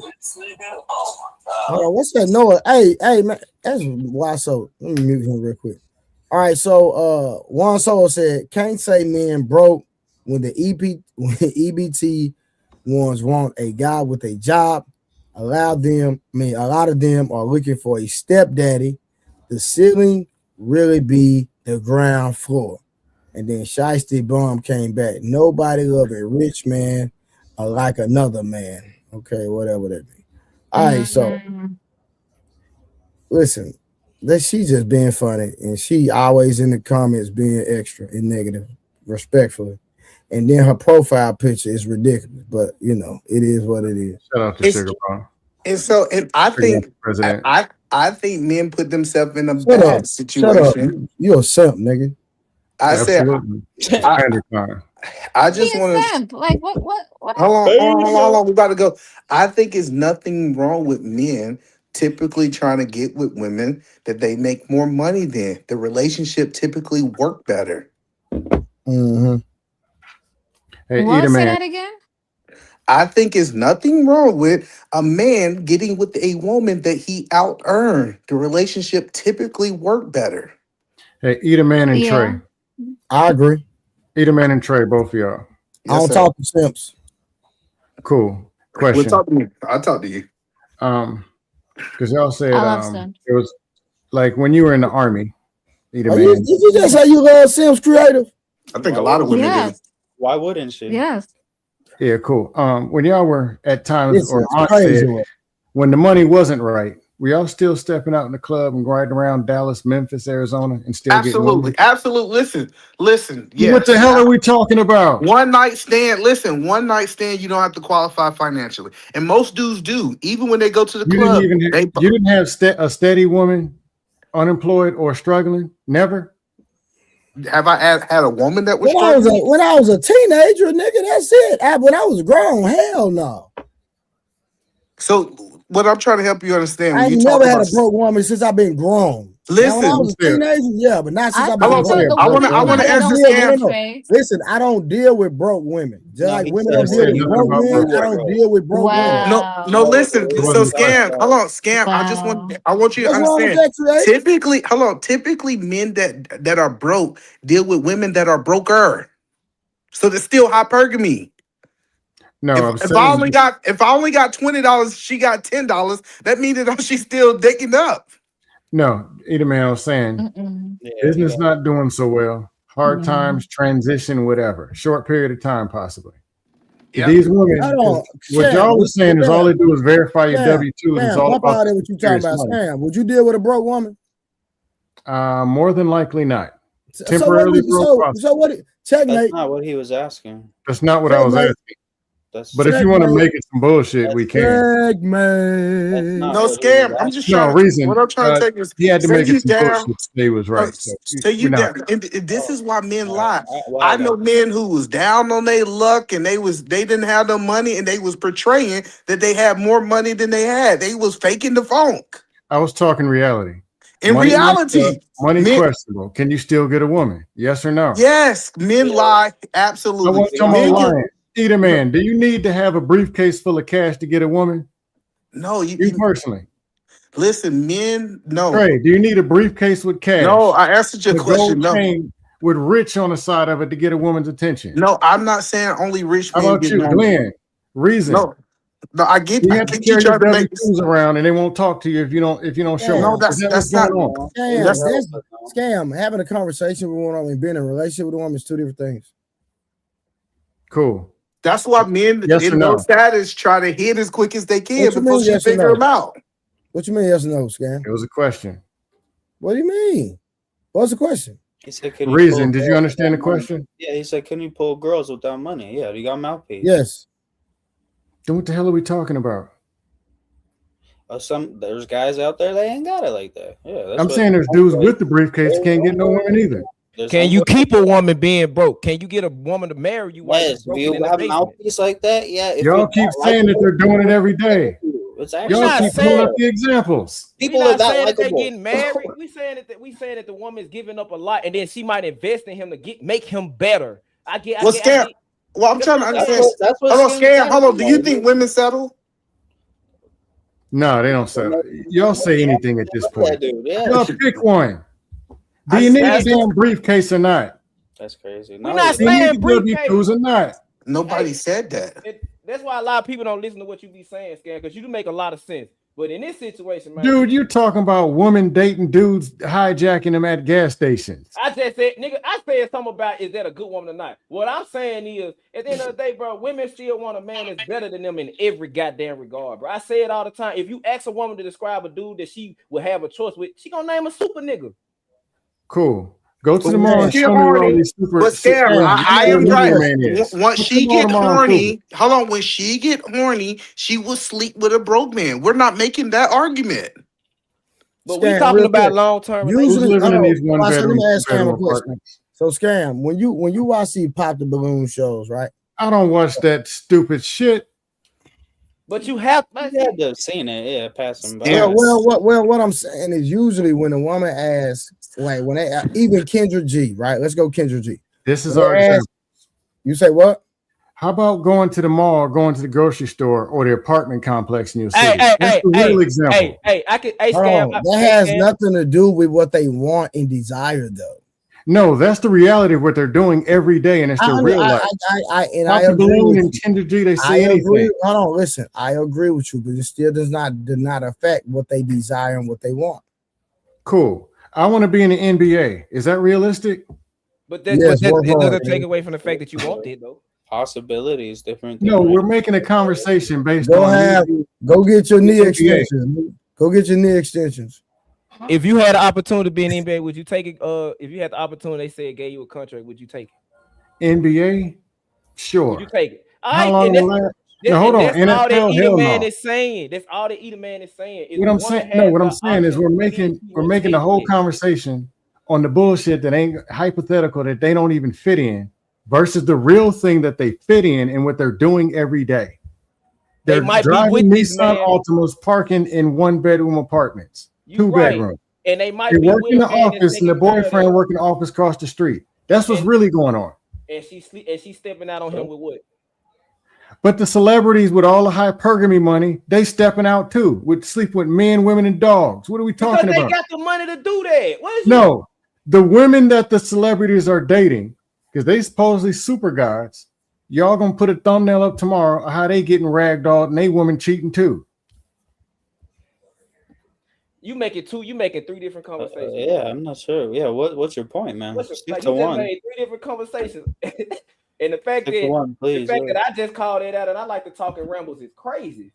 I want to know what's really going on. And y'all pull the worst examples of some wild Listen. shit.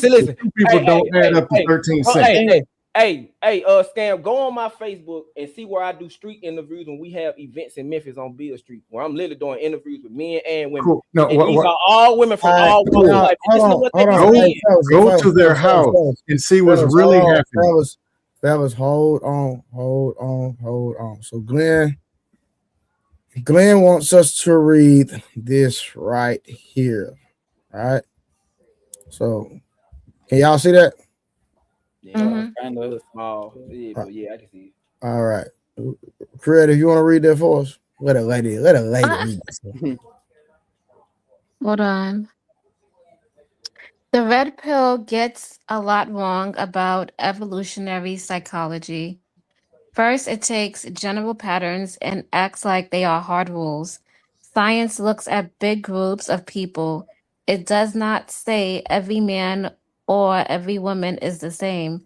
Some studies show that men and women, on average, care about some different things in dating, but both men and women also care about kindness, trust, and character. Second, the red pill often ignores context. Real evolutionary psychology says people can want different things in different situations. A person may care about one set of traits for short-term dating and another set for long-term relationships. Culture, age, goals, and life situations all matters too. Third, the red pill likes The red pill talks about hypergamy like it is the only thing women do that is too simple. In real life, many people pair up with others who are similar to them in looks, education, values, and lifestyles. This is called assertive mating. People do not always chase the same kind of person, and they do not all follow one dating script. Fourth, words like alpha and beta are not real scientific categories in evolutionary psychology. Those are internet words. Scientists talks more about things like status, mate value, strength, investment, and choice. The red pill turns complex ideas into simple labels that sound strong but are not very accurate. Fifth, the red pill takes a debated idea and acts like the science is finished. One example is the claim that women strongly change what they want during different parts of their cycle. Some studies found small changes, but other studies challenged those results.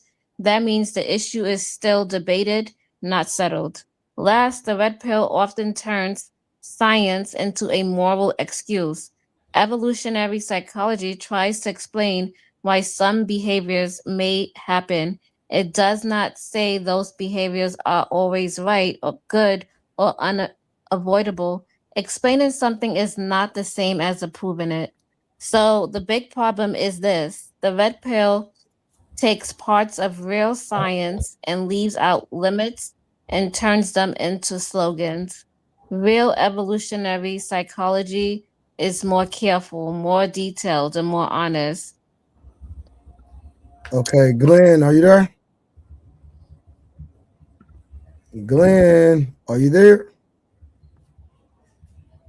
Well, Glenn told me to read that. I mean, have us read that. Glenn. All right, let me read these super chats real quick. I didn't know Edelman had dropped. My bad, Edelman. I didn't see she was reading. Let me read these super chats real quick. So, all right, let me read these super chats. I don't know where the hell Glenn done went. Juan Solo sent to the y'all ever heard of the story Mike Tyson and Brad Pitt? Then Unbe Streaming came back and said the author clearly biased. What the F are we doing here? And then he came back and said, good thing red pill men don't say the same SHIT. And then Unbe Streaming came back. She read a bunch of opinions. LMAO. Laughing my ass off. All righty. So Glenn, you want to speak on that? Yeah. I'm sorry, I just got off the phone. So that's what I was trying to point out is that the things that the red pill are saying is not reflective of what the science says. And that is problematic is what I'm getting at. Because when you turn things into sound bites and you try to simplify it, and then you get a generation of guys thinking that all women are this way. I don't want to risk being with a woman because they're just going to run me through the court system, or she's just going to leave me and marry up. That is not what the science says. And that doesn't point, that's not an all thing. And it's not like those are problems that we have in society, but that doesn't mean that you have to experience that. Right. Correct. You're correct. But You're I'm correct. confused. How are we calling soft science science when it's subjective? That's what that's even makes it even worse, right? If it's a soft science that needs to be replicated and they have a replication problem, and then they're taking the findings that they are still being disputed and they're making a rule about it and they're saying this is this. That is why I'm saying it's problematic when they're not being entirely honest or giving all the details that are needed. So because there's more nuance into these topics that they're saying. That's where I'm saying like we're wondering why guys are weaponized, or it's not just because of their own injuries or own experiences in relationships, because there's like a majority of guys 18 to 30 who have never been in a relationship, and they're the ones that also say they don't want to have nothing to do with women based off of what these sound bites and the things that they're hearing. No, but you gotta understand that what is being said by majority of men, that it's a problem in the dating market and especially inside of the black community. So what these guys, even though I disagree with their ideology, they're what they're saying is they believe that it's a solution for you to be more successful in your relationship. And they said if you do these things that apply, Glenn, you will have a better outcome. So that's the thing is that I What am saying. relationship are they encouraging? Because they actually tell guys not to get married. They tell them to avoid relationships. So what relationships are you referring to? Yes, well, they are recurring them to get with the right women. Not getting married is something they're not encouraging, but they are encouraging, based off of what I'm hearing, to get certain groups of women. Do you agree with that, Glenn? I would say the best thing that the Red Pill does is teach men how to get short-term mating strategies. Absolutely, And that's we about agree. it. So it's We just like agree, but one night stands or short-term flings. Not I long-term agree. relationships. I'm agreeing with that, Glenn, but they're not saying these are the rules on how to get married. They're saying if you want these type of quote unquote short-term relationships on what you're saying, they're saying, hey, this is the way to go. And I agree with that one point that you have a problem with. Typically, if a man out-earn a woman, or if they decide to get with a woman that they have the potential to out-earn them over their relationship, those relationship works better. Do you agree or disagree with that, Glenn? I have nothing to dispute about that. Like if a guy could potentially out-earn them, is that what you're saying? You know what I'm saying is typically even in their relationship, the ultimate goal for most relationship is for them to out-earn them. Well, yeah, I mean, men want to be the provider and protector. That kind of falls into that whole patriarchal structure. That's the framework. If that's the case, I'm saying if that's the case, that means that these women are still being hypergamy in their relationships. I don't have a problem with hypergamy. It's not the verbiage that I have a problem with. It's when they say all women are doing this, or they will leave you if you don't for the next guy that's better. That rhetoric is what I'm saying is problematic because that's not what the science reflects. Oh, so you agree with the hypergamy? You just saying you don't agree with the entirety of the conversation when they're saying these women gonna leave you if they can find. The way that they frame it is weaponized, is what I'm saying, because that's not what the science says. So, well, we gotta be clear that YouTube have a level of entertainment, right? So a lot of these points that they're talking about is because they want to have things that draw people in. Do you agree with that? Yes, but you could be entertaining, but also forthcoming and. Yeah, I'm not arguing that, Glenn, but a lot of these quote unquote talking points that you're saying, I'm explaining to you, it's almost like to draw people in. But when you go in deep into the conversation, what they're saying is if you want to have leverage as a man, these are some of the things that you need. And I don't agree with all of their points, but I know most women, when they get in relationships, they typically want a man that's doing better on all fronts. Nobody is disputing. I'm not disputing that at all. I'm not disputing that at all. I'm just say one more thing. Sorry, Glenn. I just wanted to say I'm gonna cut out, and I just wanted to say I'm sorry for the way that I've been talking to you tonight, my man. It's just been a while since I disagreed with somebody like that, but I came way out of pocket, and I'm sorry. No hard feelings. Yeah, I'm gonna cut out though, y'all, and I apologize for.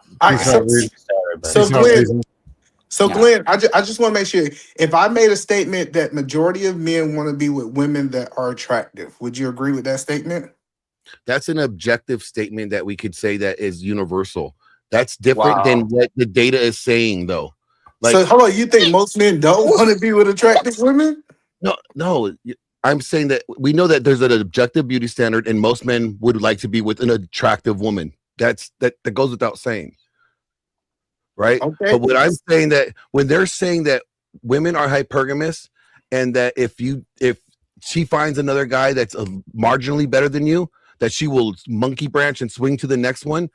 That's not what the data says. I agree. I agree with that. I'm agreeing that women ain't gonna just leave a relationship because something better come on, right? It's some women that does do that, but I was arguing the original point that you were saying that I agree with the second half of that women ain't gonna just leave you because a better option comes up. What I'm explaining is Boy, that's a lie. that is true. It's a lot of women who have better options and they stay with dudes. No. Yeah, I'm they not know they saying can't no. have No. So I'm not saying typically, but I'm just saying it happens. That's all I'm saying. Yeah, no. I'm agreeing that it happened, but I'm just saying hypergamy is almost equivalent to a man wanting a beautiful woman or an attractive woman. Even though I know men that who got out of jail who was with unattractive women, and it wasn't that he wanted that. That's what he qualified for when he got out of jail. And the minute he leveled up, what you saw after that? He left. So that's what I'm telling you is That's not even all guys, because a lot of guys will say that they love. We didn't say all, Glenn. idealistically. We said we specifically spoke. I'm to saying the like people at the bottom, I would say and then he this got is the majority. I'll say the majority, 51%, will say that they love idealistically, not opportunistically. So that's why you see guys that are like celebrities or whatever, and they'll have their wives are not as attractive, or you would not think that they were equal in that attraction level, right? But they got the women before they got the celebrity and money status. Usually, like I'm just saying, when we talk about the majority, listen, we talk about the majority of celebrities. If you see them with a woman that we say is not that attractive, he definitely did not get that woman after the money. He might have had that woman before, and he's choosing to stay loyal to her. And he's not leaving her for another woman, is what I'm pointing out. Like, it's like not the same in the sense, you know what I'm saying? Right, Like, hold on, y'all. I got a super chat. So Striking Rich said, I'll translate what Glenn is actually saying. Leave the red pill. Come back to church. Become a trade con. I wouldn't necessarily say tradcon though, but everything else I agree with. Get the birth rate up regardless of the risk. Well, I would not say that either. The last part either. Well, I'm gonna see the red pillars are going raw anyway. So I'm just saying, talking about risk. What I'm trying to get at with what I was trying to present is that when you are telling guys to avoid these things, to avoid marriage, to avoid family creation, to avoid, commitment, how is that any different than what feminism is saying when they're telling women the same thing just for different reasons? If the end result equals the same. Right, you right on that though. No, yeah, we agree. Listen, I believe red pill is the opposite of feminism, right? They both are. That was the question of this whole space. Yes. So hold on, I just want to understand. We agree with your overall premise. It's just flawed within your certain thought pattern, and that's what I was pulling out. Yes, they just like they are extremists. Feminists is extremist. They both are extremists. One is for men and one is for women. We agree with and that. what I'm talking about from a principle standpoint is that if the data says this thing, then if you're going to relay that message, you should have a due diligence to relay that message in its entirety to the people that you're relaying it to, so that they have the full context of it and understanding it. No, but that's what I'm saying. You're trying to control how they deliver their message. And I'm saying we're seeing why that is problematic, because when they don't give the context and the details and the nuance of the information, then you have guys saying all women are this. I don't want to, all women are 304s. They can't trust women. That's where you're getting these guys are being weaponized by the rhetoric, because it's not in its entirety. No, but listen, they say that they don't trust women, and most of them got a woman that they're married to. Who? The same way in feminism, women say, I don't need a man, I place. don't want a man, and they go back home to a man paying all the bills. That's why I said it's all over the place. That's why that's all I'm saying, that people need to learn how to use discernment and take parts of what they take the shit that you can learn from what's being said. I think I want to say, hello, Scam. Do you agree that red pill give men good advice for hookup culture? Yeah. Not even that. That's they can't even do that. That's crazy. What is even funnier? They're not even good at giving advice even in a hookup culture. I would agree with you. It helps men with hookup culture. But the funny thing is that they will say that female promiscuity, they'll say female promiscuity and feminism is the problem. Well, what is part of female promiscuity? hookup culture. So they're saying hookup culture is the problem, but then they're going to give you short-term mating strategies so you're successful in hookup culture. So aren't they not just helping you? But hold on. But no, problem they want. That's what. Listen, most of the guys on the red pill want hookup culture. No, they like hookup culture. They ain't got no problem. I'm saying that they like hoes. I've been saying this for all dudes. I Keep said it running out here. before, so they love hoes. Yes, because at the end of the day, if I could get what I want from a woman, All men do not love hoes. Quick That's not true. I didn't say all. What I mean by that is like Red pills love hoes. Guys will find themselves. I'm allergic to them. Can't stand them. So let me ask you this. The shit Okay. that feminism, the things that feminism has ultimately created, and what who does it benefit more? Not red pill. Nobody. What they putting out. Yes, it does. No, it does. It benefits the creators.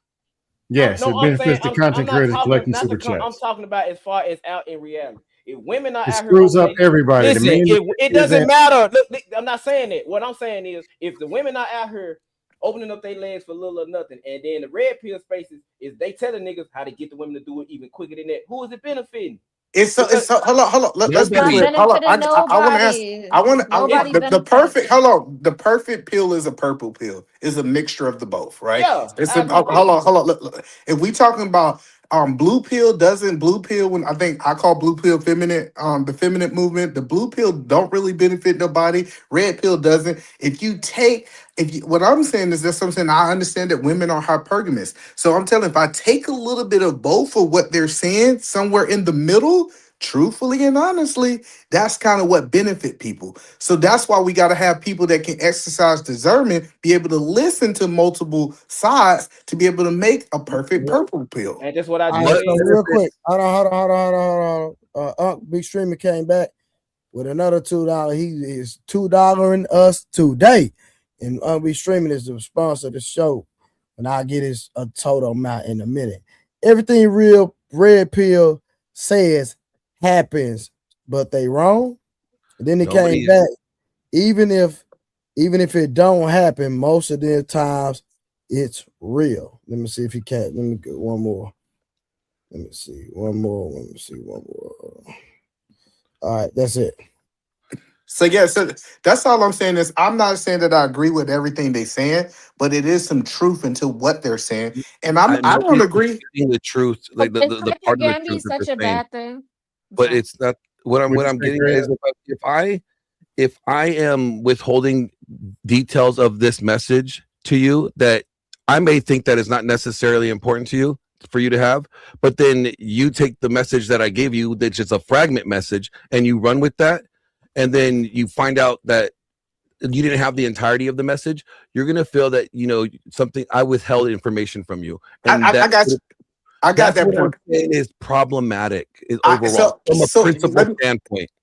But let me ask you this question, because I just want to make sure I understand what you're saying. Right, Unc got another super chat he said you missed. Yeah, I'm looking for it. I don't see it. I just see if I'm a type of person that's looking to get married, I should go talk to the people that are telling me success to be able to get married. If I'm looking to leverage men, if women are looking to leverage men, they should go talk to feminists. If men are looking to leverage women, they should look at the red pill. What I'm saying is it really comes down to the individual watcher on what they're trying to consume, Glenn. I don't have to give you both sides. You got to do your due diligence and go look for what you're looking for. Eater man, my only pushback is that red pill doesn't actually teach men how to go be charismatic and go get women. It teaches them how to fight and try to beat them over the head with a briefcase that they don't even have. Then they end up back in the red pill mad because another one whipped their ass. Well, what does it tell them that is? Say what? What does it tell them that is? What does it tell them? I just want to know what red pill spaces y'all be. Why it's so serious? We've been beating up on red pills talking points all night, and I've been doing it for 4 years. They'll tell them any damn thing. But that's why I said the dude who said it was lying, and he got a 400-pound bimbo with 4 kids of 4 different races talking about only date virgin black women. They've been doing this for years. It's the same thing. But hold on. Let me lay my last point. Here's the deal. Feminism, red pill, all of this or whatever. There's all these scientific whatever studies and blood tests I guess they did. At the end of the day, you're not going to oftenly find a man who's going to stand up and say, look, man, I can't get the woman that I want. What? And I'm mad. The woman I wanted left me. Man, I got a problem with these women and I want to know how to connect with them and I can't. You're not going to get men to say that. Just like you're not going to get that many women to say, look, I got low self-esteem. They're not going to tell you Raw Dog Ronnie banged her out and Ubered her back to the streets and she can't get over it from 5 years ago. They're not going to tell you this. Yes, they do. But what Not you do all say, women, they do say that. they're not saying that. All right, Yes, so they do. question. The easy question. thing to say is something's wrong with somebody Question, else. real quick. Something's So, wrong I'll with be the big streaming- mark. That's Hold the on, I'll be easy thing, streaming- and that's what they're doing. B Streamer wanted to know what group of people puts out a message in its entirety. Somebody answer that. Nobody, for the most part. Well, when you're doing research, they actually put out all the research findings in the peer-reviewed study. So yes, they do. Can research be lied and swayed to push an agenda? Sure, absolutely. And how do you we have know to. everything? So how we know if Yeah. it's true or not? That's why I say you also got to go out research and you also got to go out what happens. You got to pay attention to what you see in real life, what you see on a day-to-day basis. Nobody's denying that. But what I'm saying is, if you're going to be telling the message and you're going to say this is what the information says, and you're leaving information out, that is doing the Glenn, disservice. so what is this? Okay, so with this research, with this research, with this soft science, how many people were interviewed to come up with the consensus? There was a 37 panel cross study or something like that. That's what Dr. David busted. Margie Hale but give me several different studies. I mean, there's how I many can't people give you though? exact number. So we can't get an exact number. We can't get the demographic of the people, correct? No, you can, because each study is different. They have a different demographic of people that they sampled at that time. But to tell you what all the studies are and what the amount of people it totaled out to be, I don't have that number in front of me. Okay, so why? So respectfully, right? So respectfully, how are we using this as the Bible, as the end all be all, when we really don't even have the context of the study? Well, what the study tells you is like the one that I put in the back chat that tells you how many people were involved, the ages, the groups of people. It tells you that in the study, but to tell you all the studies, like what for all the data that we have, I don't have that in front of me. I can tell you what this specific study says, but all this does, like, it is a snapshot in time. It's saying at this moment, this is what the findings were in 2026 on Friday, whatever, at this time, right?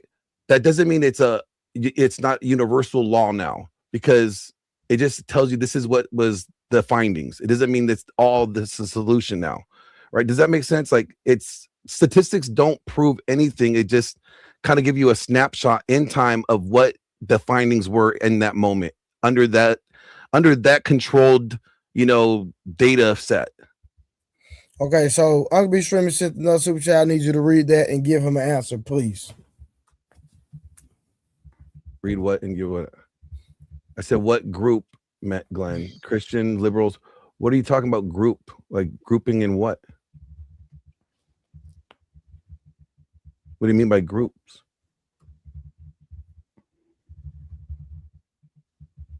I don't understand what he wants me to say. Besides for groups. I got you. For the last question that Trey asked. Like groups of people. They break it down. They break it down in here. I'll pull it up again. They break it down in like age. Yeah, I'm here.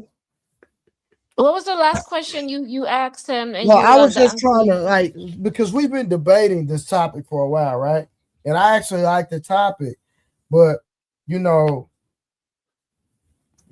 let us know this was a soft science, and so basically when we communicate what soft science is, it's just basically somebody's ideas or a group of people's ideas. So I'm just trying to figure out how do we even consider that science in the first place, and then I just feel like the nuance and the detail is very important when we're trying to have a consensus of an ideology when it comes from people that we really don't know their background, where they come from, et cetera, et cetera, et cetera. So, I'd rather go off the general population of ideas versus people we don't know. That's just my personal opinion. Well, it's an observation. This is what they're observing. Like an observation is not an idea. Right. It's like I see 5 people eat with their left hand, right? Like that's an observation. It's not saying that it's an opinion. It's what they're observing as when these people are interacting, right? Or what they tend to choose, right? Okay, so right here it says women's mate value comes from a study of 26,000 online self-reported and tracked ovulation cycles.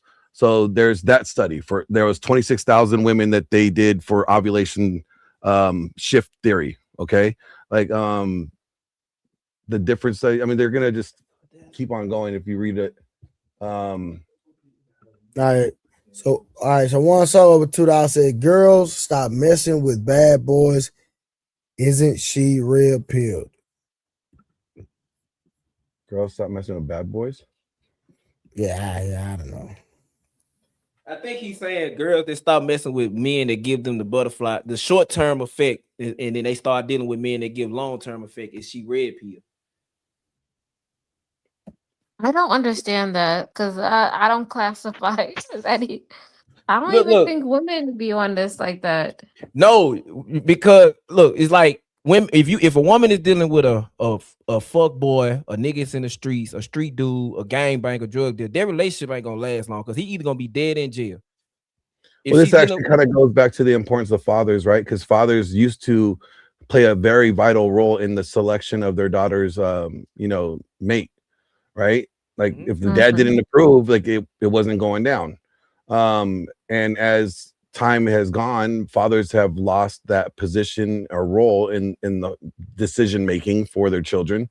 And now women are making these decisions on their own, not having that father, figure to be a helper vet and be able to, suss out quality of men. And then they get in these situations with these guys that are fuck boys, and they couldn't see it because they got scammed, or like, he pulled the wool over our eyes. But if dad was involved, maybe dad would have been able to, point that out.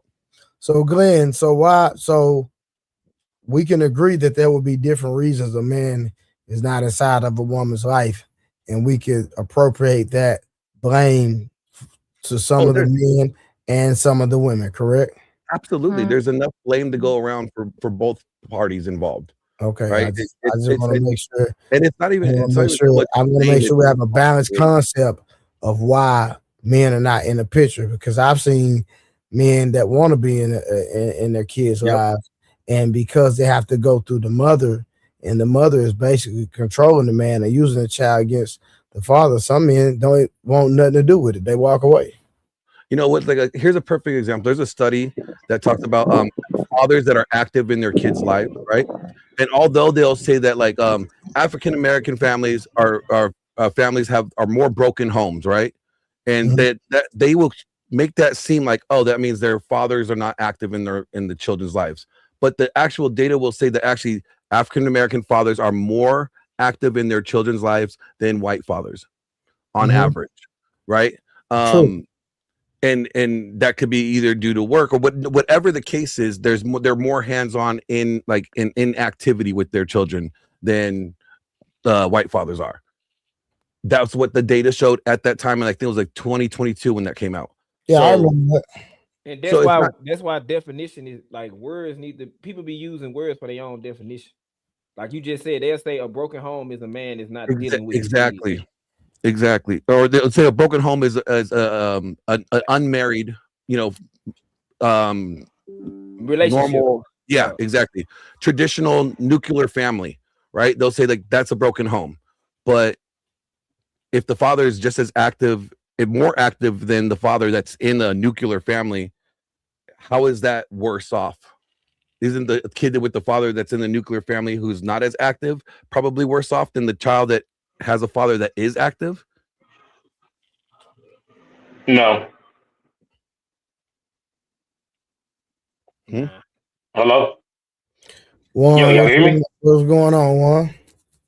Hey, what's going on, bro? Man, I've been watching your catching your streams, man. I'll be at work, man. That's why I don't be joining the panel or whatnot. No, But I it's got a all little good. break real quick, so I just wanted to say something. I appreciate the support. Mhm. Go ahead. Yeah, man. Cause I sent in the question about the girl and the red pill. See, my whole thing, because I've been hearing this argument and about red pill. Red pill was a definition for something, meaning you realize something is bad or it's something that you don't want and you stop messing with it, or you come to the realization of something. That's what red pill means. They don't have a gender specific title or role. That's why I It was, say if a woman who was messing with bad boys and she realized that they wasn't good for her and she stopped messing with them and started pursuing other things or other men, isn't she red pill? The answer would be yes. Red pill isn't about that. And even for these guys who have who have a play or have a nuance of saying things like, if you make enough money, you can date as many women as you want. I don't agree with that. What I agree with is you treating the other person the same way you want to be treated. Point blank. Period. And whenever I speak about things about if I speak about women and how they behave, it's about the behavior. It's not about the gender because men do the same thing women do. That's why when I always say things like, she want to be a hoe, and the hoe means happiness over everything. She wants happiness over everything. It's some dudes that's like that too. So when I say like folks have a whole mindset, that's what it is. It don't matter if you're a male or a female. It's just how you move it. So I would say like But yeah, that's all I had. That's all I want to say. I'll say like there's two like more historical terms of like red pill. Like the original one came from like the movie, right? The Matrix, which means waking up to uncomfortable truths. That's pretty much what when they're Right. talking about it in the framework of intersexual dynamics, that's what they're referring to. It's waking up to the uncomfortable truths instead of staying comfortable in an illusion or comfortable lies, right? About female and male nature. That's Right. what. But when they qualify, I don't mean to cut you off. I'm sorry, I don't mean to cut you off. I don't mean to cut you off. But when that apply to anything like it's like with the government or like even like personal business relationships, when that it's the uncomfortable truth, you're waking up to it. Yeah, you could say principally you're waking up to the uncomfortable truth. You are no longer, you believed one thing because that's what you were led to believe or were taught to believe is true. Mm-hmm. But then now you're waking up to the uncomfortable truth of what you once believed was not accurate, right? Or not true. Right. I agree. Yeah, I agree. And that's why I said it was meant for marketing, but they turned it into a mockery. And now just the term red pill has a negative connotation anytime you use it. Well, I think like there's a special on Netflix right now. Speaking of, I think what it like generally universally means is you're seeking the truth, or you're finding you're aware of the truth now, right? About whatever topic it is, whether you're red pilled on politics and you realize that you think the Zionism is the problem now, and that's the real problem. You've been red pilled to that, right?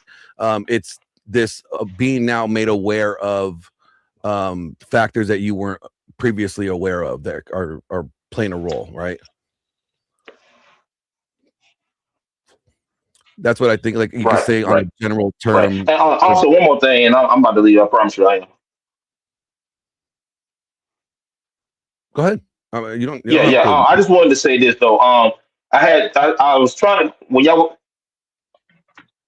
Oh well, no, I got to get back to work. But what it is, when I was talking about the Mike Tyson Brad Pitt story, Brad Pitt was working a 9-to-5 job, and I forgot who Mike Tyson was married to, but I think she was a model. And Mike Tyson came home and caught Brad Pitt with his wife.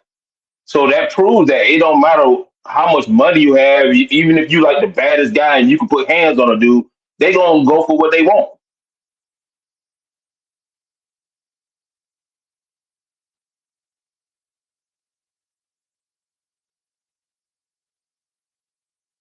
I'm sorry, I didn't hear that last part. Could you repeat the last part again? He was basically saying He was basically saying Yeah, that. yeah. I'm sorry. I have a lag. My bad. Yeah, he constantly getting muted. He muting it like something muting him.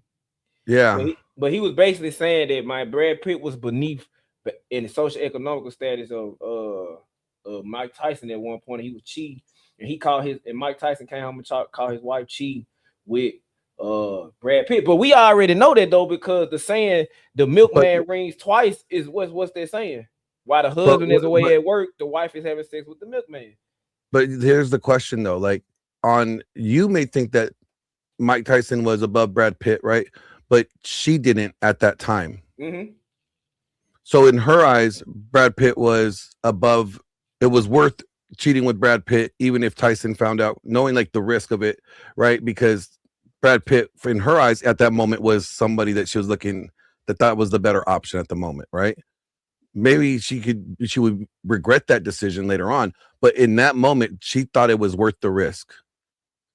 Hey, and I agree with that. And somebody just put in the Unc B Streaming put in the group chat. He was in chat. He was like red pill. Women can be red pill. And somebody asked how. I do. Women, I think all women are red pilled. Yeah, and I said like in my culture, you know, men can have multiple women, right? Back here, they'll say a woman who is okay with her, like in my culture, a woman who's okay with a man having multiple women, she's weak minded. But that's just a woman she's any woman that can acquiesce to a man that's red pill. You understand what your man is, you know how he coming. That's a red pill woman. Because you understand the truth of it all. It ain't no lies. That's just like women in our culture just acquiesce to a man. But I tell before all the time though, don't think that she getting with this nigga and he broke. Like he gonna have to maintain some type of level of stability. So when we talk about these things, this is like I always like to look for the solutions, right? Yeah. And like I said, like when I got into this space, I got into it because I went through a divorce myself, and I was trying to find answers. And then I end up, you know, connecting with people, working my way up, and end up being producers for many of these prominent voices that I've been able to work with.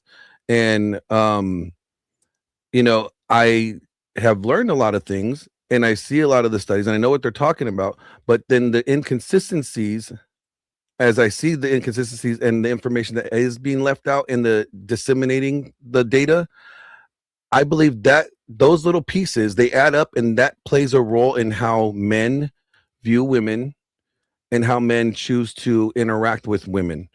And I feel that it's a disservice to withhold information that could be beneficial for you to make a choice that would affect your life overall, right? Mm-hmm. And that's where I think that it's problematic. And if we're saying that, you know, we need the nuclear family back, we need men and women to, create families and have healthy, happy families. When you're phrasing things in, as if women are your adversary, they have to watch them, they are your enemy. That does not bring the sexes together, right? And so when I say I have a problem with the messaging, yeah, I have a problem with the messaging if the messaging is not pointing us to the goal that we societal wise want to see. If people are saying that we want to see healthy families back together, we want to see the nuclear family restored, we want to see patriarchy, be more dominant again, then telling guys to operate in a way that capitalizes off feminism and female promiscuity is not the path, right? And let me ask you this: you say you like solutions. When I listen to certain podcast panels, and I was listening to Trading way before I even knew who he was. Had a conversation with Saul. Who? Oh, Trey? Yeah. So my thing is like, what is the solution to combat the shit when women kind of propagate society? Like I be asking people all the time, what's the solution with that when women are the propagators of society? So my mentor wrote a really good book, and his name was R.P. Thor. It stood for Red Pill Thor. And it's called A Dominant Masculine Presence. And basically what this book helps guys do, like we mentioned the red pill rage phase earlier in this conversation. because that's where a lot of guys get stuck at, because nobody tells them then what to do now. Instead of, you know, I always said like the red pill was supposed to be like a gas station. You know, you pull in, you get what you need, and then you get back out and you pursue your journey. Well, what a lot of these creators have done has made red pill a destination. So guys are coming in here and they're staying in the red pill rage phase, and then they're in these echo chambers, right? And they're hearing these horror stories, and they're not getting back out there, and they're going out on their journey. You know what I'm saying? They're staying there. They're almost, in a way, they're stunting their growth or their overall pursuit, or what they could be if they're, by staying here, right? By not taking the information that they find necessary and then going back and pursuing their mission or their goals in life, right? And when you do that, you're limiting their potential, right? And so what my mentor did when he wrote this book, A Dominant Masculine Presence, it basically takes guys from, okay, now you're red pill rage, you've been red pill aware, great. I'm glad that you know this information. Now get back onto your journey. We're not worried about women. We're not focusing on women. You're ready to level yourself up, improve yourself, become a man with a dominant masculine presence, so that you are improving your life, not for women, but for you. And a woman that chooses to come in your life, that's a byproduct of your success. Yeah, but that means that we're gonna have to also teach men to stop giving it to temptation, because we do know that there are women out here who they are giving it up for free. And that's what he writes about a lot in this book. He talks about the 7 P's. He calls them the 7 superpowers, right? And that's psychology, you know, perspicacity, power, presence, what's the other one? Prosperity. I think I'm missing 1 or 2.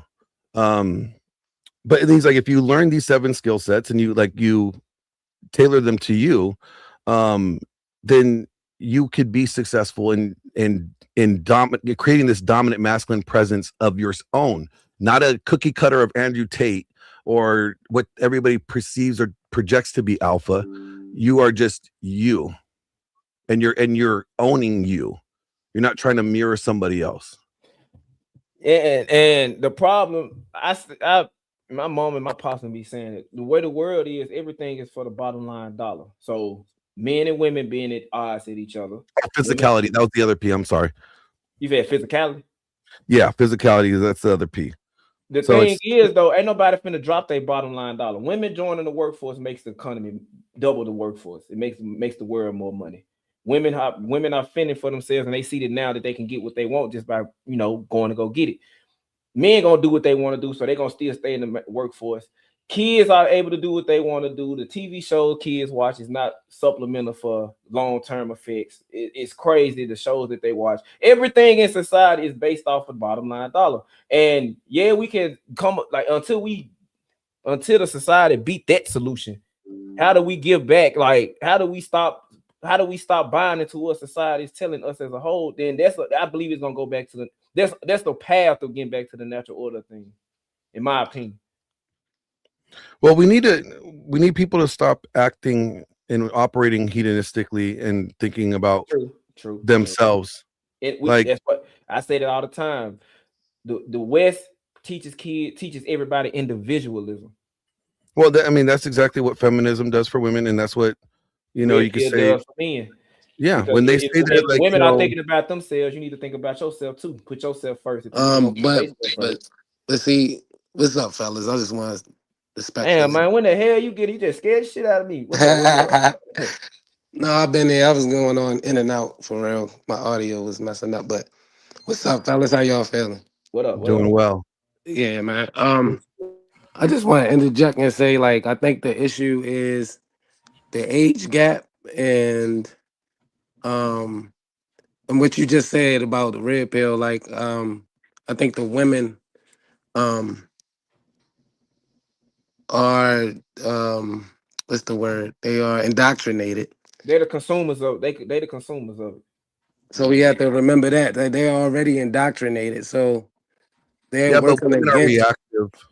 Yeah, they're working against the red pill rhetoric, and the red pill is not directly used for bashing women or whatever the case may be. It's to inform men to wake them up to the influx of that, the cause and effect of the women choosing to, you know, enter the work field instead of staying home and all that stuff. And then also I think it's the men as well using the women to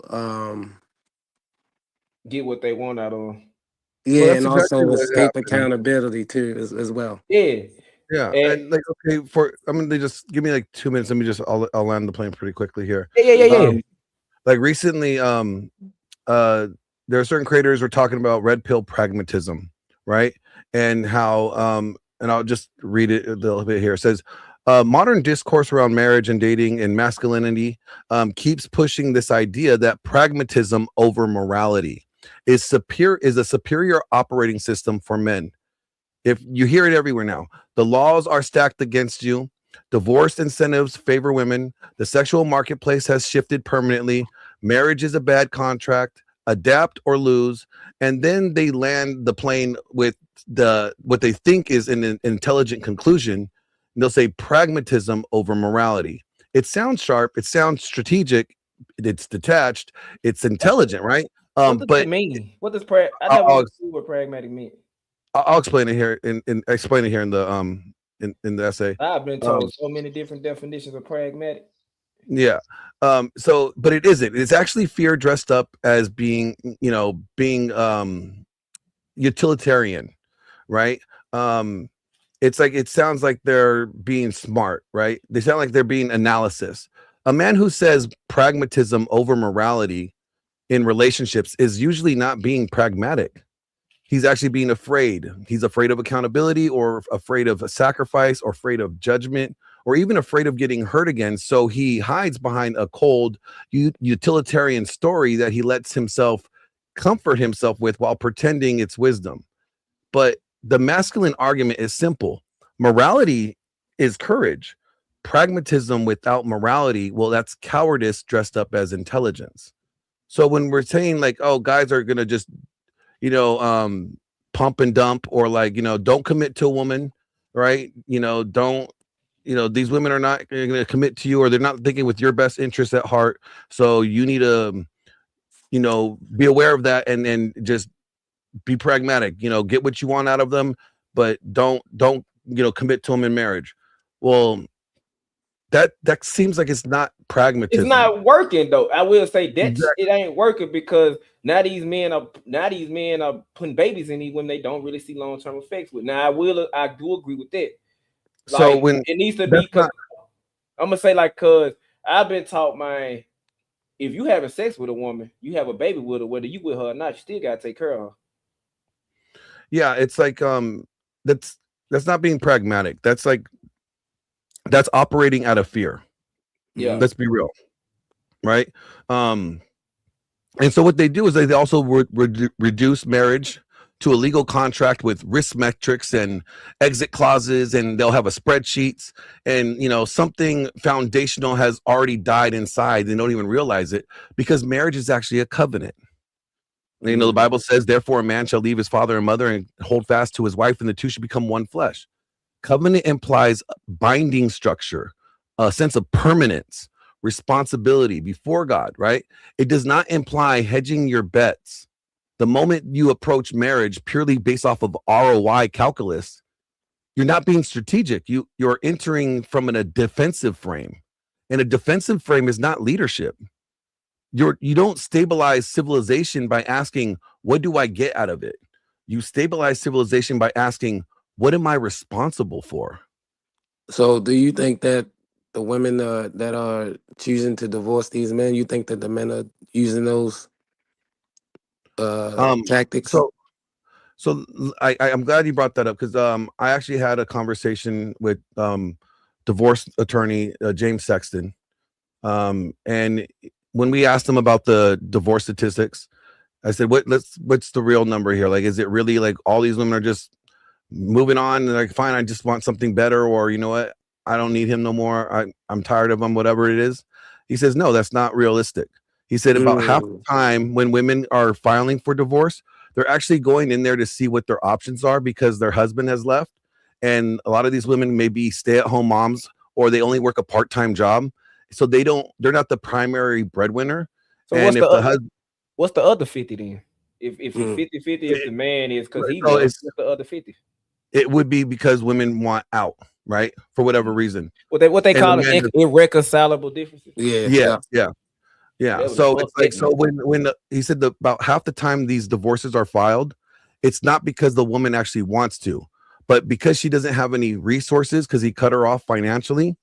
They have to initiate the paperwork, legally speaking, for the lawsuit, because that's what basically a divorce is you're suing them.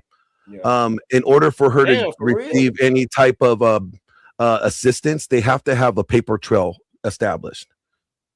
That's why they say like half of it is due to that. Is more like the attorney has swayed her, like, hey, if you need money right now and you need to pay the bills, or you're going to be kicked out of your house, then this is the only option I can offer you, right? Well, Glenn, what status is that? Like, because there's a status. Like, is that people that are married that married into money, or just the average? That's what he basically said. That's the average. Income. He said, yeah. Well, they didn't even say average income. He said on about half the time when women are filing for divorce, it's not because they wanted to. It's because the attorney said that they weren't going to be able to get any resources or assistance without starting the paper trail. It just sounds like to me that that's more of like celebrity status type. You know what I'm saying? Like when you equate. I think James Sexton has been doing the law for over 30 years, and I'm sure he does celebrities, but I don't think he started off doing celebrities. And so when he was talking about in generality, like not like a generality for a specific class or group. And that's why I say, like, people like, it's no such thing as gray areas. That's why I say, if it ain't gray areas, you got to peel back some layers and understand why this is the way it is and why that is the way it is. Gray areas just mean that there's nuance, right? Yeah. Okay. Yeah. Just peel back the layers and have that conversation, because it'll break it down. That's why I said red pill is a reaction. You heard me say that in the beginning, Lauren. Yeah, it is. Red it pill is is a reaction to feminism. Just like feminism has ran rampant. Yeah. Look, I'm gonna tell you how I know it changed. Kevin Samuels is a prime example, and a lot of women hate them, but the women pay him to come on his platform and give his opinion. If you don't want to hear somebody's opinion, then don't ask them a question. Women hated this man, and they applauded when he died, but he was giving his honest opinion. It ain't like he brought the women up there. So when we looking serious, so serious, he was giving them game. Actually, he was giving them game. So when we looking at how y'all bashing the nigga who we really don't want, because he's telling y'all how to maneuver through us. We're lions, y'all zebras. He's giving y'all the game on how to maneuver through a pride of lions, and y'all bashing him. So it's like, damn, that's when I realized, like, because that's when I realized, like, damn, these women are far gone. And then what he said about Vivica Fox came to fruition. Women of her caliber, how it came to fruition. So he was giving up the game, and I'm not saying he was right in 100% of things he said, but y'all asking him his opinion and y'all bashing him. So what you think y'all doing to the men at y'all house who y'all look up to, who y'all supposedly look up to, and y'all paying him? Well, Trey, are you still here? Now, you know, Trey probably took a nap. He probably push-ups or something. Damn it! I was gonna try to play this clip that I have from James Sexton. That's all. You don't want to get what you call it? Well, just give us a rundown, like what it was covering, pretty much. Actually, maybe I could just play it from my phone. I'll play it onto the speak or to my mic, and that maybe you guys will be able to hear it. That'll probably be better. That's cool. 1 second. Let me just do it that way. Because like there's a lot of nuance in these things, in these conversations, and that's what the problem that I find the most is that nobody actually addresses the nuances, and the nuances like provide so much more information and detail and give you more clarity. I think one of the nuances is the hookup culture. I think we overgloss that a lot too. Well, I go as far as I go as far and say I say that the purity culture created the hookup culture. And you know what's crazy? Purity culture is looked down upon and frowned upon, which is Yes, because it actually caused a lot of problem.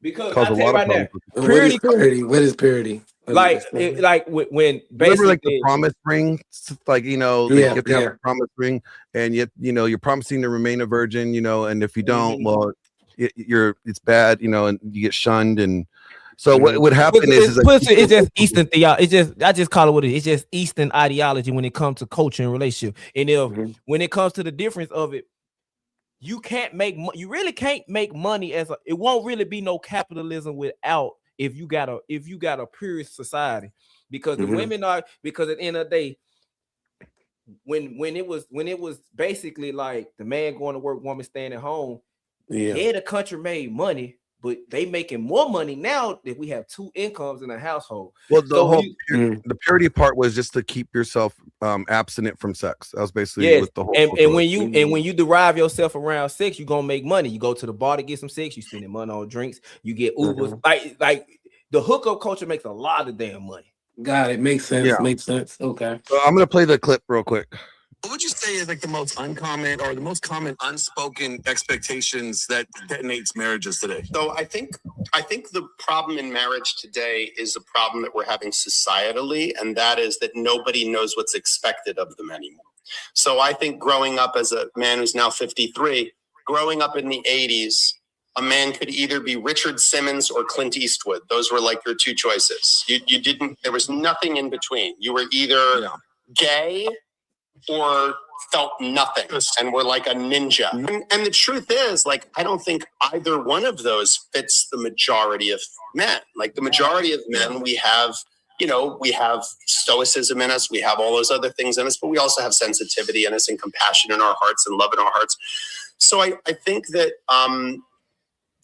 rightfully, society said, okay, we got to figure out, like, women can be strong and domineering and take charge and can handle, all the amazing things. Women can be doctors and surgeons and lawyers. Like, women can be anything and men can be anything. I think women, like from one extreme to the next. When women are a good spouse, they're being told, right, but are you a girl boss? Are you like out there crushing it in the world? Are you running the show? Are you... Yeah.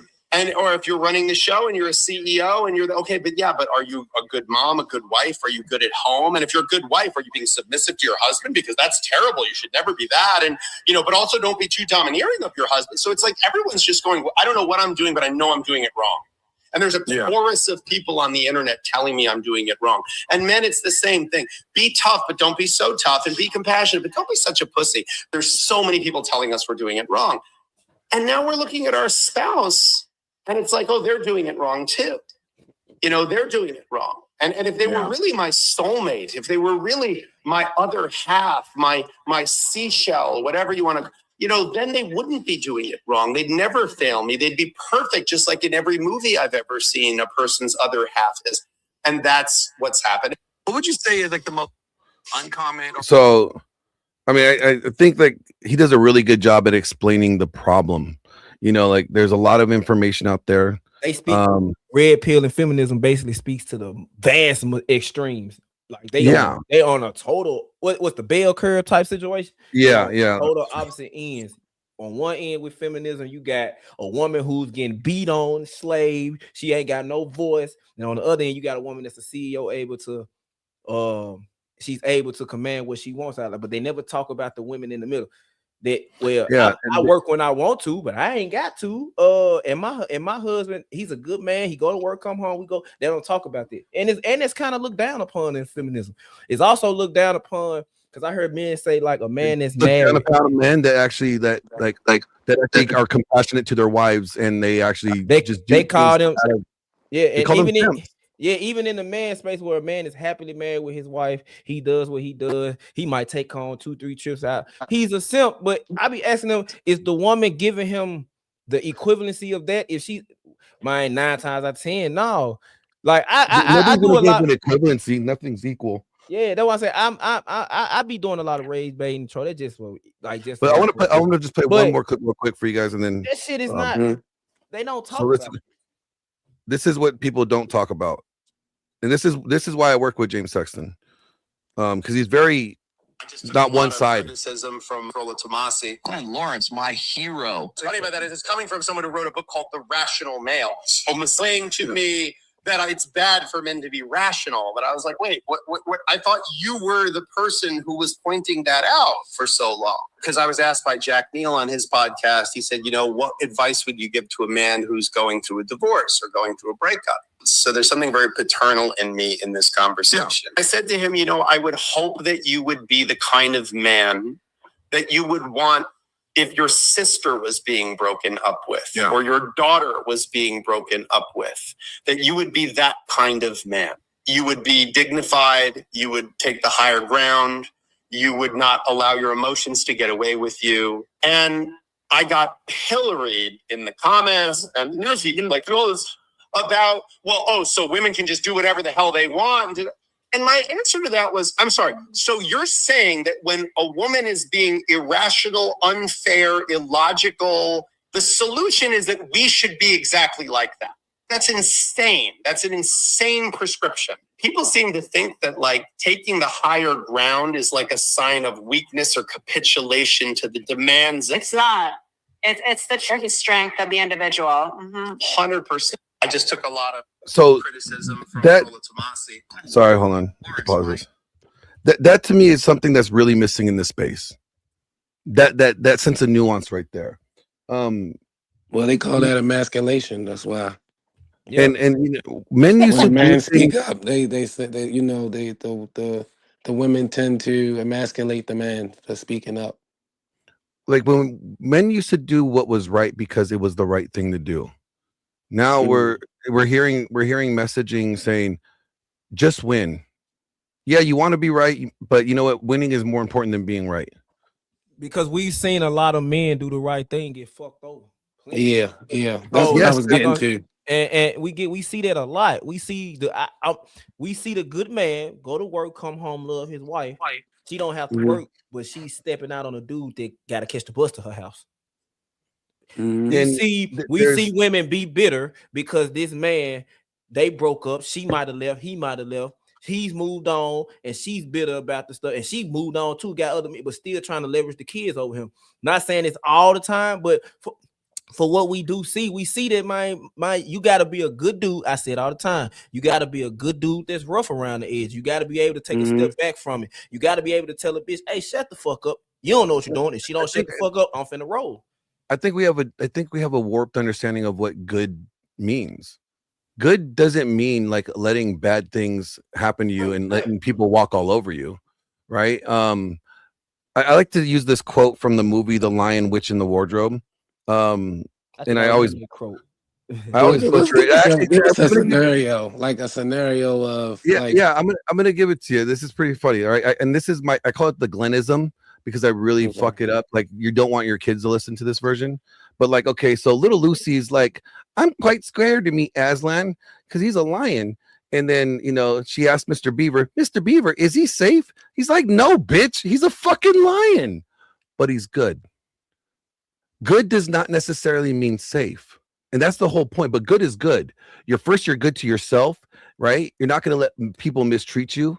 You're going to have your boundaries. You're going to have, your principles. You're not going to let them be wavered or walked all over.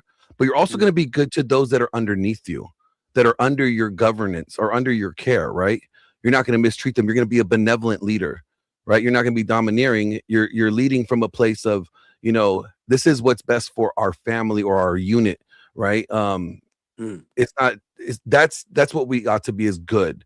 So good is not just whatever the woman says is good, because that's what a lot of times that's what we have boiled things down to. Well, if she likes it, I guess it's okay. That's good, right? Like that's. But see, I don't think that's the issue, though. Respectfully, I think it's the other way around. I think the man is doing what's good for his significant. In most situations, not all. Usually, yes. And I would say probably 3 years ago, we stopped hearing that.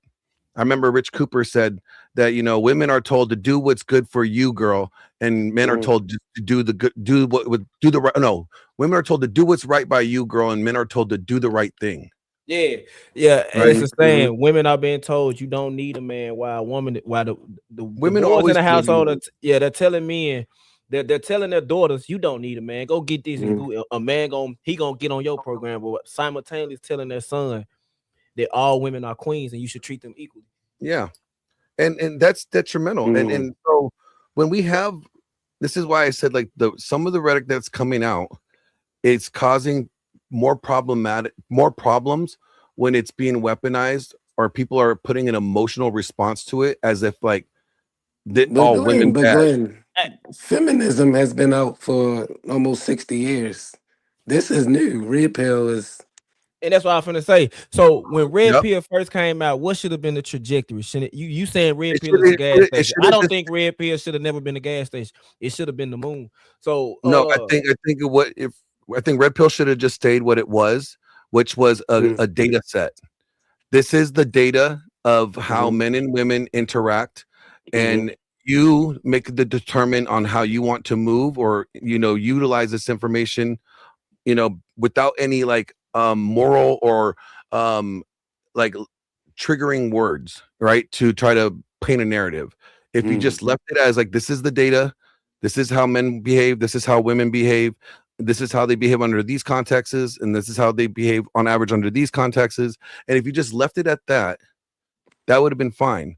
But then when they framed it as all women are hypergamous, and you got to watch yourself, or she's not yours, it's just your turn, right? Like these sound bites. Well, now that has given an emotional reaction to these men. Well, right? that's conflated. That's conflated talk too, because that rhetoric is for the single man, the man that's just trying to smash and dash. No. She's not yours. It's just your turn. No, that's never assume that your wife is your wife. Your wife can leave whenever she wants. So she's not yours. It's just your turn. That's a Rich Cooper statement. But why marry it if when it comes to marriage?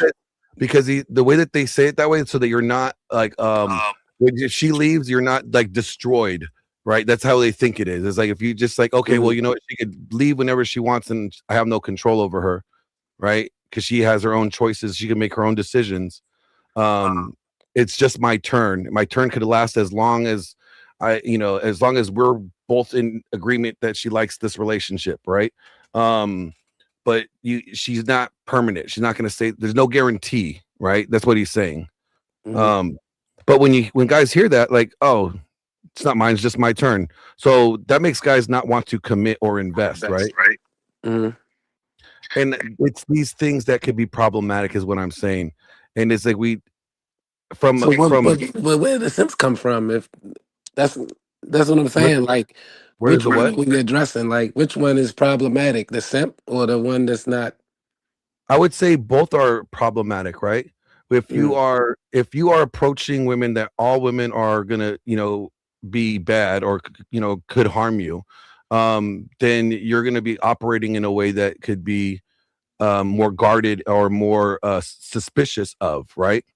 And that's having a tainted lens without having it warranted, right? What it is neither party on both sides is really using discernment. What I mean by that is, I understand women are a reflection of men.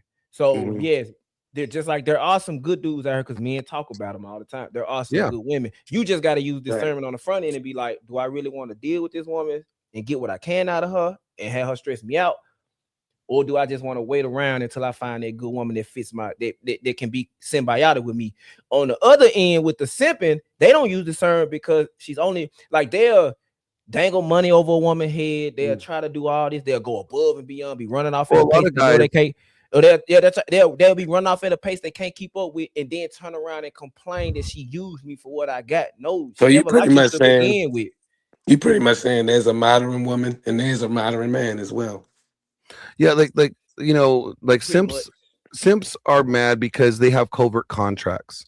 They think if I do these things and if I give her this money, she ought to reciprocate, a certain way that he may like, right? Well, she never agreed to that.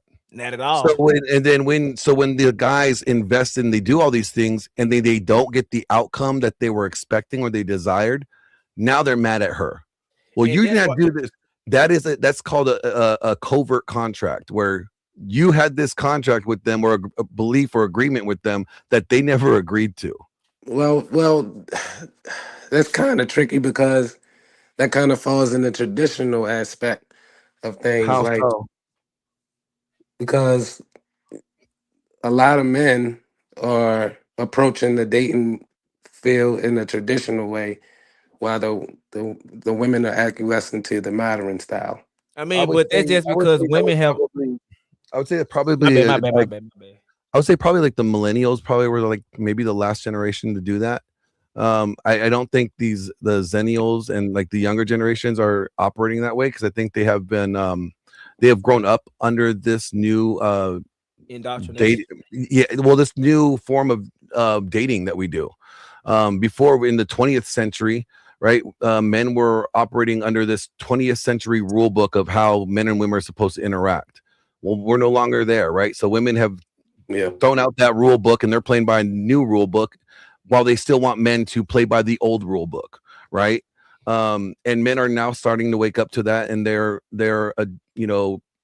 changing things accordingly. But like I said, I don't think these younger guys that are dating are having the same issues that previous generations were having when it came to like the change in how men and women were playing or the game. I'm gonna tell you, I'm gonna say it, and I say it all the time to everybody. I say it to my captain when I'm on fleet. I say it anywhere. People say they care about their kids when they really don't, bro. That's true.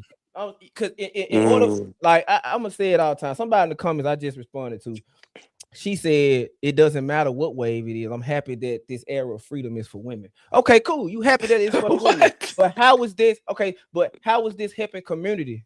How is this helping family? Like, even with the red pill space, a lot of it, how does it get back to what we need? Because at the end of the day, Black people are struggling as a culture.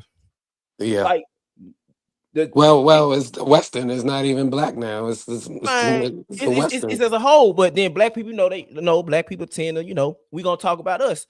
And I know Glenn might, but Glenn, I know y'all got y'all struggles in y'all culture too. We gonna. But what I'm saying is, people say they care about their kids. That was the one thing the binding contract had. There's one thing when I talk to older people who was back during Jim Crow, when I talked to my great grandma, who when she came to the States on Thanksgiving last year, she said the same thing. The one thing that kept us together. How is it that during a time where being Black got you treated less than dog shit, Black people stayed together, families was long lasting, the Black dollar circulated within the Black community. We had a community. We had we governor. You said, so how, if what you're saying, okay, we cool with it now, how is it working towards the betterment of the kids? Because the kids really raising themselves. Kids are and then on top of that, the older heads can't. Like, one thing I said when I was growing up, people was dying, selling drugs, but the OGs kept that away from us. If we wasn't supposed to be on their block, man, my grandma used to get called all the time. Yeah. Like, and my grandma's coming and beat, and my uncles now, granddad used to come whoop us. So if I was taught that culture protects the kids, it also protects the women and the kids. What are we doing to protect the kids when I like to use stats? What 5% of the new HIV/AIDS cases kids 13 or 21. 85% of the new gonorrhea cases is kids 16 to 17. Man, why you in the inner city, the 16 and 17-year-olds are the ones having the most kids. On top of that, 35% of these kids can't read or fucking write. Well, that's not 35. 35% of these kids can read or write. Most of these kids can't fucking read or fucking write. And we're talking about what we love for ourselves. Then on top of that, ain't no way drill music should have lasted as long as it did. And then I ask Black women all the time, name me a female role model that's mainstream and being pushed that's actually worth some value. They're gonna name some. And then I can name a few, but I'm saying, if you name them and I turn around and ask them, do you think the younger generation is gonna say this they role model? Well, depending on if they're trying to be a model. I don't even think they're gonna have a role model. I could say like my co-host Gia McCool, who's an international known model, been married for over 20 plus years with her husband. Happy relationship. She coaches a lot of young women into modeling or want to be models, right? Like, so I would say that those girls probably look up to her like a role model. Yeah, but I'm saying a role model for the betterment of society. The Sanaa Lathan. Yeah, I would say she encourages women not to, like young girls, she encourages them not to be promiscuous. She encourages them to hold out for marriage. But you think they're is that rhetoric respected? now you're moving the goalposts because you asked me to find somebody that Well, is, yeah, I'm saying, but then you see like you're moving the goalposts because she's I get saying the that. rhetoric, and then now do you think it's I'm do you not think it's being denying it. respected? I I'm don't not know if denying it's it. being respected. I'm not like denying that there are women out here who can do that, but for you the just vast majority of women, did you just are say they find actually me a listening? woman? But did you say find me a woman? Well, That's you're right. There are women, but I'm saying, what's the vast majority of women? Okay, you can name me one. Now most women and I are can crap. name you one, and then you can keep going, and I'm gonna keep going. And I bet you money, most of the women I name is not gonna be the type of women that women would want their daughters to be. Most women are like crabs in the bucket, right? Men are typically better at helping the younger men. Like we put them under our wing. We'll try to teach them, like learn them some game or learn them from our own mistakes. Like, hey, make sure you stay away from this because I did this and this. You get yourself in trouble. You don't want to get yourself in trouble messing around with these things over here, right? Women don't tend to do that, right? They tell them, go do everything, go date all the bad boys, date the nerds, date the jocks, date them all, right? Knowing that like that's not necessarily going to be beneficial to them in the long run, right? It's going to open them up to having a higher body count and other things that are problematic for them, right? And so that's like that. Women do a very poor job at helping other women do better than the previous generation. Men tend to do better at helping younger men do better than our generation. My auntie said it. My auntie said it best. The reason why the older women are not helping the younger women is because the older women and the younger women are competing for the same type of man. That is true. And they bitter. Yeah. Even younger women are bitter. Yeah. It's funny. Like, okay, like I say I'll go drugs. Like Glenn is talking about, or Glenn is describing red pill. Laugh my ass off. Yeah, I could be critical of something, and say like, hey, and say like, hey, this is what I see what's wrong about this, and this is what I see as problematic in this space. That doesn't mean I'm throwing it all out. I'm saying it's all trash. I could objectively say, hey, this could be improved. This should be better. If we want to see the changes that we're claiming that we want to see as a society, then I think these things need to be fixed over here on this side. Well, I think everything is valid to a certain demographic. I just think that a lot in this space, a lot of things are conflated in red pill and feminists. The distinction between the two is like y'all were just saying earlier, like red pill is like the women are red pill now. Like, you know what I'm saying? Like that's I would say all women have been red pilled. They've probably been red pilled longer than men have been. Yeah, facts. Yeah, women are way more social inept than men, so they understand the game how it is. And I agree. But at the same time, what is going to be the solution to if the men isn't respected? Like, because you just said that the men are more fathers to their kids, especially black men. So That that was means in a that study. Yeah, a study pointed that out in 2022. right. So that means that the men are out here in the community, but the women aren't bringing these kids to the men to provide these. I think like I tell It's like guys, they're regressing against well, like the men are like, give me a child. Like, you know what I'm saying? Like we can say there's simps out here or step baby daddies. You know I what I'm tell saying? guys that this like you can't worry about what women are doing because you have no control over them. They can make their own decisions. They have autonomy, right? They have freedoms. They have rights. They get to choose what they want to do, right? And the best way that we could operate with that is one, focus on what we need to improve and level ourselves up. And if we see women that are doing bad behavior, don't give them any oxygen. Don't give them any attention. Attention is golden girl world, right? So if if a woman is displaying a behavior or characteristics that you find, part of the problem, don't reward it. Don't acknowledge it. Don't interact with it. Right? but Right. guys still do. So Because curiosity kills the cat, man. So then But that's where the men based need to off have what you better said, discipline. That's where men need to have better discipline and better, like withstanding temptation and all that stuff, right? Being Yeah, able to but see, like that's what I'm saying. Like, I don't think the men are already like focusing on the women as much as the women are portraying. I think the no women men are are trying to. because if every Well, time we how could talk that about this be? stuff, hold on, it is true because if every time we talk about this stuff, anybody says men need to improve in this area, all you hear right back is, but the women over there, they ain't doing this shit. Why aren't women leveling up? Why aren't women improving? That's what you hear. Like, well, Hey, what? I can agree that two things can be true at the same time. There are a group Yeah, of men who but sold and again, base their whole life on a woman, and then there are men out here that's base their life on I'm gonna get what I can get and roll. I don't really give a damn about her or her feelings. So And that's what I'm saying. Like, I know it's anecdotal, but I see a lot of more men focusing on themselves and trying to build up themselves because they notice that, you know, sometimes hooking up or being with a woman could stop you from your purpose or your goals. well, I tell guys like, not every woman deserves the opportunity of carrying your legacy. facts. Yeah. So you should probably respect your dick more. But see, and that's the thing that mean that you're gonna have to tell most men to be abstinent then and say fuck getting coochie. And then that's what I'm Yeah, saying. But there's a stat though that men ain't having sex. Well, a good 18 to 30-year-old men, or most of them are not having sex. And listen.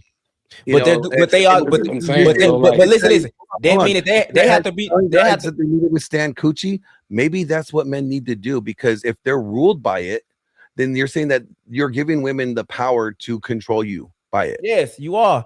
But the thing is, maybe men should withstand it and kind of go but abstinent. that mean that we also gonna have to tell men stop subscribing to porn, stop subscribing to Yes, stop being yes, sugar daddy, stop absolutely. exactly. And that's I another agree with thing. Just all of because that. he's not having sex, these men are literally paying women bills, watching them just have sex with other men. So you gotta refrain them. That means that you're gonna have to reward 60 years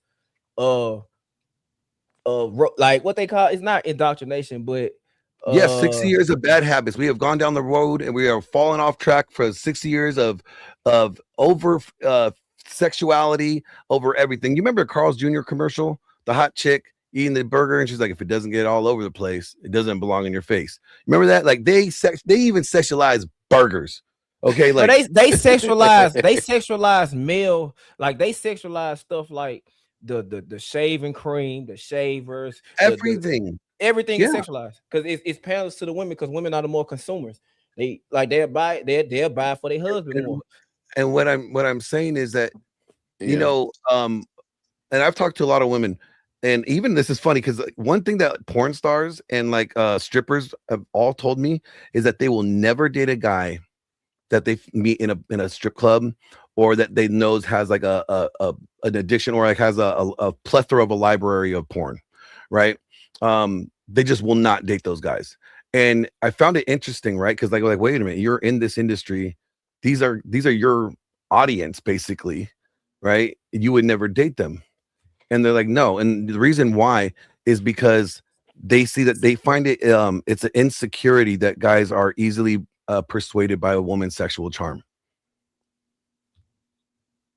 They find that like that's weakness in men that are able to be so easily persuaded or manipulated, just because a woman was going to just offer sex to you or flirt with you.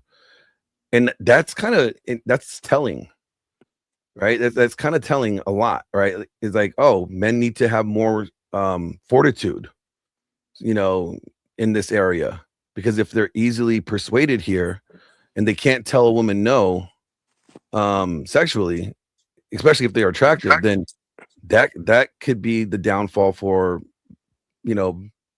relationships, or be a downfall for men. But Glenn, see, this the issue though. How many times you heard men tell other men to not worry about what other men are doing? How many times you heard that? Yeah, if you're saying like focus on yourself and don't worry about what they're doing, like But that's something see, like that. but see, but then yeah, and I was getting to that.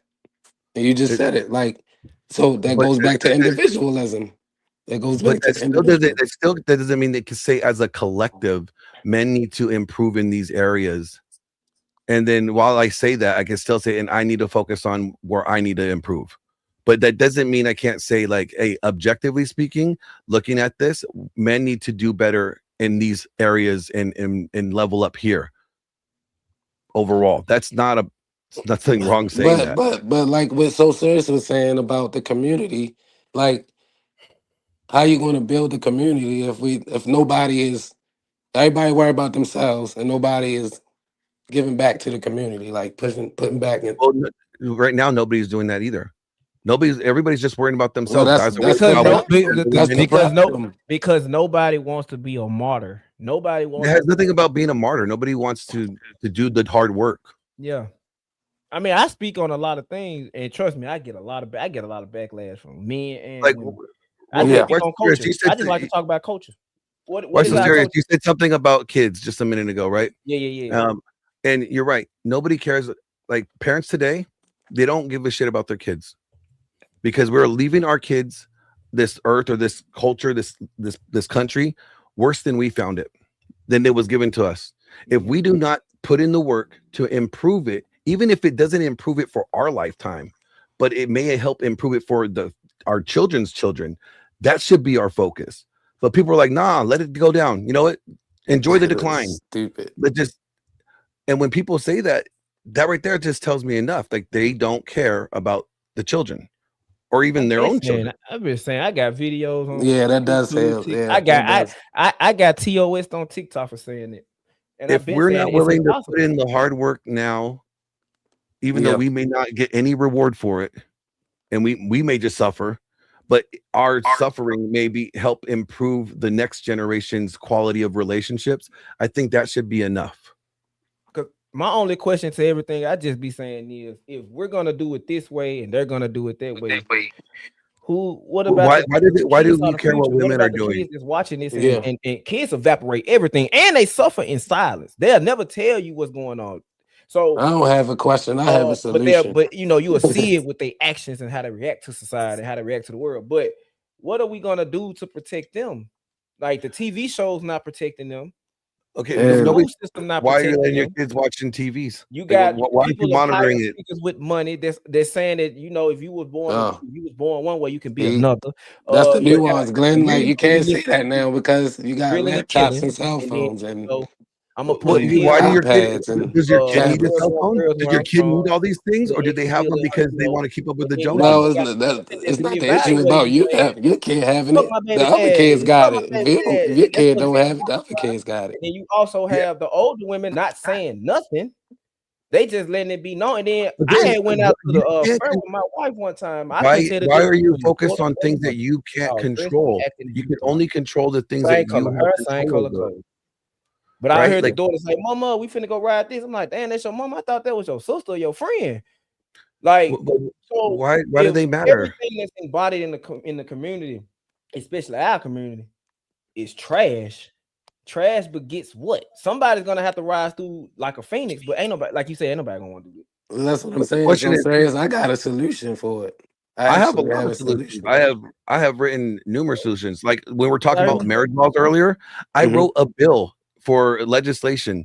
I had James Sexton read it. We went through it over on my podcast with them. The only thing that he had a problem with was no fault divorce. I said, I think we should get rid of no fault divorce and treat no fault divorce to be like a breach of contract, because marriage license is like a contract law.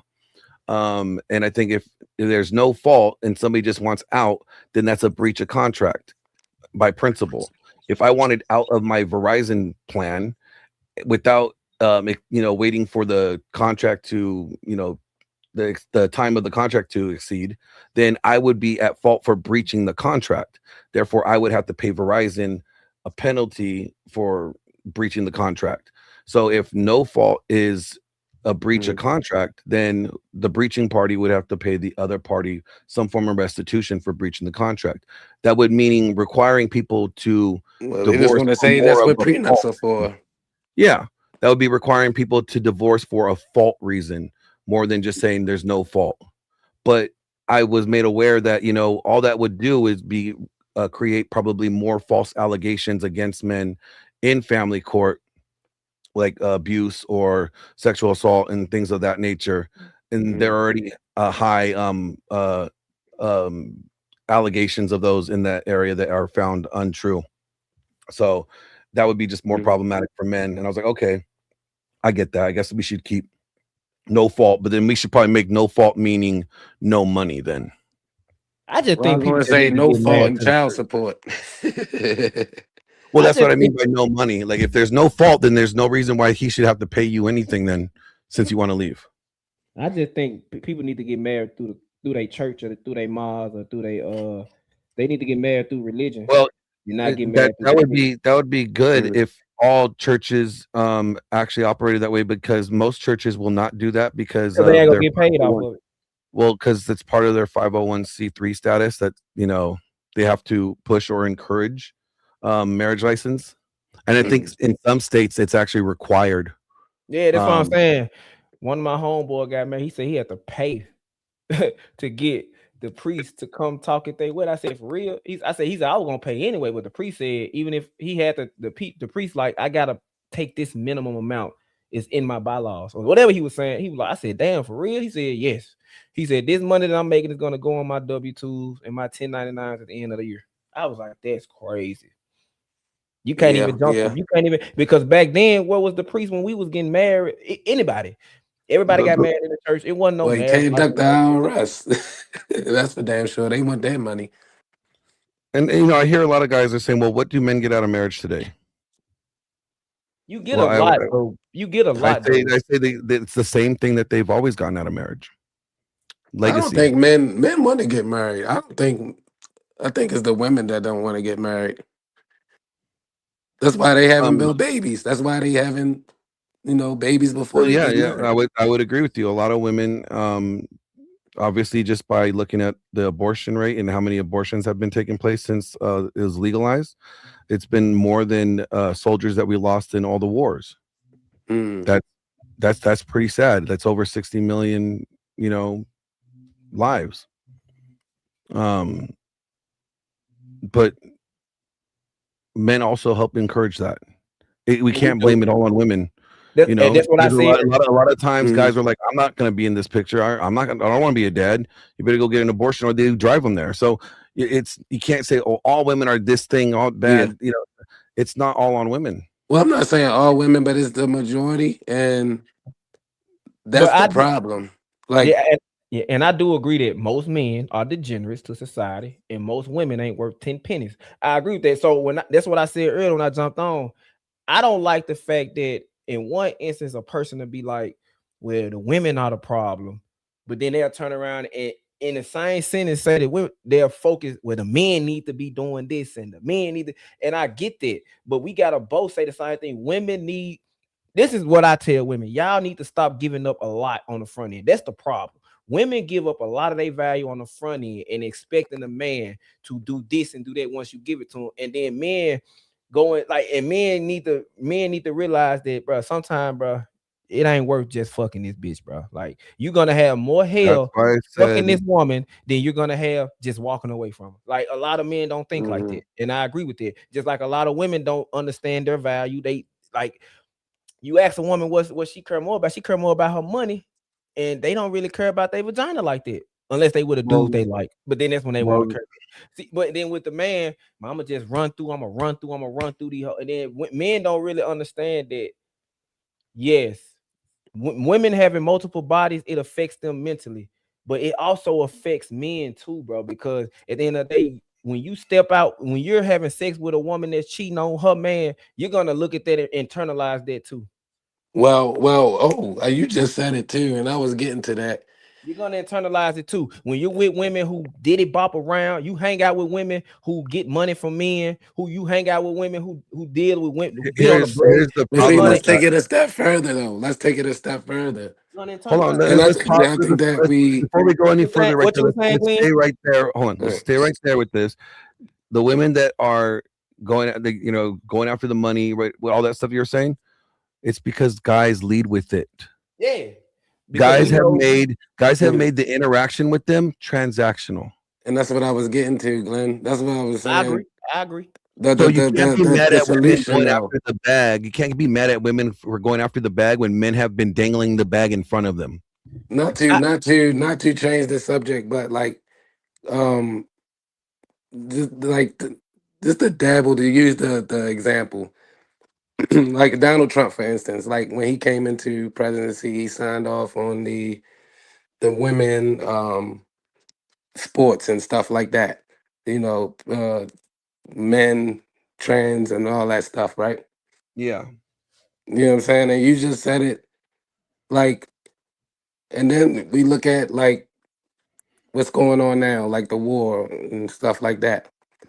I'm not using that to go into politics, but like, why don't we use the same strategy? Like, I think that's the problem. We just need to go to war against simps.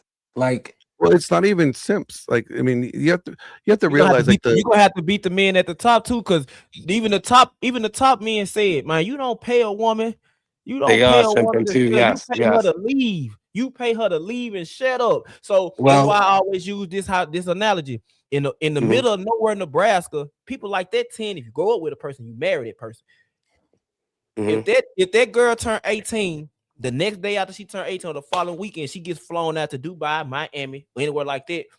She gets the best things, the best suites, the penthouses, the Lambos. The this. When she go back to middle of nowhere, Nebraska, you think them dudes got a chance? How prevalent is women being flown out? I'm not It's a saying lot more prevalent than it was before. No. I just use an analogy. I know that it doesn't really happen like that. But I'm saying though, what I'm saying is, when it comes to certain things, people refuse. Like the hypergamy conversation all over again. People with options refuse to settle. I'm just going. If a man has a lot of options, it's gonna be hard for him to settle with. That one is woman. not true. What's his name?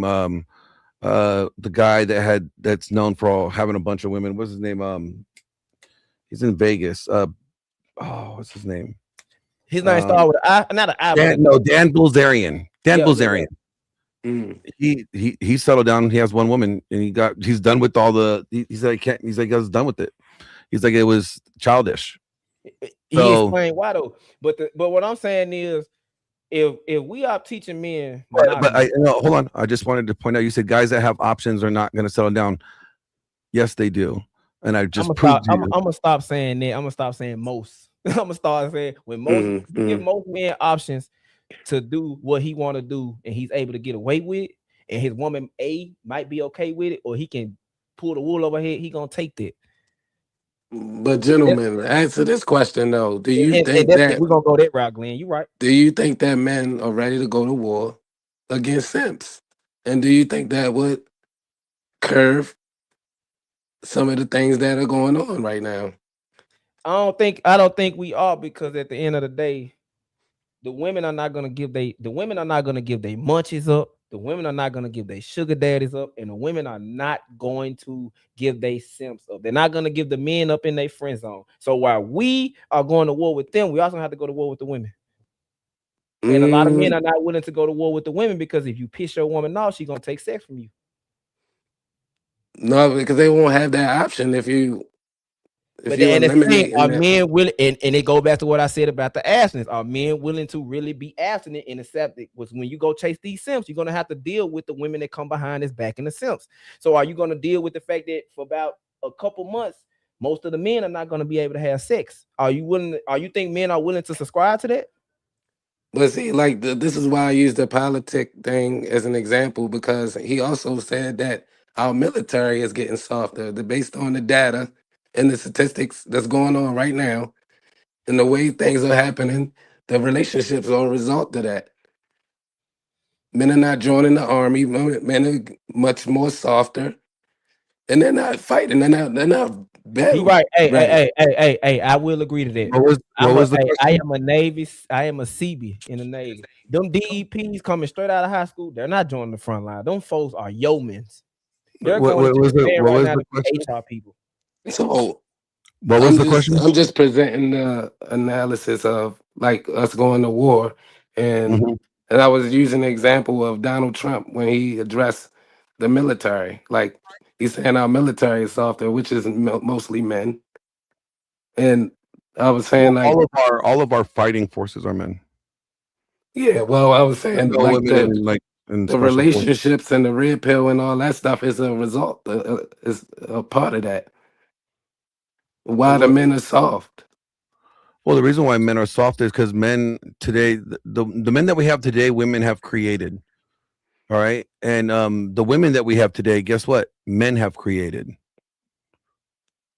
Yep. Men wanted women to be promiscuous. We wanted to have, sexual access without having responsibility. Right. Problem And then is now women monetize it and guys have a problem with it.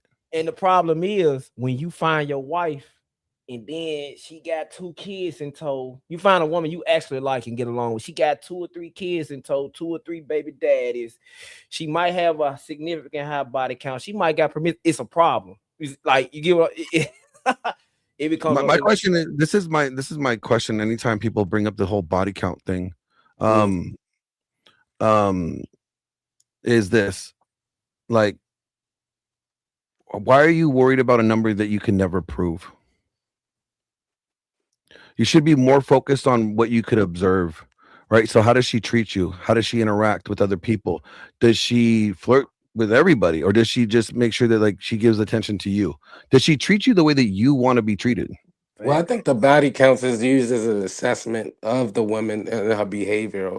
But how can you prove it is the question. You prove it by her actions. You prove it by her yeah, actions. exactly. So if a woman said I only had one body, how are you going to Ain't prove no that way by you her got actions? one body when all your friends are diddy bop. And you super toxic, yeah, that's you might have a mental Those are, health issue.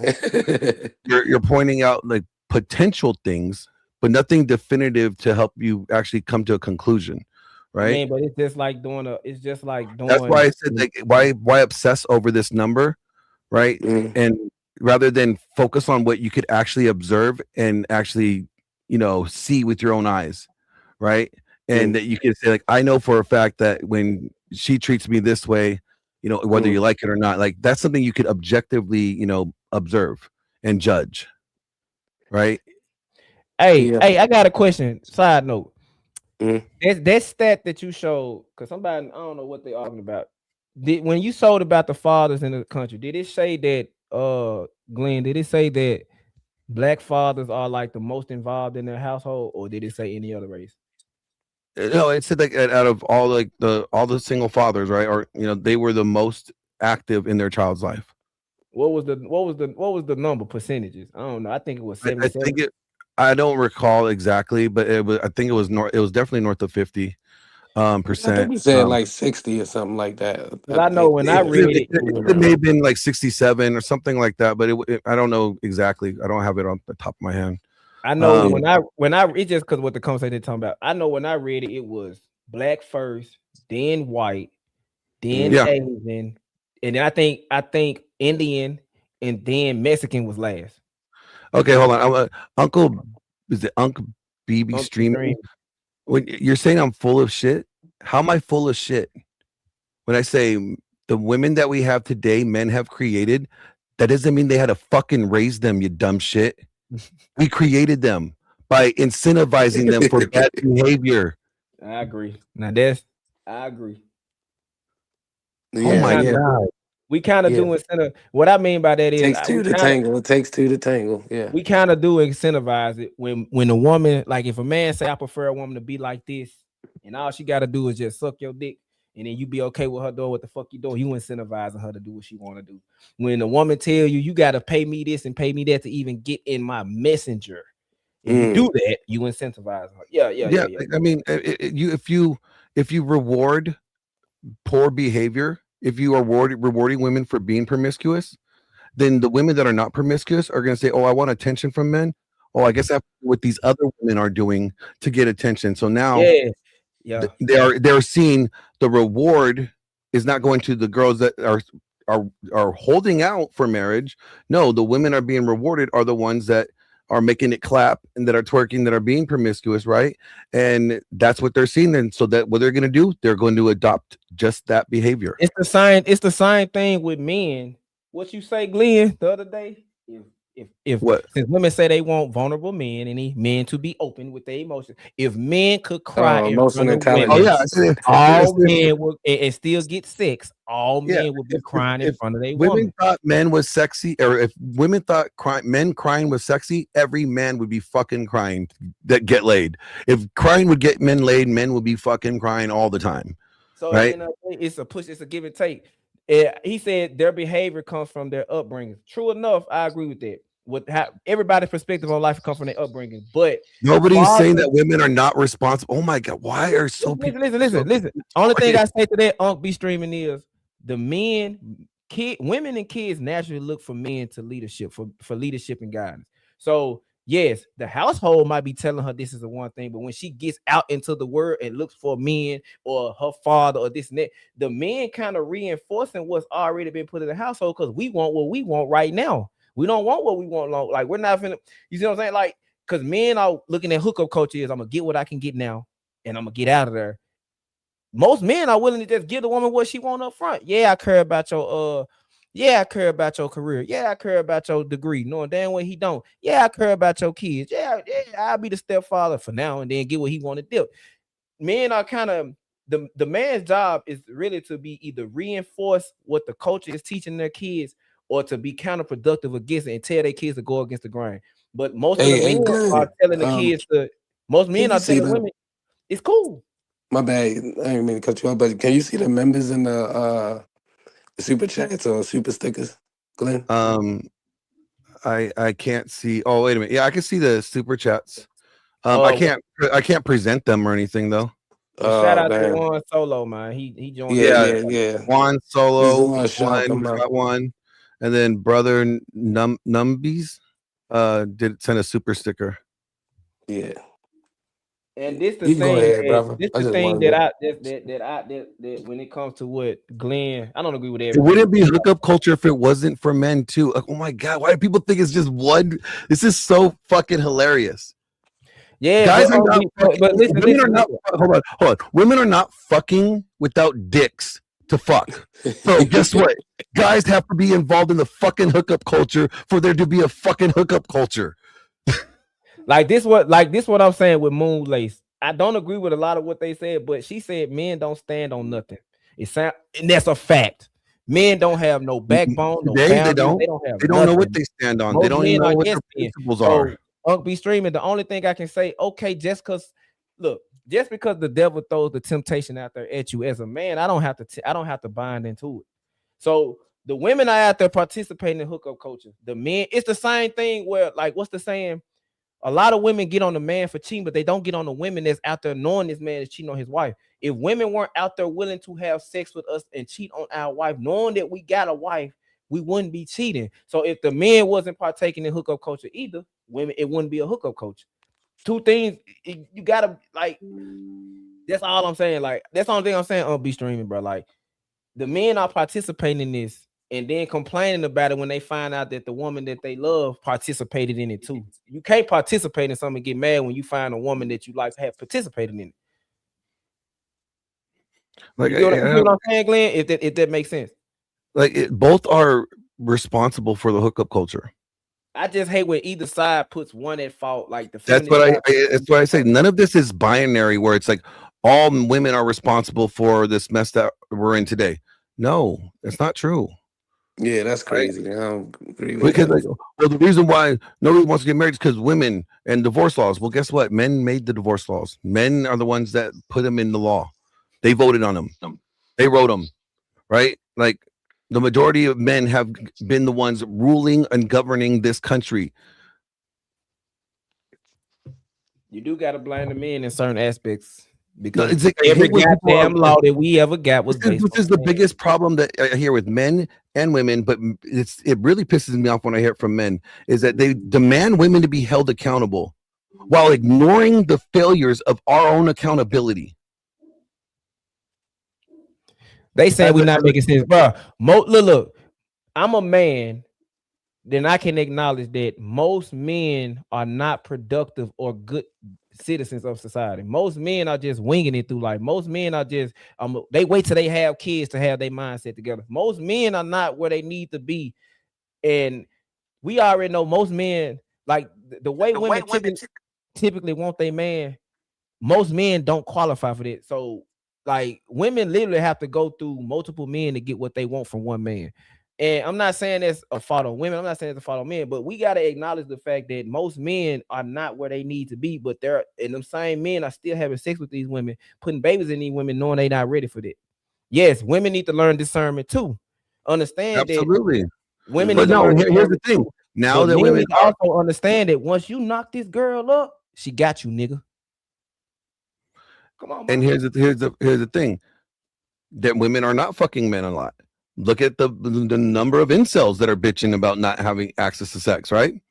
So What is it? 1 in 4 men by the age of what, 18 to 30 ain't had sex in the last year? Yep. Was a virgin by the age of 30? Yep. And so it's like, okay, so they're withholding sex from men. Now men are bitching that women are not giving them sex. It's like a lose-lose situation.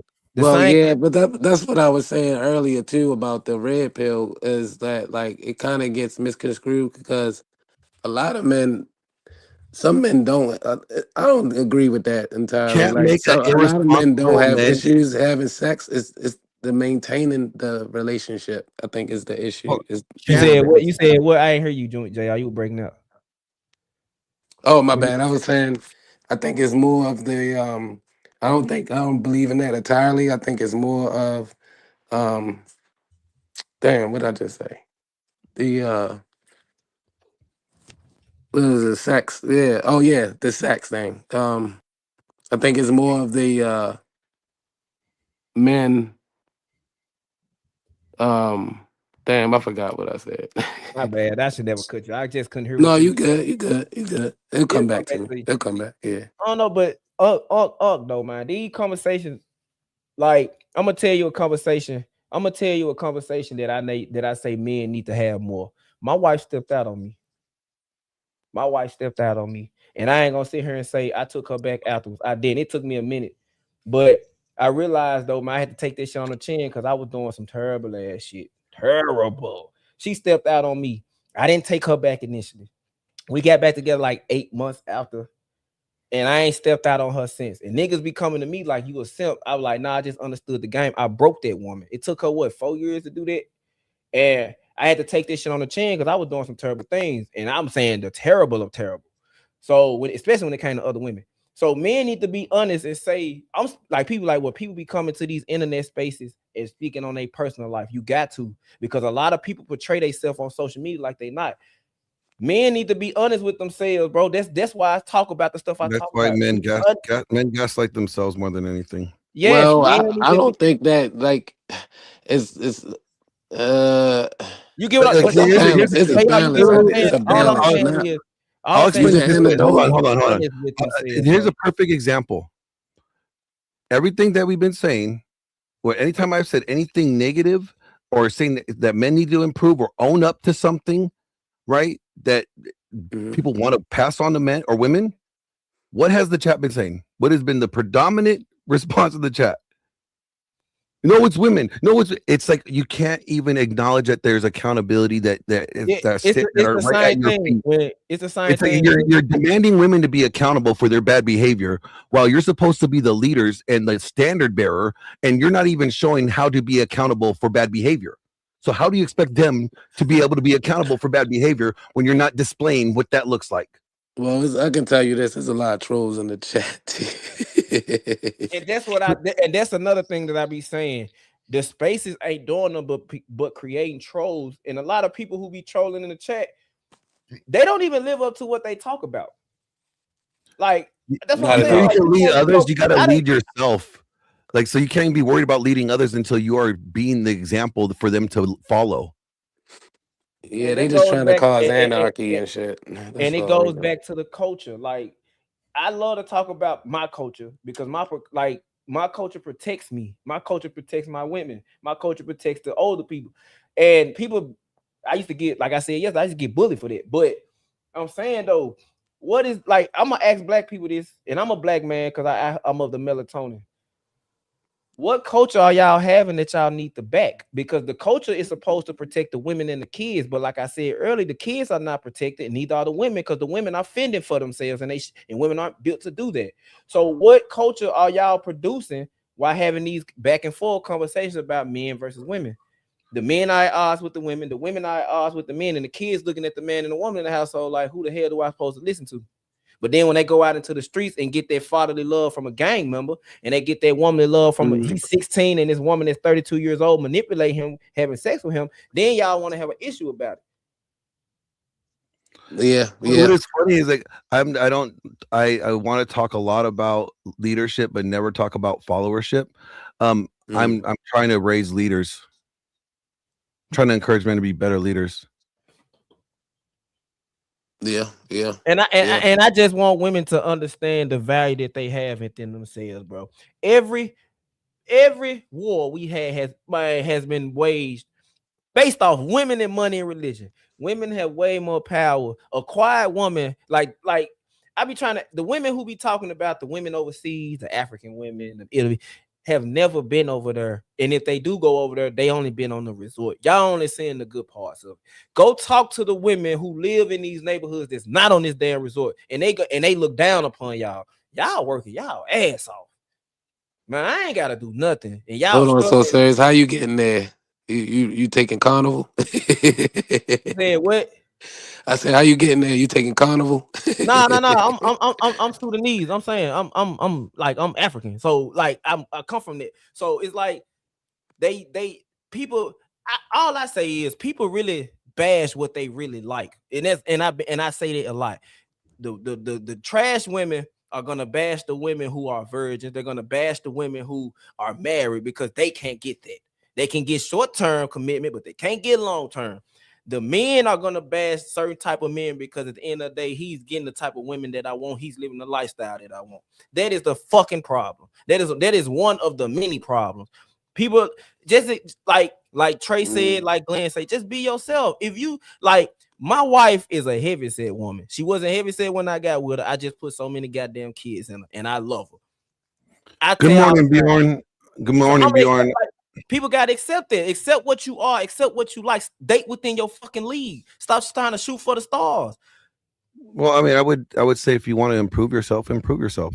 There's nothing wrong with improving yourself. I mean, I wouldn't say be if you are just who you are and you're not improving yourself, if you're not progressing to do better or to level up in your life, then you're regressing.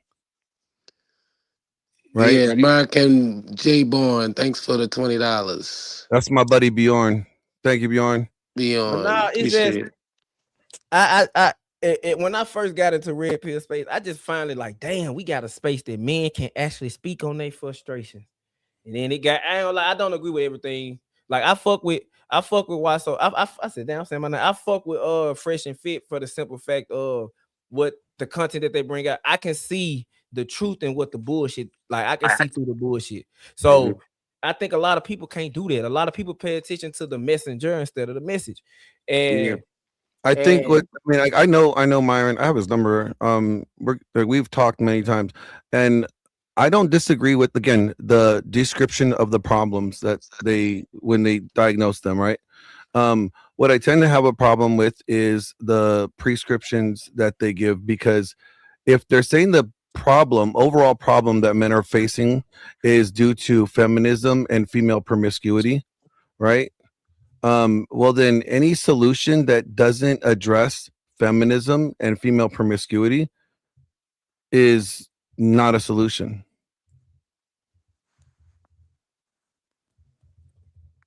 If the solutions that they're giving you is how to capitalize off of female promiscuity and a workaround feminism, well, then that's not a solution. Yeah, but that's what I was saying. Oh, yeah, that's what I was saying earlier. I was like, the red pill was originated for that reason, like to give men a better idea on how to maintain a relationship rather than getting pussy. Like, well, that was actually, I'm glad you brought that up, because that's what the original spot of red pill. Well, the original red pill was the married red pill, right? And these were guys was, how do I win my wife back? How do I save my marriage? That's what it really was at first. And then it expanded and encompassed to what we have now, right? And what we have now is a very sensationalized version of what it was. And it's become, in many regards, there's still very good actors in the space that do well, that do try to help people. But there's also a lot of like snake oil salesmen or con artists, like I like to call them, because they are here to capitalize off of men's pain. Yeah. You know, buy my program, spend $10,000 on my program, and you'll level up and you'll get with women like I do. And these women are actresses in these videos. Like, you know, it's misleading. Bullshit. Yeah. It's misleading, and that's detrimental. They don't, and again, they'll be like, well, I don't care, I'm making money. That's what HS Tiki Taki said, right? In the documentary, he didn't care. He's like, well, I'm getting paid. All right, so then that right there should that was the one thing about the documentary that I thought exposed a lot, was that mindset right there should make men say, you know what, if this guy is like that, I should question everybody in this space, because nobody's calling out him or that behavior in this space. But that's just because certain people in certain spaces, they kind of fit what people, they kind of fit the things that they talk about fits that person's perspective on life. So it's gonna be hard if you fit my perspective on life, it's gonna be hard for me to go against what you're saying.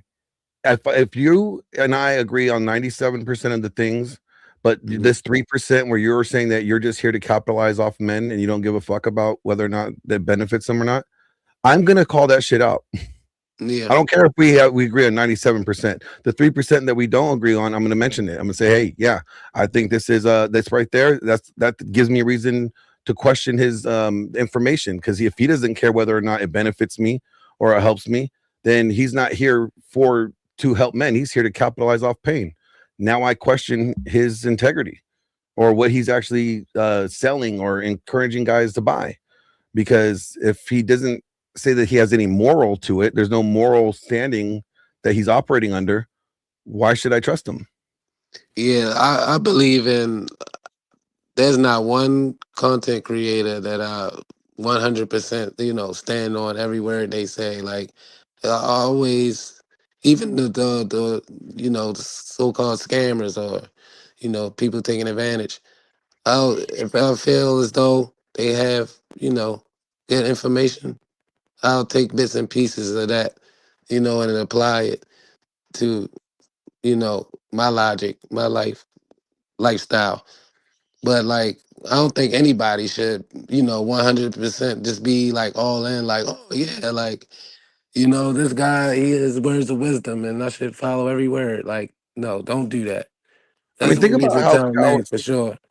Think about how cowardice it is for men to know that somebody is doing dirty, like screwing a group of men that's in their community over, but they're staying silent because they don't want to rock the boat and they just want to get paid. Well, I'm not doing it, so like I'm not the one that's screwing these guys over, so I don't need to do anything. Where's the integrity at? If especially when they know what's going on. Where's the stats on that? Oh man, that would devastate a lot of people. So I wrote this thing up a long time ago, and it's called it's from a biblical worldview. These are the characters and qualities of what the Bible would say is a good man. And I think at the very base core, whether you believe in God or not, I think nobody could disagree with these core principles, right, of a man. And I think that if we adopted more these characteristics rather than worried about driving a Bentley or a Lambo and looking a certain way or projecting a certain image, right, to attract women, I think that we would do much better. Like, for example, I think a man's ultimate example of masculinity is not Andrew Tate, but it's God himself, right? You could read the Bible and you could see what God's character is like, right? A man is to be strong in mind and body. There's plenty of scriptures that tell you to be strong and courageous, right? There's many scriptures that tell you to be alert and stand firm, act like men, right? A man is supposed to be brave, right? It says, therefore, keep your courage, men, right? That's in Acts 27. A man is to be a leader. Most men are passive. They let women lead them. A man is to listen to wise counsel, right? That's like, it says, a wise man will hear and increase in learning, and a man of understanding will acquire wise counsel. A man's integrity is supposed to be worth more to him than wealth or power. A lot of guys sell out their integrity these days. A man channels his competitive and aggressive nature, but does not suppress it. That means he channels it for like in good directions. You know what I mean? Like you want to compete? Cool. I'm going to try to do the best at this, right? That's a good way to channel it. You know, that's a good way to channel your aggression. It's not a bad way. A man channels his anger and does not suppress it. Being angry is not a sin, you know. Acting off of your anger, right? Like striking somebody out of anger, like your kids or whatever, that could be bad, right? Right. A man channels his sexuality but does not suppress it, right? A man defends the weak. A man does not allow himself to be manipulated by a woman's sexual charm. Proverbs 6:23. That's a good one you guys should read. A man works hard and is ambitious in all of his pursuits. So we don't do anything half-ass. Right? A man values his wife and his family. And a man provides for and protects his wife and children.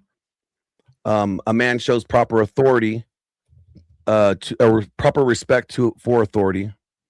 And the last one is a man shows proper honor to women. That sounds like the good guy. What they say about the good guy. Good guy finished last. That's what they say. You mean nice guys? No, there's a difference between being nice and good. It's the good guy. It's three. I tell people all the time, bro. It's three different men on the planet. You got the good guy, and then you got the fuck boy, both on opposite ends. The nice guy's in the middle, which is that what typically women aim for. He's a gentleman, he's chivalrous, but nice he guy don't tolerate bullshit. That's a nice guy. He's a good dude. No, that's not the nice guy. Have you read the book No More Mr. Nice Guy? I haven't read it. Look, this is what I said. People need to learn how to use good definitions. They just be making up definitions for certain things. I've been taught my whole life. It's a good dude. That's a yes man. He's a good dude. He's a yes man. And then you got the nice guy in the middle. That's a nice dude. He's just rough around the edges. He's a gentleman, but at the end of the day, he'll put a bitch in her place. But he ain't gonna do it how he ain't gonna beat the ass, but he just gonna either I'm gonna tell you one time only. You do that, I'm gonna step away. I'm gonna ghost your ass and leave you alone for good. And then you got the fuck boy who just, you know, he's in it for his own self. He's in it for his own deviances, his own desire. That's how I was taught. Now, do you remember when I was talking about like the Lion, Witch, and the Wardrobe a minute ago? Yeah. And I said, like, you know, like they asked if Aslan was safe, and I was like, no, bitch, but he's good. Well, what is Aslan's character in the movie? Aslan's supposed to represent like God, right, or Jesus, and Jesus is good. You know, he's not safe, but he's good, right? Nice guys are the guys that like will always be nice to women. They don't have any boundaries. They don't have they let women walk all over them. Those are the nice guys, right? Good guys they're good to themselves. They have boundaries, and they will tell a woman no. They will dismiss a woman if her behavior is not, you know, appropriate or works within the framework of a relationship that he wants. But he's not going to abuse that position of power either, right? And then you have the bad boys. Like those are, you know, the ones that they all chase after and shit. So let's tackle that right quick, because there's two things right there that's a little confusing. It's like you say, you know, if the woman is not acquiescing to your program, you should leave. But is that really the solution? Like, but then, then you have on the other side too, a lot of men don't leave. I mean, I think there's a lot of steps before just leaving. I don't think it's just an immediate. If you're married, you're not just gonna hit the eject button the moment she, you know what I'm saying, like, is not following your leadership or whatever, right? Yeah. And yeah, first you have to ask the question, why is she not following my leadership?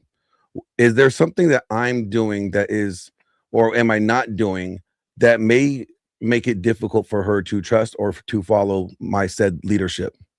Right? That should be the first question. And then once you actually suss that out and see if there's something there or there's not anything there, cool. And then now you could address her. But too many guys just jump from, you know, don't even do that first step. They just go right to her like, you know, you're wrong because they're not even inquiring.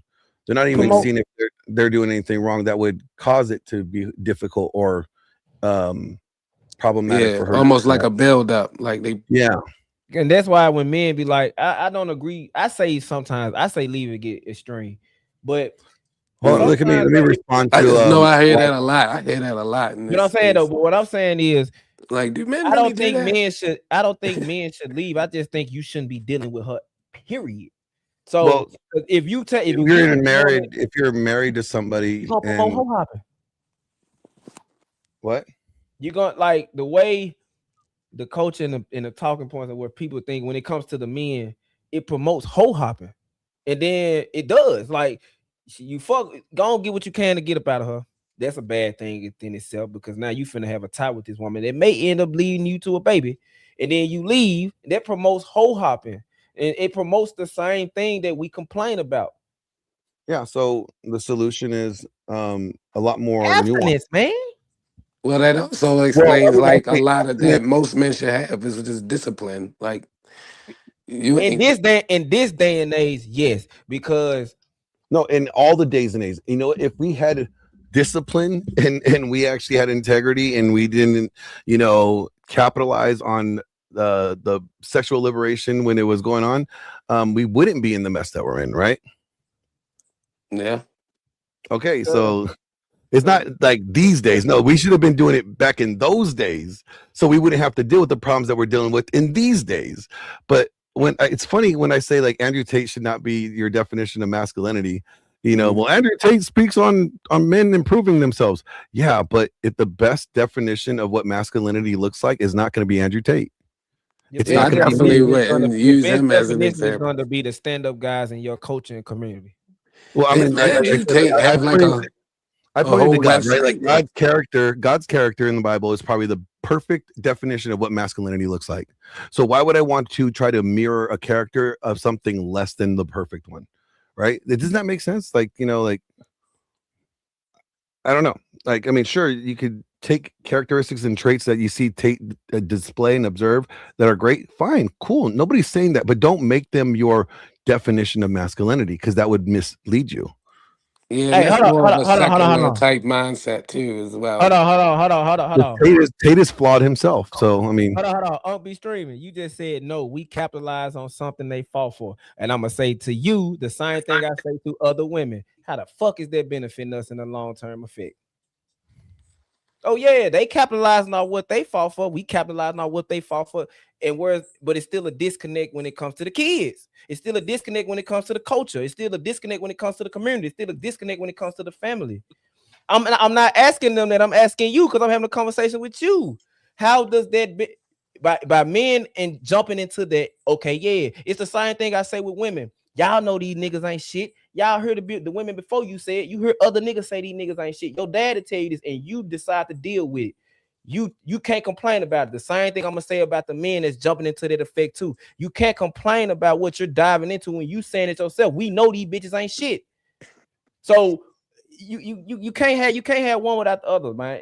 It's certain things that if men are leaders, I agree with that. We need to take a step back and let them women feel what equality really is. But y'all not gonna men need to stop. Men need to stop saving them. Men need to stop saving them. Don't save her. She don't. No, like, that's really what guys do. Guys will always just save them. You know, why do you think that like teachers that do the bad stuff to the students, like the female teachers that have been in the news lately, why do you think they get off on very minimal, charges or consequences? Because men save them. Yeah, that is crazy. Men save and women coddle. It's the same thing. Yeah, it's not the same thing. Men save these hoes and women coddle these men from society. Men coddle a lot men of don't. women How coddle a do lot of they- men. That's a fact. And the Hold same. on. It's not the same because men remove women from facing the full accountability of their choices and their Yeah, actions. that's a fact. That's a fact. Like I've been It's not told the this. same thing. It's not the same. I've been told this. It's a reason why a woman will kick her daughter out before she kick her son out, because she knows there's gonna be some man out there that's willing to protect her. It might not be the man she wanna need, but it's always gonna be a man out there willing to protect her daughter. Nobody's coming to the aid of a man. So I agree with you on that.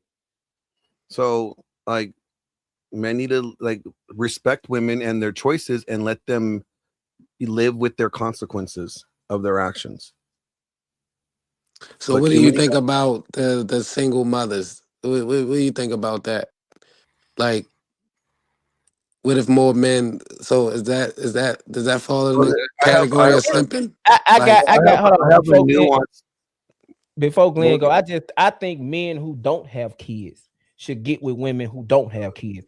Me having kids, it's a preference then, but I'm gonna question you on that, nigga. You don't want this one with kids, So but this is funny. Like people think like oh, when say stop seeing single mothers, Glenn gets mad though. Why? Why would I get mad? Like you don't even know me. You're just assuming you know me. Stop projecting. You I'm just probably like saying, single when it moms. comes to the single mother, there is a threshold. Now it depends I on the think that person. there's more nuance to it, right? Hey.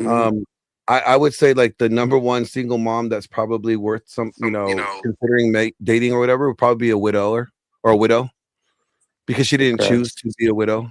You know, she didn't leave her husband. Her husband's life was ended, and now she's a single mom, right? Like I don't think that's. I think that it would be if you had to choose, if you're only going to pick single moms, I think that would be one with the green flag, right?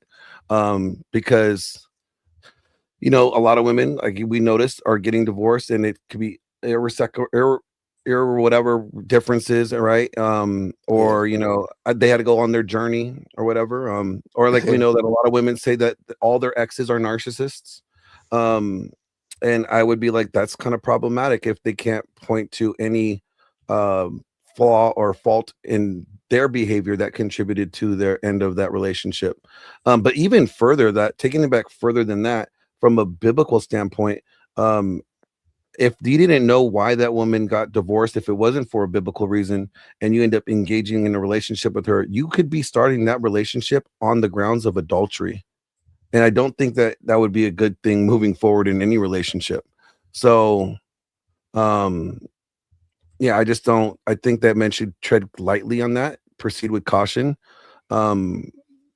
But I would say like the widows are probably So the red pill speaks a lot on the single mother. So that's what I'm yeah. saying. Like, what do we do with that? Like, you know what I'm saying? You Like, just gotta take what you just there's a gotta lot take of certain single mothers aspects. out here, man. There's a lot. There's a lot of nuance there, right? Like because a woman could have got with the guy that she thought was going to be a good husband and a good father, and he could end up going to war, coming back from war, being a drunk and abusive. Did she do something wrong? Like that could be just the way that things end up happening, right? Yeah. There's no way for her to foresee that. Or it could be that she just did really bad choices. She got pregnant young and she needed someone to take care of her because her parents kicked her out or whatever. And, she just married the guy that got her knocked up, and they didn't work out, and then she does that. She meets another guy and she ends up having a kid with him because she needs a place to stay. Well, I mean, pattern of behavior, right? I mean, you have to assess each, case by case, but I would say, it's always better to proceed with caution. And I wouldn't, if you had the option between a single mom and a not single mom, why, if you weren't a single father, why would you want to get with the single mom? It just doesn't make sense. If all things were equal, the only difference is that one had a kid and one didn't have a kid. If you don't have any kids, right, why would you want to take on the burden of that? All right, let's just say like you got a best friend, right? Comes to you, says, "I met this single mother. She's great." You know what I mean? But she didn't have a widow situation or something of that nature. but she's showing qualities that she can be a helpmate. I'm gonna tell Okay, I'm him sorry. that. I'm sorry. I was trying to read the chat. Can you see that last part? So, but she might have some qualities of a helpmate, but you haven't got a full analysis of her yet. I'm gonna tell him out front. You got to be mindful that those kids are not yours. So it's certain things that you're not gonna be able to do and say at the beginning, like her baby daddy is. You got to understand that she's also a total package. You also got to understand that the difference between dealing with a woman without kids and having a woman with kids, she's on the woman with kids on a time constraint. She has to find a babysitter. She has to go to doctor's appointments. She has to do a lot. You got to understand that with a woman that don't have kids is free to do. She's free to do what you want her to do at most times. A woman who has kids, she's gonna cater to her kids, even when it comes to dating you. You gotta are you willing to, as a man to jump into that?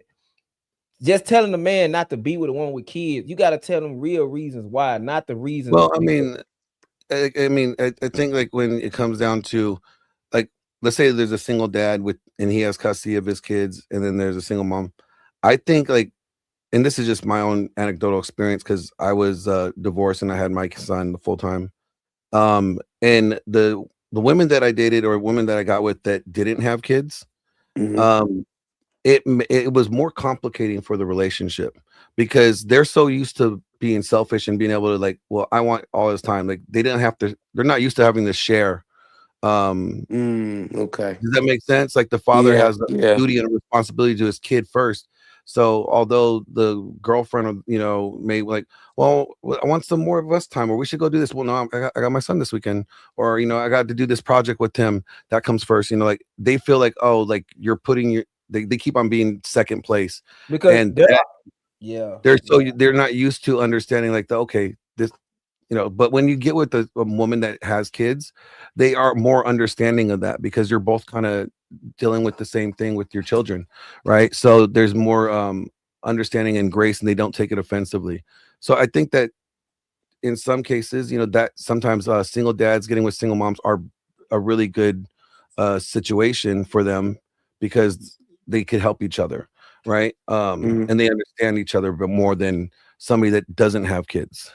The only reason why I bring that up is because, like, you have certain situations where, like, the single mother, like, I look at it from anatomy standpoint. Like, the last guy she was with, they say like the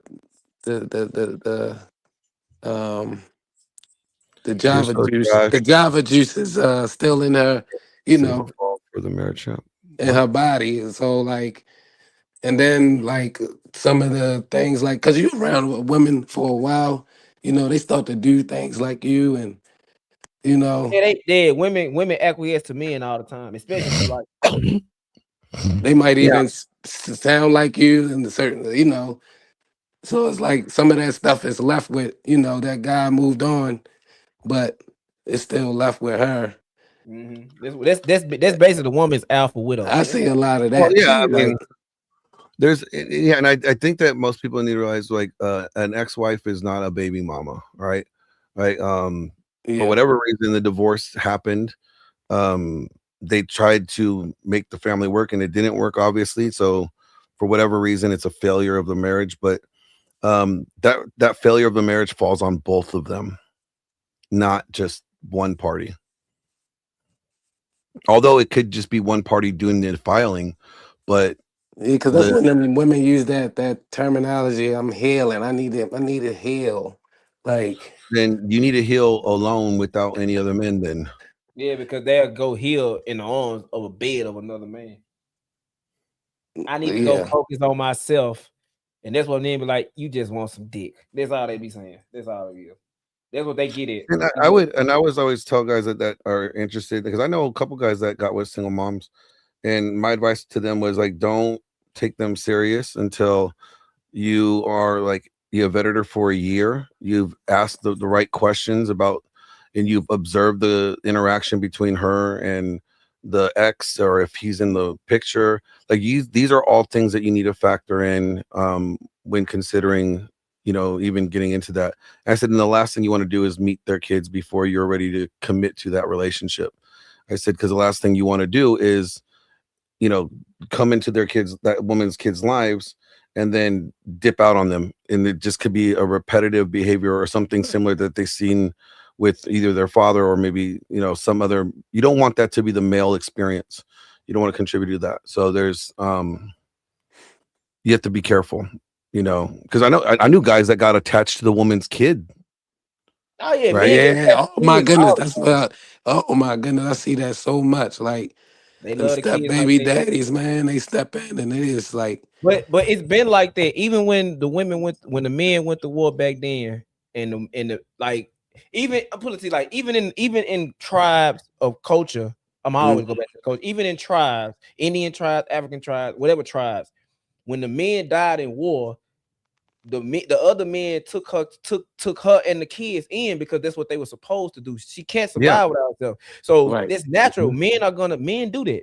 Men are Yeah. natural protectors of women and kids. So even if this child not mine, I'm gonna treat it like it's mine, because in the day I want somebody to do my child like that. Well, I If I mean, was around. in the Old Testament, if like your brother was married and let's say he didn't have his wife they didn't have kids yet, and let's say your brother died before he could, you know, provide her a son, it would be your responsibility to take her on as a wife and to provide her a son, and the son would be taking the name of your brother who's deceased so that his name continued in the history of Israel, right? Like that was one of the laws in the Old Testament. So there was a big sense of duty back then, you know. Yeah. Yeah. That is now lost because But we don't like have duty the like thing we that used to. And that's the thing why I see a lot is like, you know, like so serious was talking about, you know, fathers not being in the child's life or whatever, but then you got that situation, but the guy that came in, he can't discipline the child, and I feel like them kids are worse off. because so I this say is it all the time. Yes, I give a women pass on because niggas gonna be niggas sometimes. I give you a pass sometimes. But this is what I always say, this is you where I know, fought the man at. This is where I fought the woman at. So what if the daddy was trash? It's your job to bring in another man that's worthy instead of just being in the streets because your baby dad in the streets too. Like I you're gonna have to say take your kids around other men, the granddaddy, uncles, brothers. You're gonna have to, because you're gonna need help. You're gonna need a male's influence on the kids to help them. And what most women, and I say most, what I see women doing is, instead of doing that and going that route, they don't want to deny themselves for the sake of their kids. So they gonna do what they gotta do. It is what it is. I'm gonna do me, and I'm gonna figure it out as I go. And the kids suffer from that. You get what I'm saying? yeah, I think that, like, you know, when people get with women with kids, like they think that they have to be dad. No, you're not dad. Like you may be the head of the household, but you're not dad, right? If they're dad in the picture, you're not dad, and they may not want you to be. You are her husband or you're her boyfriend or whatever. You know, you could just be his male mentor, or you know, you don't have to be dad, and you shouldn't feel forced to be in that role, because you're never going to be dad, right? Women may want you to play the role as dad, but then they don't want you to play the role as dad when it comes to other things, right? So never take on the role as dad, but take on the role as, like, you know, I could be a mentor to him. I'll be available if he needs, you know, questions or he needs some help with something. I'm here for him, right? Yeah, But yeah. I that way agree you're with not, that. I agree with that. Yeah. that way you're not overstepping the boundaries of your, because that now you're going to be stepping on the dad's toes, because maybe the dad actually wants to be an active member in his son's life or his kid's life. And if that could be problematic, right? But too many times guys want to, like, no, they're my kid now. Like, well, okay. You want to do that, and it could be more problems Yeah, for you. not me. But like you said, I'll be a mentor, but like if I was in that situation, but I definitely ain't just stepping in to be dad. Like, but like sometimes them women be, you know, especially when they have boys or something like that. Oh, the boys Oh need it. man. My heart breaks for like single moms that have sons and like they don't have any like positive male role models for their kids to interact with. Like I just had a woman that I know that's a single mom. She's in tech, really smart woman. And she's like, I am struggling, Glenn, because I don't even know how to throw a fucking football. And you know, dad's gone, and you know, like what should I do? Like I was like, get him in like a martial arts discipline twice a week, right? That coach or that sensei is going to help him. It's going to teach him, you know, basically discipline characteristics and how to protect himself, and he's going to learn some things there. And you never know, he may end up liking it and want to stick with it, and that could be a really good mentor for him. You know, I actually think that'd be a good segment, like stepdaddy skills. Like that's not a bad idea. Like, because I think a lot of men struggle with that. I actually seen that. It's crazy. Only in modern times where we clown stepdads, and stepdads have been around forever. Yep. Yeah. And Ghost, you're right. Ghost says that's why it's important to get along with the biological father, especially when it comes to discipline. Yes, because the kids under at that point, you got 3 parents and stuff. Like I gave an example to OG, and I don't know if he agreed with it. I was like, I don't want another man disciplining my kids physically. So if any woman I got kids with, and like the woman I'm with now and my first baby mom, if she's with a man, I get cool with the nigga. I get cool with her boyfriend, and me and him jot down numbers and we talk. Because at the end of the day, when my kids discipline you, don't wait till my baby mama if my kids are disrespecting you, don't wait till my baby mama tell you, because she's probably not gonna tell me. You need to call me, and what I'm gonna do is I'm gonna come over there and I'm gonna beat their ass in front of you. And I'm gonna tell them, listen to this man, bro. Because at the end of the day, he's the man of the house when I'm not here. If he trust me, I'm gonna tell my kids, and I tell any woman, my woman dating. I said my woman, my baby mama dating. I tell you to do that, because if my kids come to me and say something, I'm gonna kill you and her, no questions asked. I'm gonna beat your ass and then ask questions later, instead of you coming to me and I can ask questions first, because my kids gonna put a battery in my back. I'm telling you that now. So man, hold on. At that point, we got three parents that where me and you can get along. So now the woman can't manipulate the situation on nothing. But then you remove yourself from the father role. Then when you say you're gonna kill them both, and then now you in prison, so then you're gonna leave your kids orphans. No, I'm just saying, like, I'm not saying I would do that, but I'm saying that's the do that. I say things just, you know, but I'm saying what I mean to say is I'm coming over there with the energy to not talk to you, nigga. Like, I'm not gonna, even whatever you tell me, even if you right, I'm probably not gonna listen, because nigga, I already told you up front. You should have came to me and talked to me. Clearly, my kids lying after I done had a conversation with you, nigga. Yeah. Like I would like, I agree with you that you should have a cordial and like lay some ground rules with the either the stepdad or like the boyfriend, whatever, that's serious. I wouldn't say every boyfriend, because like, I mean, you never know how long those guys will be there or may not be there. So like if she tells you like, oh yeah, I'm getting married, okay, have a good conversation, but like, hey, you know what, I hope you guys would do well with him. You're like, hey, congratulations, you're getting married, hope you guys, the best. I understand that you're going to be around my son or my daughter, and I just want us to have a understanding and have some ground rules and like just some basic open communication for the two of us. Yes, you are going to be her husband, but you're also going to be around my son or my daughter, and I want us to be on the same page. And I think when that's done and there's that like respect, mutual respect there, it could be really good.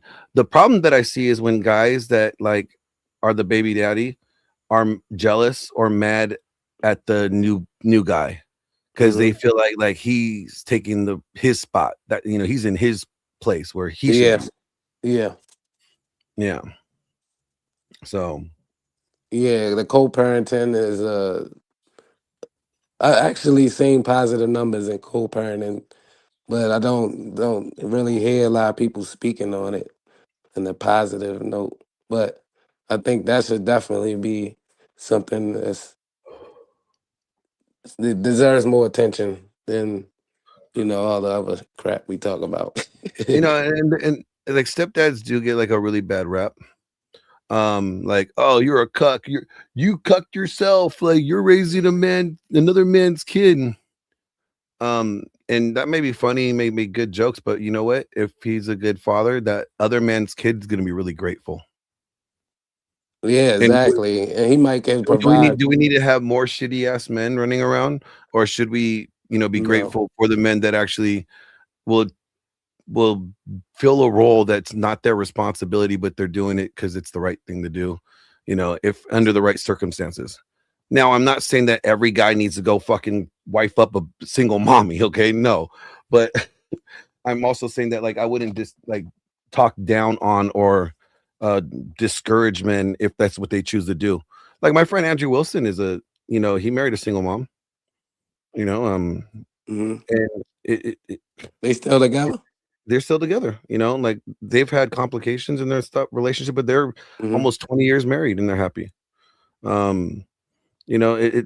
It doesn't have to always be a nightmare. It doesn't have to always be a horrible situation, but yes, know that it can be,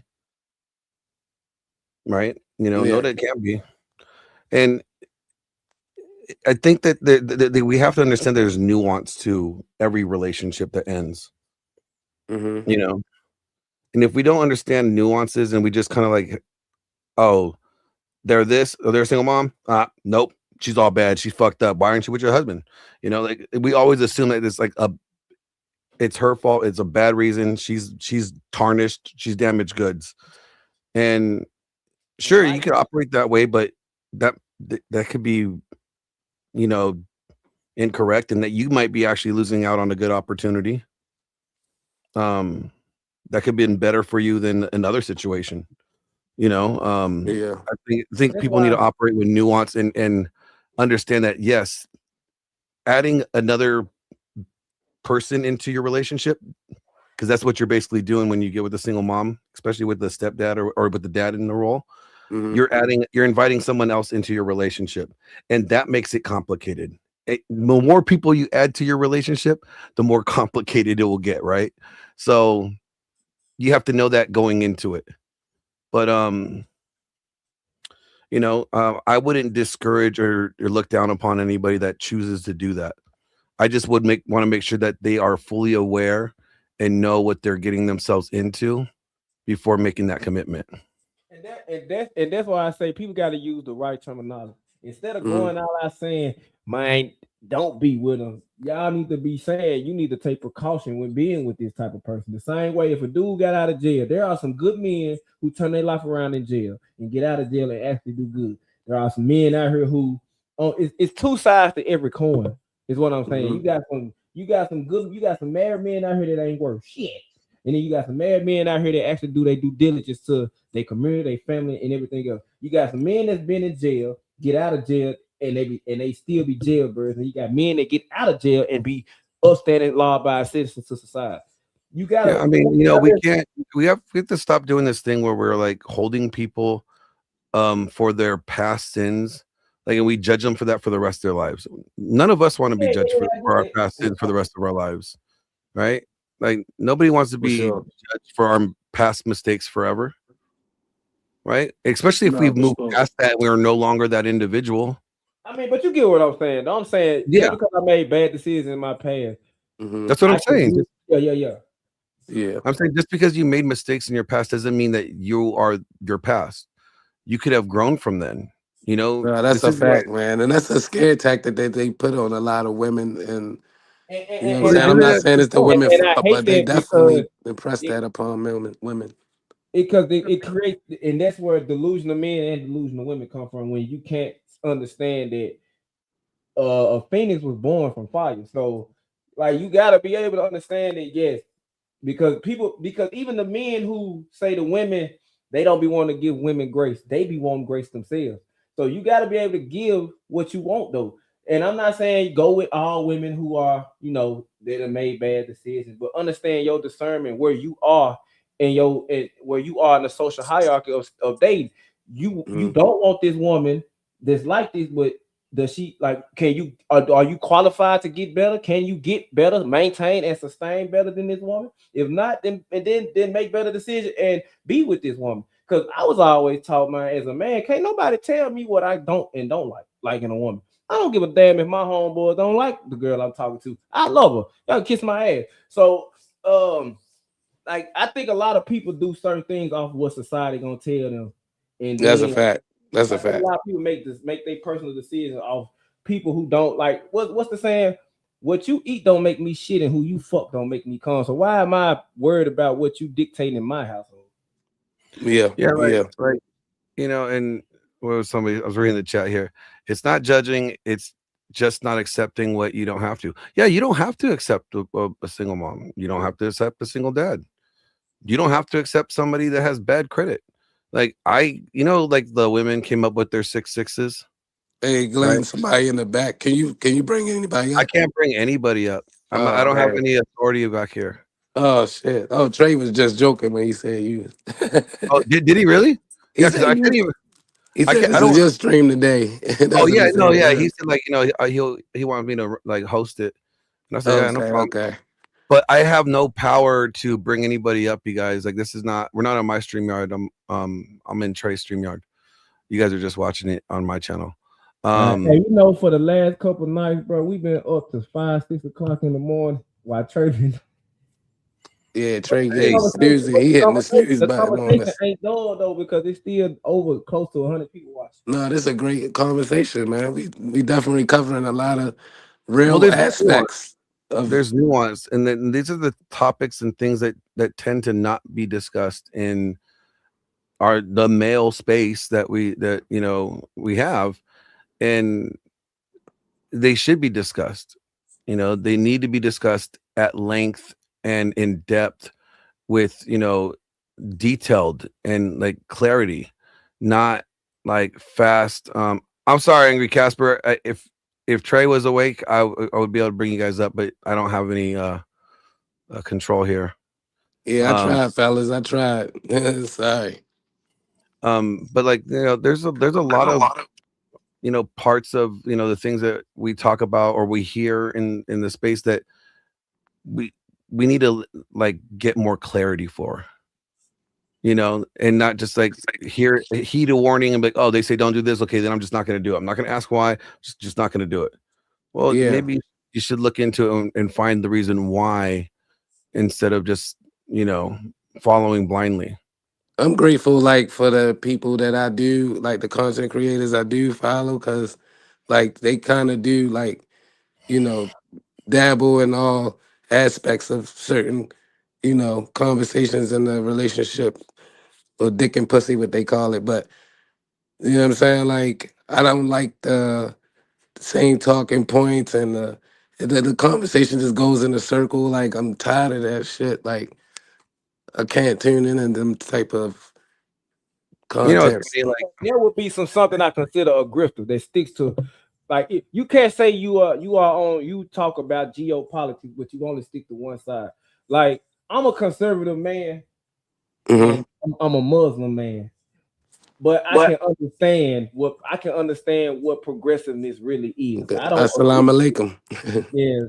Do a lot, man. Stop out. But I'm saying I can understand what progression means. I get it. You want to progress society. The only problem I got is the progressiveness ain't going towards nothing. Well, if progressiveness means dudes chopping off their dicks and we are like destroying our children, by mutilating them, I don't think that's a good progression. But you get what I'm saying, though. I can get out of my box and jump into another box and try to understand. I don't know, you're stupid. I'm willing to understand where, or even try to have a conversation with you that's intentional to understand where you're coming from. And I don't know. Like, people got to be able to jump outside the box and have those tough ass conversations, man. That's the problem. I say we should bring shame back. That's one thing that protected a lot of people. What is shame?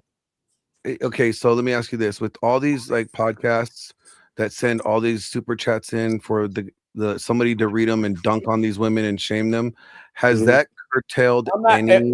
When I say shame, I'm talking about Who gives a damn about a person on a damn YouTube video? I don't fucking know. I'm talking about in real life. the mothers, the fathers, the uncles, the pastors, the this, the that. The thing is, like, shame only works on people that you actually care about, or you you give a damn about their opinion.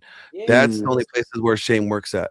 And it needs to and a lot of people, they would rather. I'm sorry, bro. Tell me the fucking truth. I trust you better if you be.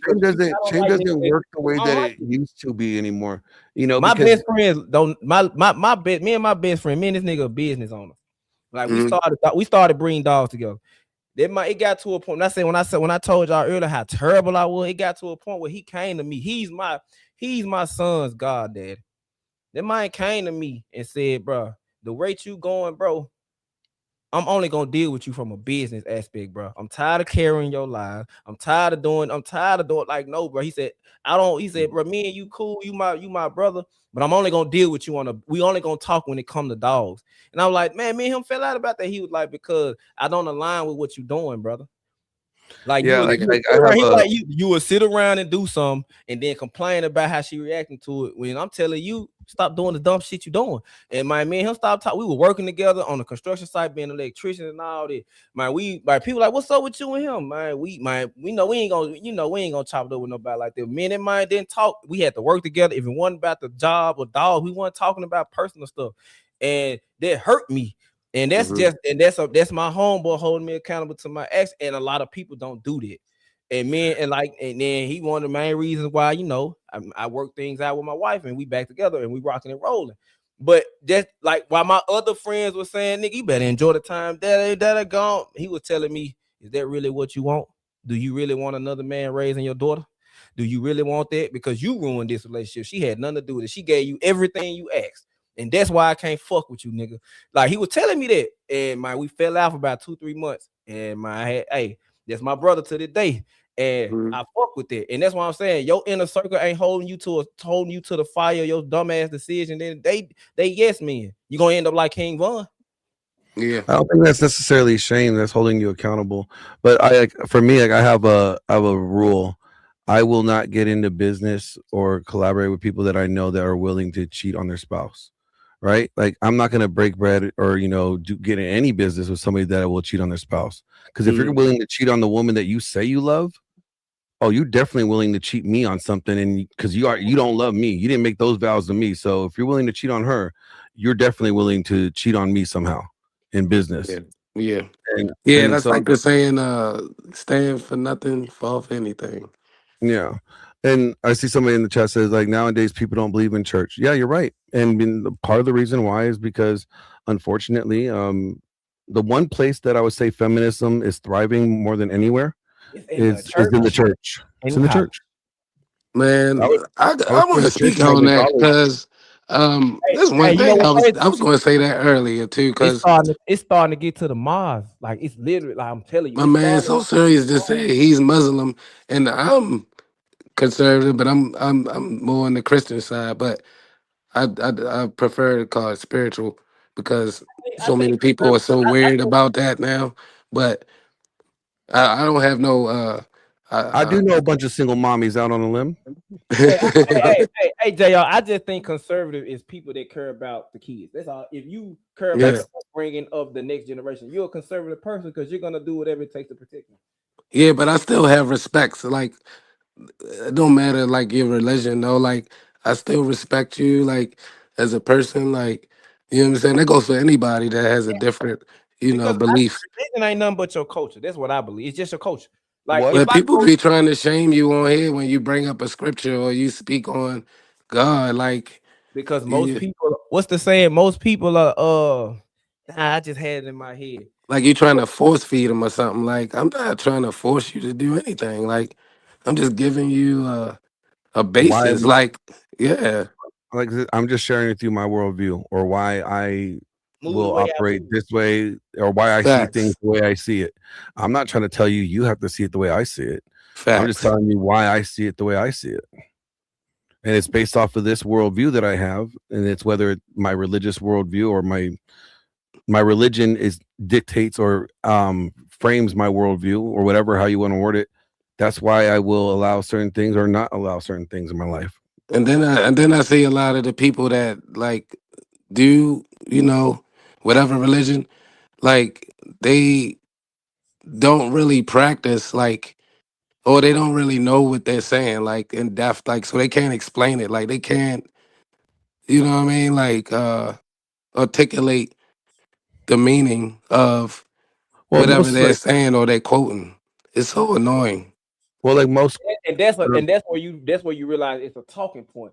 Because well, most Christians don't know what's in the Bible. Like it's like only 11% of Christians would actually read their Bible more than once a week, and usually that once a week is probably on Sunday at church when the pastor is telling them to turn to chapters, whatever, or the book of so and so, and you know that's the only time they probably read their Bible. They don't read it at home. They don't do it on, you know, they don't practice it. It's not a practice that they take serious in their life, right? So a lot of people don't know what's in there. They and those are the ones that are easy to like to be misled because they just follow whatever the pastor says. Oh yeah, that sounds good. Yeah. My thing is they just say the most dumbest thing like to refute like what you just said, or like, oh, if God's real, like you can't see God, like so I how tell does it people make that it the real what same. you're saying? Like what? Well, it's easy. I tell people the same faith that it takes to believe in science and the theories of like, you know, like the big boom or whatever, Big Bang. Same faith, same amount of faith it takes to believe in God that you can't see. Yeah, I agree. Yeah, when you go to scientific, yeah. Like, So yeah, if like you're willing to accept the Big Bang theory when you have no evidence of it, and you've never witnessed it, and you can't see it, right? So then it's the same faith to believe that's true as it is to believe that God's true. exactly. And then they try to, that's the first thing they go to, like these synopses and these theories, like, yeah, they're like, oh, like that's not even proven. Like, so how you gonna people got to realize science and religion kind of fall hand in hand, bro. Well, science typically, or what it used to, science used to prove religion at one point historically. But you can't make money off of that. I agree with that. You can't make money off of that. So what you gonna do? You're gonna go against the grain. Well, I mean, I think you should go with what the data is supporting, right? Yeah, they just don't have the ability to articulate it and present it in a way that, you know what I'm saying, it could be at least somewhat understood. Might not be completely understood, but to a degree. People don't want to take the time. Like it's definitely ways. Like I just feel like we just use less brain power nowadays. Like, and then I think that's due to technology and stuff. But oh yeah, no, we have you know, made AI and the digital world, or like the quick responses we get from Google searches, and we're just taking whatever they say as if it's 100% solid, irrefutable truth, and it's like, okay, so are you sure? I mean, people are easily persuaded. I mean, they're like sheep. Yeah. Somebody say earlier, sheeple. I mean, like, think about No this. Like, bueno, all the guys. people that took the jab, right? All the people that took the jab. Oh my goodness, yes. Y'all believe, like, I those didn't people take it believe, either. No way. neither did I, but like those people believe that in less than a couple weeks, we were, you know, a couple weeks prior to that, we were plagued by this horrible, you know, virus that is like deathly and killing people left and right. And you think that within a matter of weeks we found a cure or an antidote, or, you know, whatever it is, a Exactly. vaccine. Like And here's the funny thing, that we have been giving out flu shots for I don't know how many years, but I know at least every year that I've been alive, they've been doing flu shots. So, and even we now, got a new virus now. Like the flu on shot now only like helps like 20%. So if the flu shot is something that we've been knowing about and we've been able to, you know, work on for however many years, and we only could say that it could only like resist it for maybe 20%. So it doesn't even give you 100%, you know, resistance. and then you want me to let you stick that needle in my arm with that shit that you don't even know if it's gonna work or not? Nah, Man, they putting the flu in you. I'll pass. I'll pass on all that. Me Like, too. I ain't never got a damn flu shot. I'll pass. you know, like it No, just cracks me up. I gotten the flu shot before, but I ain't taking no goddamn jab. I Not mean, the no flu chance. shot, Even if you like said I was gonna die, I wouldn't take it. Like, nah. the flu shot is not even like that, good of a thing to take because Yeah. it may I help agree. maybe 20%. They give you a 20% chance that you may not catch the flu. So what it's not even worth this, them stabbing me in the arm with something. No, facts. That was a long time ago, and like I said, like there's a new flu virus now. Like it's like ridiculous. Like it changes every year. It's a new form of it. It's more contagious. All that stuff. Yeah. Yeah. I mean, but see, people I don't think they are too trusting anymore, but I think like prior to COVID, everybody was really too trusting of the government and just like, okay, well they said so we need a quarantine and like, they're telling us we need to take this shot. Okay, I guess that we need to take the shot. Like why the fuck do you think that? Why would you You do know that? what messed up a lot of people's heads? Like the way they implemented like the system so fast. Like it's like, oh, we got this virus. Now, 2 weeks we later, got this we got a cure for it. mask. Yeah, you gotta wear mask and hand sanitizer everywhere and disinfectant spray. It's like, come on, man. Like you can't see that this is a setup. Yeah, I mean, like it to me, it's just like people just need to think more, think for themselves, look into things, trust but verify, trust that the information that they're giving you is true, but do your due diligence and look into it and make sure that it is true. And it's You know, crazy. like, I was on the internet too around that time, and I was saying that like, I would hop on panels. I was just to inform people, like, just throw it out there, like, look, man, like, the curfew thing and being in the house, man, that's going to affect a lot of people' mental health. And sure enough, as soon as it was said and done, they started letting people out. Like they started, oh, it ruined it. commercials and all that stuff for mental It ruined health a and whole generation of young kids. Like that, those kids that were like juniors or seniors that year. Yeah, they oh got yeah, fucked, nigga. Those are the ones that they got did. fucked They over really bad. did. And those kids were the real definition of no child gets left behind because they wasn't really paying attention in class, bro. It's impossible for kids to do anything virtual because their mindset ain't go, I got my bed in the game right here, and I can just mute my camera, block my camera, and Right. I ain't gonna. I was already quiet in class. I could definitely be quiet now. Man, folks ain't gonna do nothing. Facts. Well, I Yeah, mean, you would instead of hope 8 hours on the desk, you know what I mean? You 8 hours on looking at a screen, pushing buttons. you would hope to think that like since the kids at home quarantined, right, that the parents were also home quarantined and they're actually going to do their due diligence and be a good parent and be right there with their kid as they're doing their work so their kid's not playing video games. Like But the crazy thing is the bills didn't stop coming because we went through that pandemic, so people still have to find ways to go to work and make That's money. what I was saying. They implemented the system so fast. Like it was like no time to prepare for this type of shit. Like we've never done this before. So like why do you think we just adjust so fast? Like it didn't make any sense. yeah, like and this is why like I even say even the stuff that you hear in like pro male spaces or pro female spaces, just like the government didn't have your best interest at heart, why would you think anybody else would? We should not just think or just accept information that people tell us as if it's fact or if it's true without doing our due diligence to Finding out the proof yourself. yes, look into what is being said. Are they relaying the information back to you accurately? Okay, is there something that you're not understanding? Get some clarity for it, right? Like you have to do your due diligence. And this is where I think a lot of young guys get so mad is because they hear like little clips or sound bites that they hear about women or women's behavior and they think that it's a hard and fast rule and it's like they're just angry and they're just full of hate.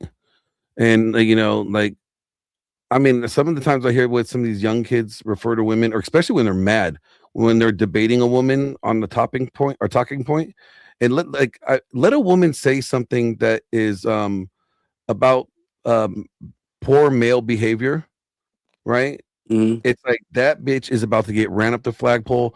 Every guy is gonna be like, "Fuck you, bitches! What about your women? All you women are unmarriageable. You're all 305." Like it just like,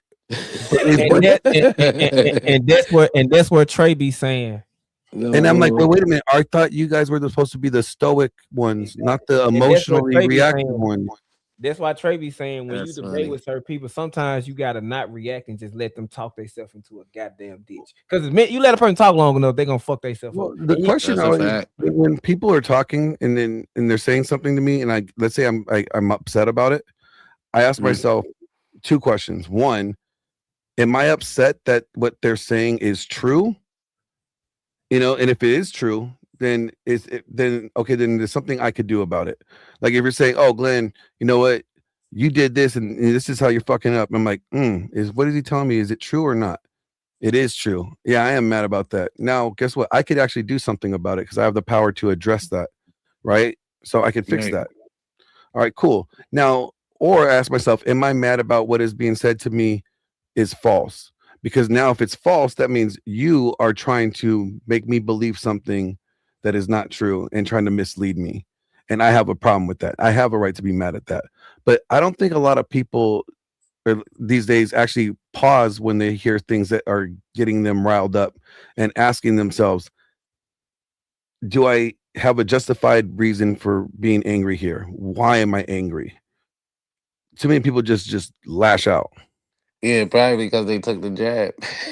That's what I'm thinking. Maybe the jab made them gave them a bunch of estrogen, and they have I like believe that too. Like a I think that mangina. people that took it, man, definitely, got some effects from it, like on the mental. It sparked something. And you know what else irked me too? People that was so dirty and nasty and disgusting, all of a sudden became germaphobes. It's like, yo, what the? Oh yeah, like I've seen more guys carry like little hand sanitizers now. Like, I'm like, bro, like I used to like work on my motorcycle, hands full of grease and everything, no problem. And guys are like, "Oh, here, let me give you some lotion or hand sanitizer." Like, I'm good, bro. Like my hands are fine. Like, bro, I see people, they never wash their hands. Like, come on, man. You go in the bathroom, you do what you do, and then you come out. There is a such thing as social programming. You saw it with the Netflix movie, they cloned Tyrone. Yeah. Who do they clone him to? Who's Tyrone? It's a movie on Netflix. Hey, you need to watch it. It's a movie on Netflix. Jamie Foxx star in it, man. It's a movie on Netflix called They Clone Tyrone. And basically, oh, that's the title of the movie? They clone Tyrone. And the end is, look, Tyrone is a city it's a city here. And the ending was they were really cloning people. But how it was social programming. Like when they went to the chicken spot, it was all good vibes. Man, the folks in the chicken spot 2 hours. They didn't even realize they was in the chicken spot 2 hours. Then they did something where they actually showed the lab or whatever. They played music. They played, drill music. Get crunk in this motherfucker. Man, the people in the room was fighting each other. Then they started playing mom. They started hugging each other and shit. And they was really social programming people. Like they was kidnapping people, bringing the clones back. They was doing all types of things. And then the people that was doing it was pale. Like they was I forgot what dude said, but you got to watch it though. And then at the end, when all the clones started breaking out, it was another dude that looked like the Tyrone we know that was in California. And they was like, hey, yo, he looked just like you. He like, and it was crazy. The main character was a clone. The older him was the one that was making more. The older him, which was a black man, was the one that was doing all this. He had an assassin that looked like Tyrone. Tyrone was Tyrone. The dude in California was a clone of Tyrone. Like it was all of it proved, like all of it made you question the such thing as social programming. Like you gotta watch it, Glenn. It's a good movie. Watch it, Glenn. I'm telling you. I gotta rewatch it too because I remember watching. I ain't watching it in about a year and a half. Yeah, it's been a minute. But it's a lot of things that they did on there. They did it with the women with the hair. Like they did it with the women without the hair. They did like, and they funneled a lot of it through the church was getting funneled through the social programming. The food that people was eating was getting funneled through the programming. The clothes that they wear, the pimps, the hoes, because what happened was in the beginning, Tyrone went to go pull up somewhere. He got shot in the chest. He woke up again alive, same bullet wound, same all that, and then he found out his mama was a clone because they brother had died or whatever.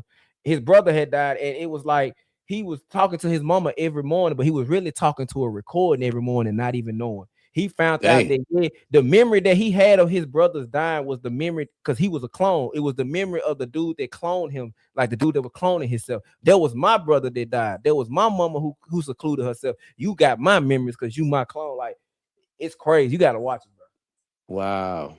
And it's like, it's social programming. That's all that it is. How they are deliberately like the people was literally targeting places of that they could mind control, which was impoverished cities, which is, the ghetto, the hood, no matter the minorities. They was literally targeting them on purpose. And then when they found out about it, it got out. They was starting to target other places. And they say they had been doing this shit for hundreds of years. Goodness gracious. Yeah, but I do believe there is such thing as social programming. So the social norms ain't nothing but what social programming is, because what they say is norm ain't normal. Like with it, like what he said when it comes to when you say it's what's normal is ain't normal. Like what? Give me an example. Like when they say, like when it comes to the red pill feminist, most people in general want to actually settle down and raise a family together. But what red pill is telling you, they not like red pill. The worst side of red pill is not telling you that women, these bitches just want to fuck off. They just want they just want their money. They just want their bread. When most women actually do want to be with a man and settle down and have a family. It's like social norm. The same thing can be said with feminine. Most of these men are berate you, they'll beat you, they don't know how to act, they don't know how to do this, and that's not true. Most of these men are sensible. They understand it actually. They actually know what they actually want to be with a woman and be with and build with that woman. But both sides ain't telling it. The worst things the things that people are listening to with the red pill and taking it internalized is the worst of the worst, and those are exceptions. What you about to say, Glenn? I was gonna say that what I find hilarious is like this space really focuses on always highlighting the problems that's already been discovered, right? And their solutions is not really solutions. It's not a solution. It's removing yourself from the relationship world or the dating world or whatever is not a solution. It may be a solution for the individual saying, well, I'm not going to do this because it's my choice. Okay, fine. It's still not a solution to the problem. You never addressed the problem. You are avoiding the problem by not addressing the problem. Exactly. That's the mental health. Yeah. And that's like the social norm. Yeah. I know what So Serious is it was saying. Like that is the truth. There's a lot of the examples of that too. Like, I mean, I always like wonder where, like, okay, let's get some actionable solutions. Like, what can guys do that want to have kids but want to avoid as much as they can or mitigate the risks of that come with going into a marriage? What can they do? Let's just like the three of us. This is like give me some advice or give me some options that guys could do to avoid the risk that they could face in divorce if they choose to get married. Give me an example of like the. All right, so if a guy wants to get married, but he's like, man, the risk of divorce is so high. I know a lot of people get divorced and they could lose a lot. How can he mitigate the loss from a potential divorce? They just say don't get married, but it's put everything in his mama name. Okay, that could be a solution, right? That we've seen that have worked before, right? Yeah. But see, I wanted to say this and I wanted to point this out because I wanted to point out like the fact that we are so focused on the problem. Nobody ever talks about a solution. Like nobody, like not just saying that you guys are wrong or something's wrong with you guys because you couldn't come up with one right away. But you thought you had to think about it, right? You're like, well, shit. Like, yeah, I'm thinking about it now. About this. Yeah, like we've never talked about this. Normally, we just say avoid it, because that's the solution, and that's not the solution. So guys are more concerned about what when they get divorced, right? Oh, I'm going to lose half my shit, everything that I've earned or whatever that I bought, and all this stuff. Well, doesn't have to be the case. If you were, let's say you had assets before you got married and you put all your assets in an irrevocable trust, your house, your car, all that stuff could be protected from a divorce. Without the prenup. Without a prenup. Okay. Right. And then on top of that, that's crazy. Let's say you do get a prenup, because actually a prenup is really good. It is a really good idea. Like you don't joke. If you got car insurance when you drive a car, right? Not because you think you're gonna fucking crash into somebody, but in case something bad happens, somebody crashes into you, you're protected, right? That's what a prenup is for marriage.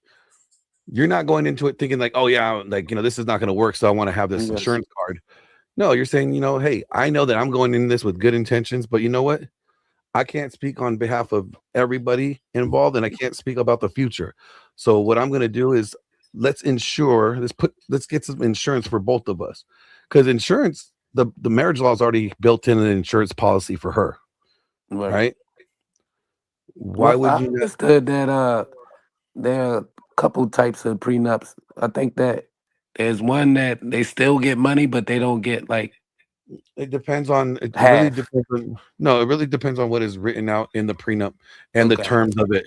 So you guys could both agree that, like, if there's infidelity, abuse, or abandonment, or drug use or whatever, that you can get a divorce, and whoever is doing that stuff is not going to receive anything because they're the party that's injuring the relationship, right? If you guys both agree on that before you guys get married, and that's written in your prenup, the judge will honor that, as long as it doesn't violate like state law, right? Like and that's why infidelity and stuff like that. Yeah, they do have clauses like that. Yeah. I mean, and be very detailed. I even tell people right out there, in case of a divorce, here is our child care plan. This is how we are going to be parents. This is our parenting plan in case, God forbid, this happens. Everything needs to be spelled out clearly. What your expectations of expectations of your wife are going to be should be spelled out there. What her expectations of you should be clearly spelled out there. What you guys plan on doing if the divorce happens, who gets what should be spelled out there. When the more detailed your prenup is and you guys agree to it, and everything's signed 6 months before a wedding, the better off that you guys are going to be, and more likely the prenup is not going to get contested, and like that right there saves everybody. That just mitigated so much risk and loss that you would potentially face, and you really have less worried about the divorce problem than you did before. But guys are lazy. They don't want to have to do that. They don't want to do all these extra steps. I even heard guys say, why do I have to? Why should I have to do all that? Well, you should have to do all that because you worked hard to acquire the things that you have, and it would be foolish to risk losing these things and not protecting them for you or your future generations. Did you hear about Dak Prescott? Yeah. But she didn't sign the prenup, and so he called off the wedding. Yeah. Like, very smart of him, and I know he was really patient with her. He was patient with her for quite a while. Yeah, they had kids together and everything. That's crazy. Like, and that kind of goes to show what her motives were. Like, I mean, there's no moral argument that you could say that would justify that, her not signing the prenup. Her not signing the prenup clearly stated that she had no, intentions on, like, probably staying for a long time. She probably How? wanted to Like do how? How does that even? It's insane, why man. if she the thing is, okay, she's gonna say that he didn't trust her enough. And I would say, well, she didn't love him enough. Mm-hmm. She didn't love him enough to sign the prenup. Therefore, he didn't trust her enough to not require a prenup. See, that's the thing that's so disturbing, though. Like they're willing to have kids, and it's like, damn, like they're not as dumb as we, If she loved him, why wouldn't she sign the prenup? Why wouldn't she want to provide him that assurance that she's not going to try to take him for everything that he has? Because the picture that's painted behind prenups is he gonna take everything once he get tired of you and leave. You're gonna be left with nothing. No, But the that ain't prenup- even true when most men don't leave relationships. Yeah, the prenup doesn't like say that guys could take everything from them. No, like a prenup just protects the things that are listed in what is agreed upon. Like he may still, if they got married and she signed the prenup, let's say 10 years later they got divorced, he may still be on the hook for alimony. He would still have to split half of the marital assets that were acquired during the course of their marriage. See, I think, but see, like that's going to be a problem, though. Like, you know what I mean? Like, a lot of women ain't going to want to sign it. I think that's going to be. Actually, I think more women are willing to sign it now because in many cases, women are growing as higher earners in many sectors of industry. So there's a lot of the times highest contract in the league. Well, women have. I'm talking on average, not football. Not in his case. Okay. Yeah, Okay. I mean, Yeah. on average, women are starting to out earn men in many areas, in many especially even in tech fields. I've noticed that. So women are becoming the predominant breadwinners in the home these days. But they still can't do it by themselves, though. Which is like absolutely the they can, other issue. but the thing is, men can't do it either by themselves either. That's why women have to get jobs. Only 18% of couples could live off of one income in America. So the majority of couples are two earners. That's just mind-boggling to me. Like I get it, but it's just I just can't believe that women are like that selfish. Like it's just like he makes the most money. Like in his case, he's the highest paid quarterback in the league. Without a Super Bowl, so I would have left them too. I'd be like, I only marry winners. Yeah, I'm not a Dak Prescott fan. I'm a Cowboys fan of that. I am a Cowboys fan, and I was a huge shit. Prescott fan, and he has let me down so many times. Vicious. God damn. Yeah. But no, I'm glad that he was wise enough not to continue go through the marriage without that being signed. Yeah, because if he went through it, man, that would have been an L for all mankind. Yeah, Dusty Dinger, is that what it says? Dinger? I don't know what it says. Let me see. He says, answer to Glenn, own your own house and land and get married after 35 to a woman 10 to 15 years younger than you. Yeah, that could be a good plan. But even when you get your house and your land, make sure you put that in an irrevocable trust. Okay. Why 10, 15 years younger? What's that? Because if you're 10 to 15 years younger, she's 20, right?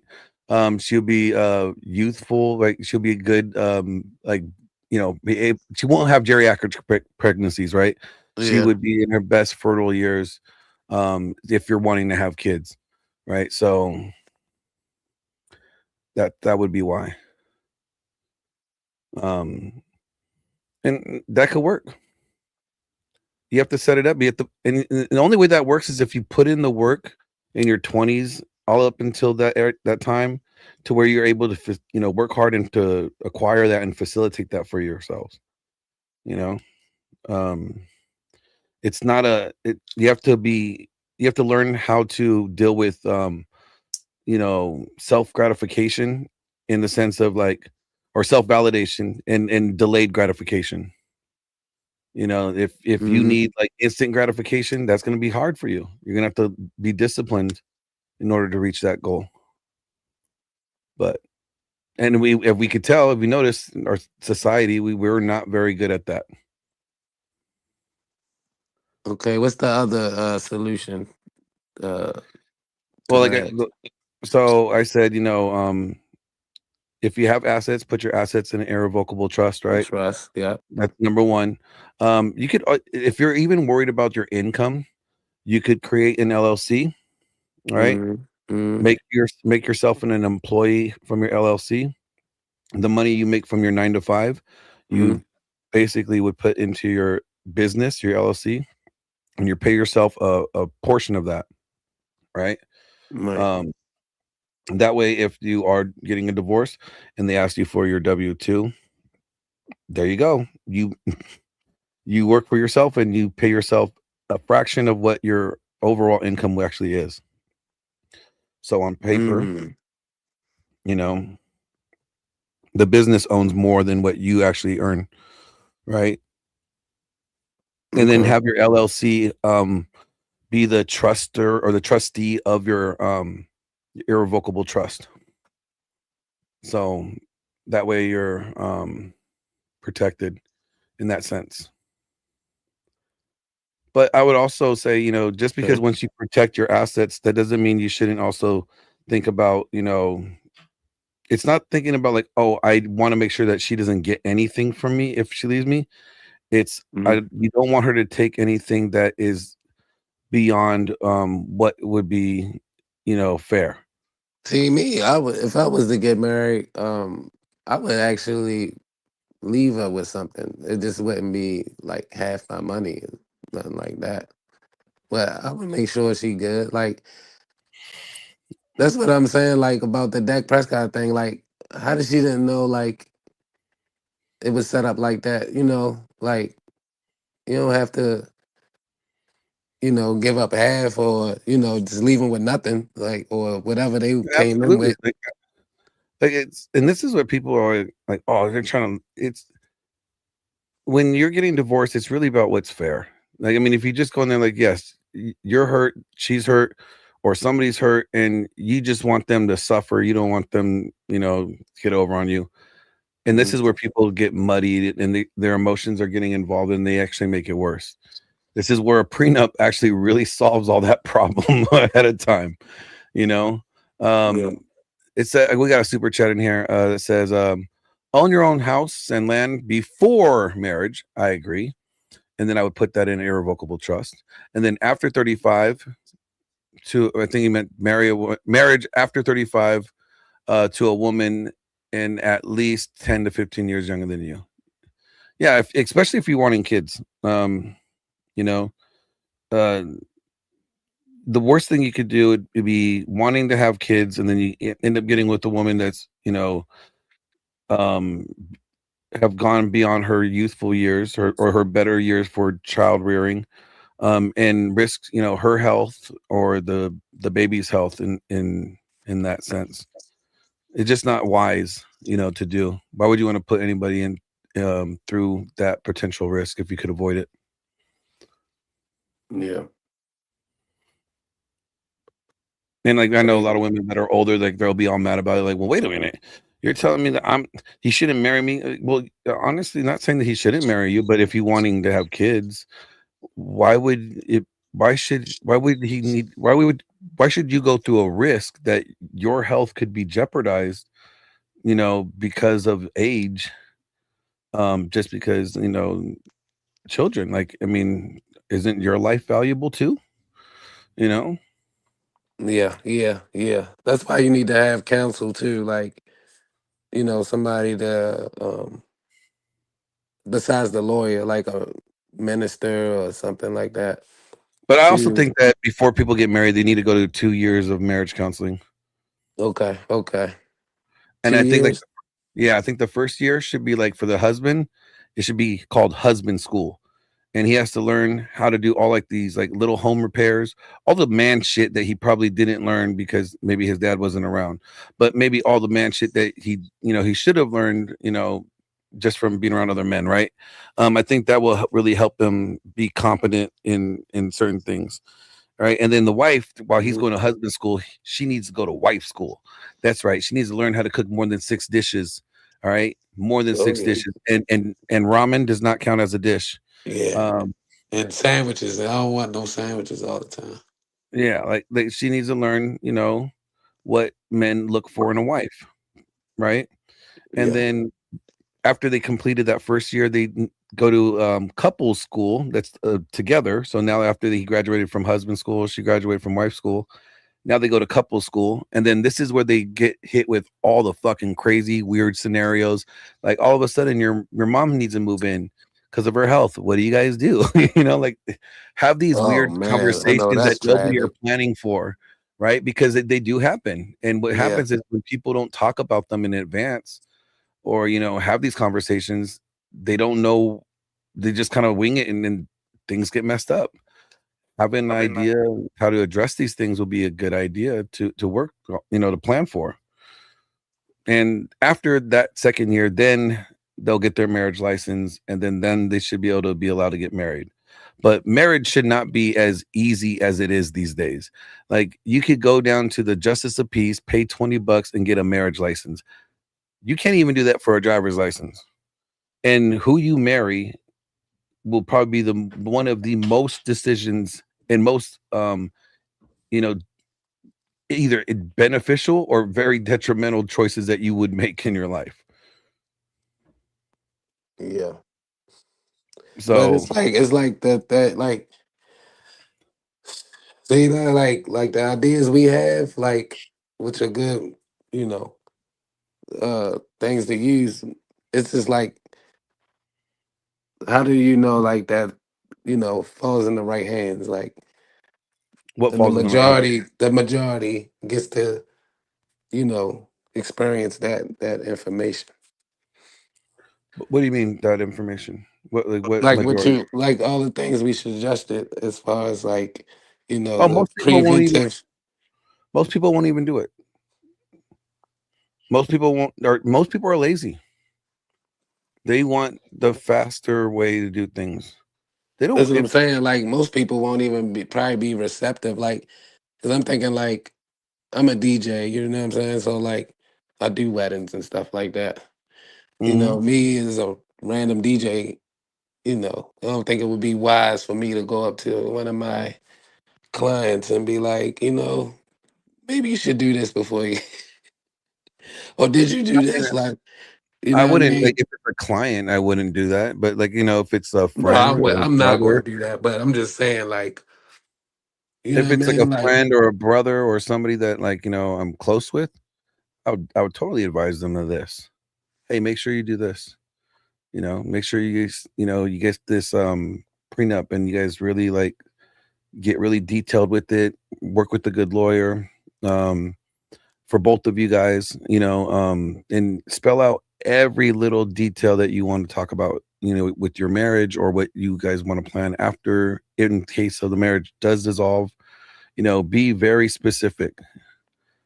That way everything's there and spelled out and everybody's on the same page. There's nothing hidden. There's no, it should be, that should provide both parties peace. so you say you were married before. Are you married now, Glenn? No. Would you get married again? I think marriage is for family creation. Both of my kids are adults now.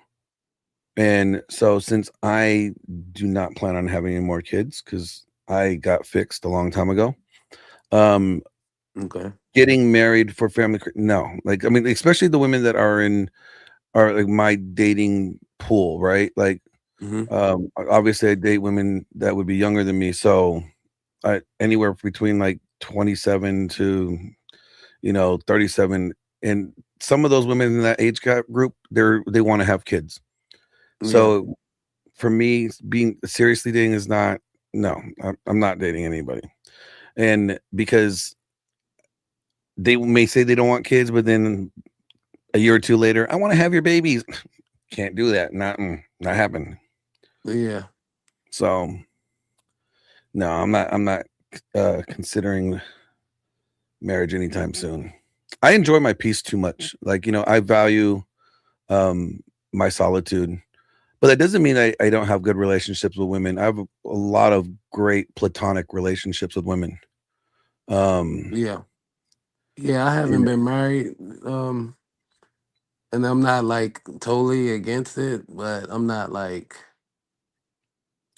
I think marriage is beautiful. I think it could be something amazing. It really depends on how well you prepare for it. Yeah, I'm just not enthused. Like if I meet it, like I don't even know, man. It would just have to. It had to be. It had to be something close to a miracle, man. Like. I always say, Like, like, I if ain't gonna for me lie. to get into another relationship, for me to like actually like be in a committed relationship, the woman would have to be way more attractive than my solitude, and my solitude is pretty fucking attractive. My peace, my solitude, my quietness is very comfortable, and I enjoy it. And so, like, the woman would have to be someone like I just feel like, oh, I would rather get rid of my solitude and have her around, and that's a high bar to meet, you know. Yeah. And it's not a saying that like a woman can't be that way. There are many amazing women out there. And maybe if that time comes and I come across her and I'm like, oh yeah, you know what? I really want to be in a relationship with her. And I wouldn't be opposed to it. I'll cross that bridge when I get there. But as of right now, I'm not pursuing it. I'm not looking for it, but I won't reject it if it presented itself either. But it wouldn't Man, be this marriage. is a great convo, man. I'm about to get up out of here and be honest, but I fucks with you, Glenn. I appreciate that. I'm glad that you enjoyed the conversation. Yeah, I seen you on Fatty's channel. What's the name? Tomato, Rotten Tomato. I've been on the Raging Tomatoes channel as Raging well. Yep. Tomato. Yes. So I haven't been on I'm there in like familiar probably like with your a year. Yeah. spoken You know, word, man. Good stuff, man. I appreciate it. And like the whole point of talking, and I'll just kind of because I'll wrap it up here too for those that are listening. Yeah. The whole point of this conversation wasn't to bash the red pill or the Manosphere. It was to point out the areas that me being an observer in this space and working behind the scenes for as long as I have, that I see that these are problem areas that are not helping men, that we should probably address so we could actually do what we say we're doing. If we're here to help men improve, help men avoid self-deletion, then we should probably work on these areas that could contribute to that bad things or those poor outcomes. If we don't, then we can't say that we are here to help men, and we're here to help men improve. No, we would have to say that we are here to capitalize off of men's pain. And that's not what I'm in this space for. I could do way more things with my time than do that. And trust me, this space does not pay very well. You're not going to get rich from being in this space. So, if you're in this space and you want to help men, or if you're listening to the creators in this space, do your due diligence and fact check them. Make sure that what they're telling you is accurate and not weaponized against you to make you hate the opposite gender. Because no, I love women, man. I ain't on that at all. I ain't nowhere close to that. I just observing, and I see a lot of stuff like in the actuality and anecdotal. It's not all generalized, but I don't like the one-sided thing either. I kind of like understand it, and that's what I'm saying. The content creators I watch, they say it as well. Like it's not just the women, but that's what gains attention, like in this space. So I get it at the same time. So I always tell people, who are the people that hurt you the most? They're probably somebody that told you they loved you, right? Because that's for me, the only people that could ever get close enough to hurt me are the people that love me and that I love, and I let them get that close. Right. So my enemies don't get to hurt me. They get to irritate me. They become a nuisance. Right. Yeah. They can't give me that like death blow, or they can't like, take me out like someone close to me couldn't. So, and I said this earlier, I said, men and women will treat you. And if they think that is treating you as a good thing and is beneficial to both of you, then that's what they'll do. If they think that getting over on you is going to be beneficial to them, that's what they'll do. When you think of things like that, there's no expectations. Now you could have like relationships expectations, but I believe that people are going to do what always going to be in their best nature, because people are selfish that way. We all are. Yeah. And then that kind of like some of the content out here tells us to be selfish. Yeah, be selfish, dude. Like I say don't be selfish. I said have enlightened self-interest. Oh, You know what that means? self-interest. Okay, got you. Okay. Having enlightened self-interest means if I help you, ultimately I'm helping myself. Yeah. Yeah. So I will end with that. But thank you for the conversation, and for sure, everybody that was listening. I believe Trey's asleep, so yeah, I can't even end the stream if I wanted to. I know this is crazy. Like, but I could nobody actually that can call him. I could end it from my end. Like I could end like on my channels, but I can't end it for his, unfortunately. So is there anybody we know that can call him? I got his number. I'll call him right now. Okay, all right, bet. Or I'll give him a text and see if he wakes up. But for everybody else, good night, good morning. If you hear him snoring, record it and then send it to me. Until next time, you guys. Peace. Peace.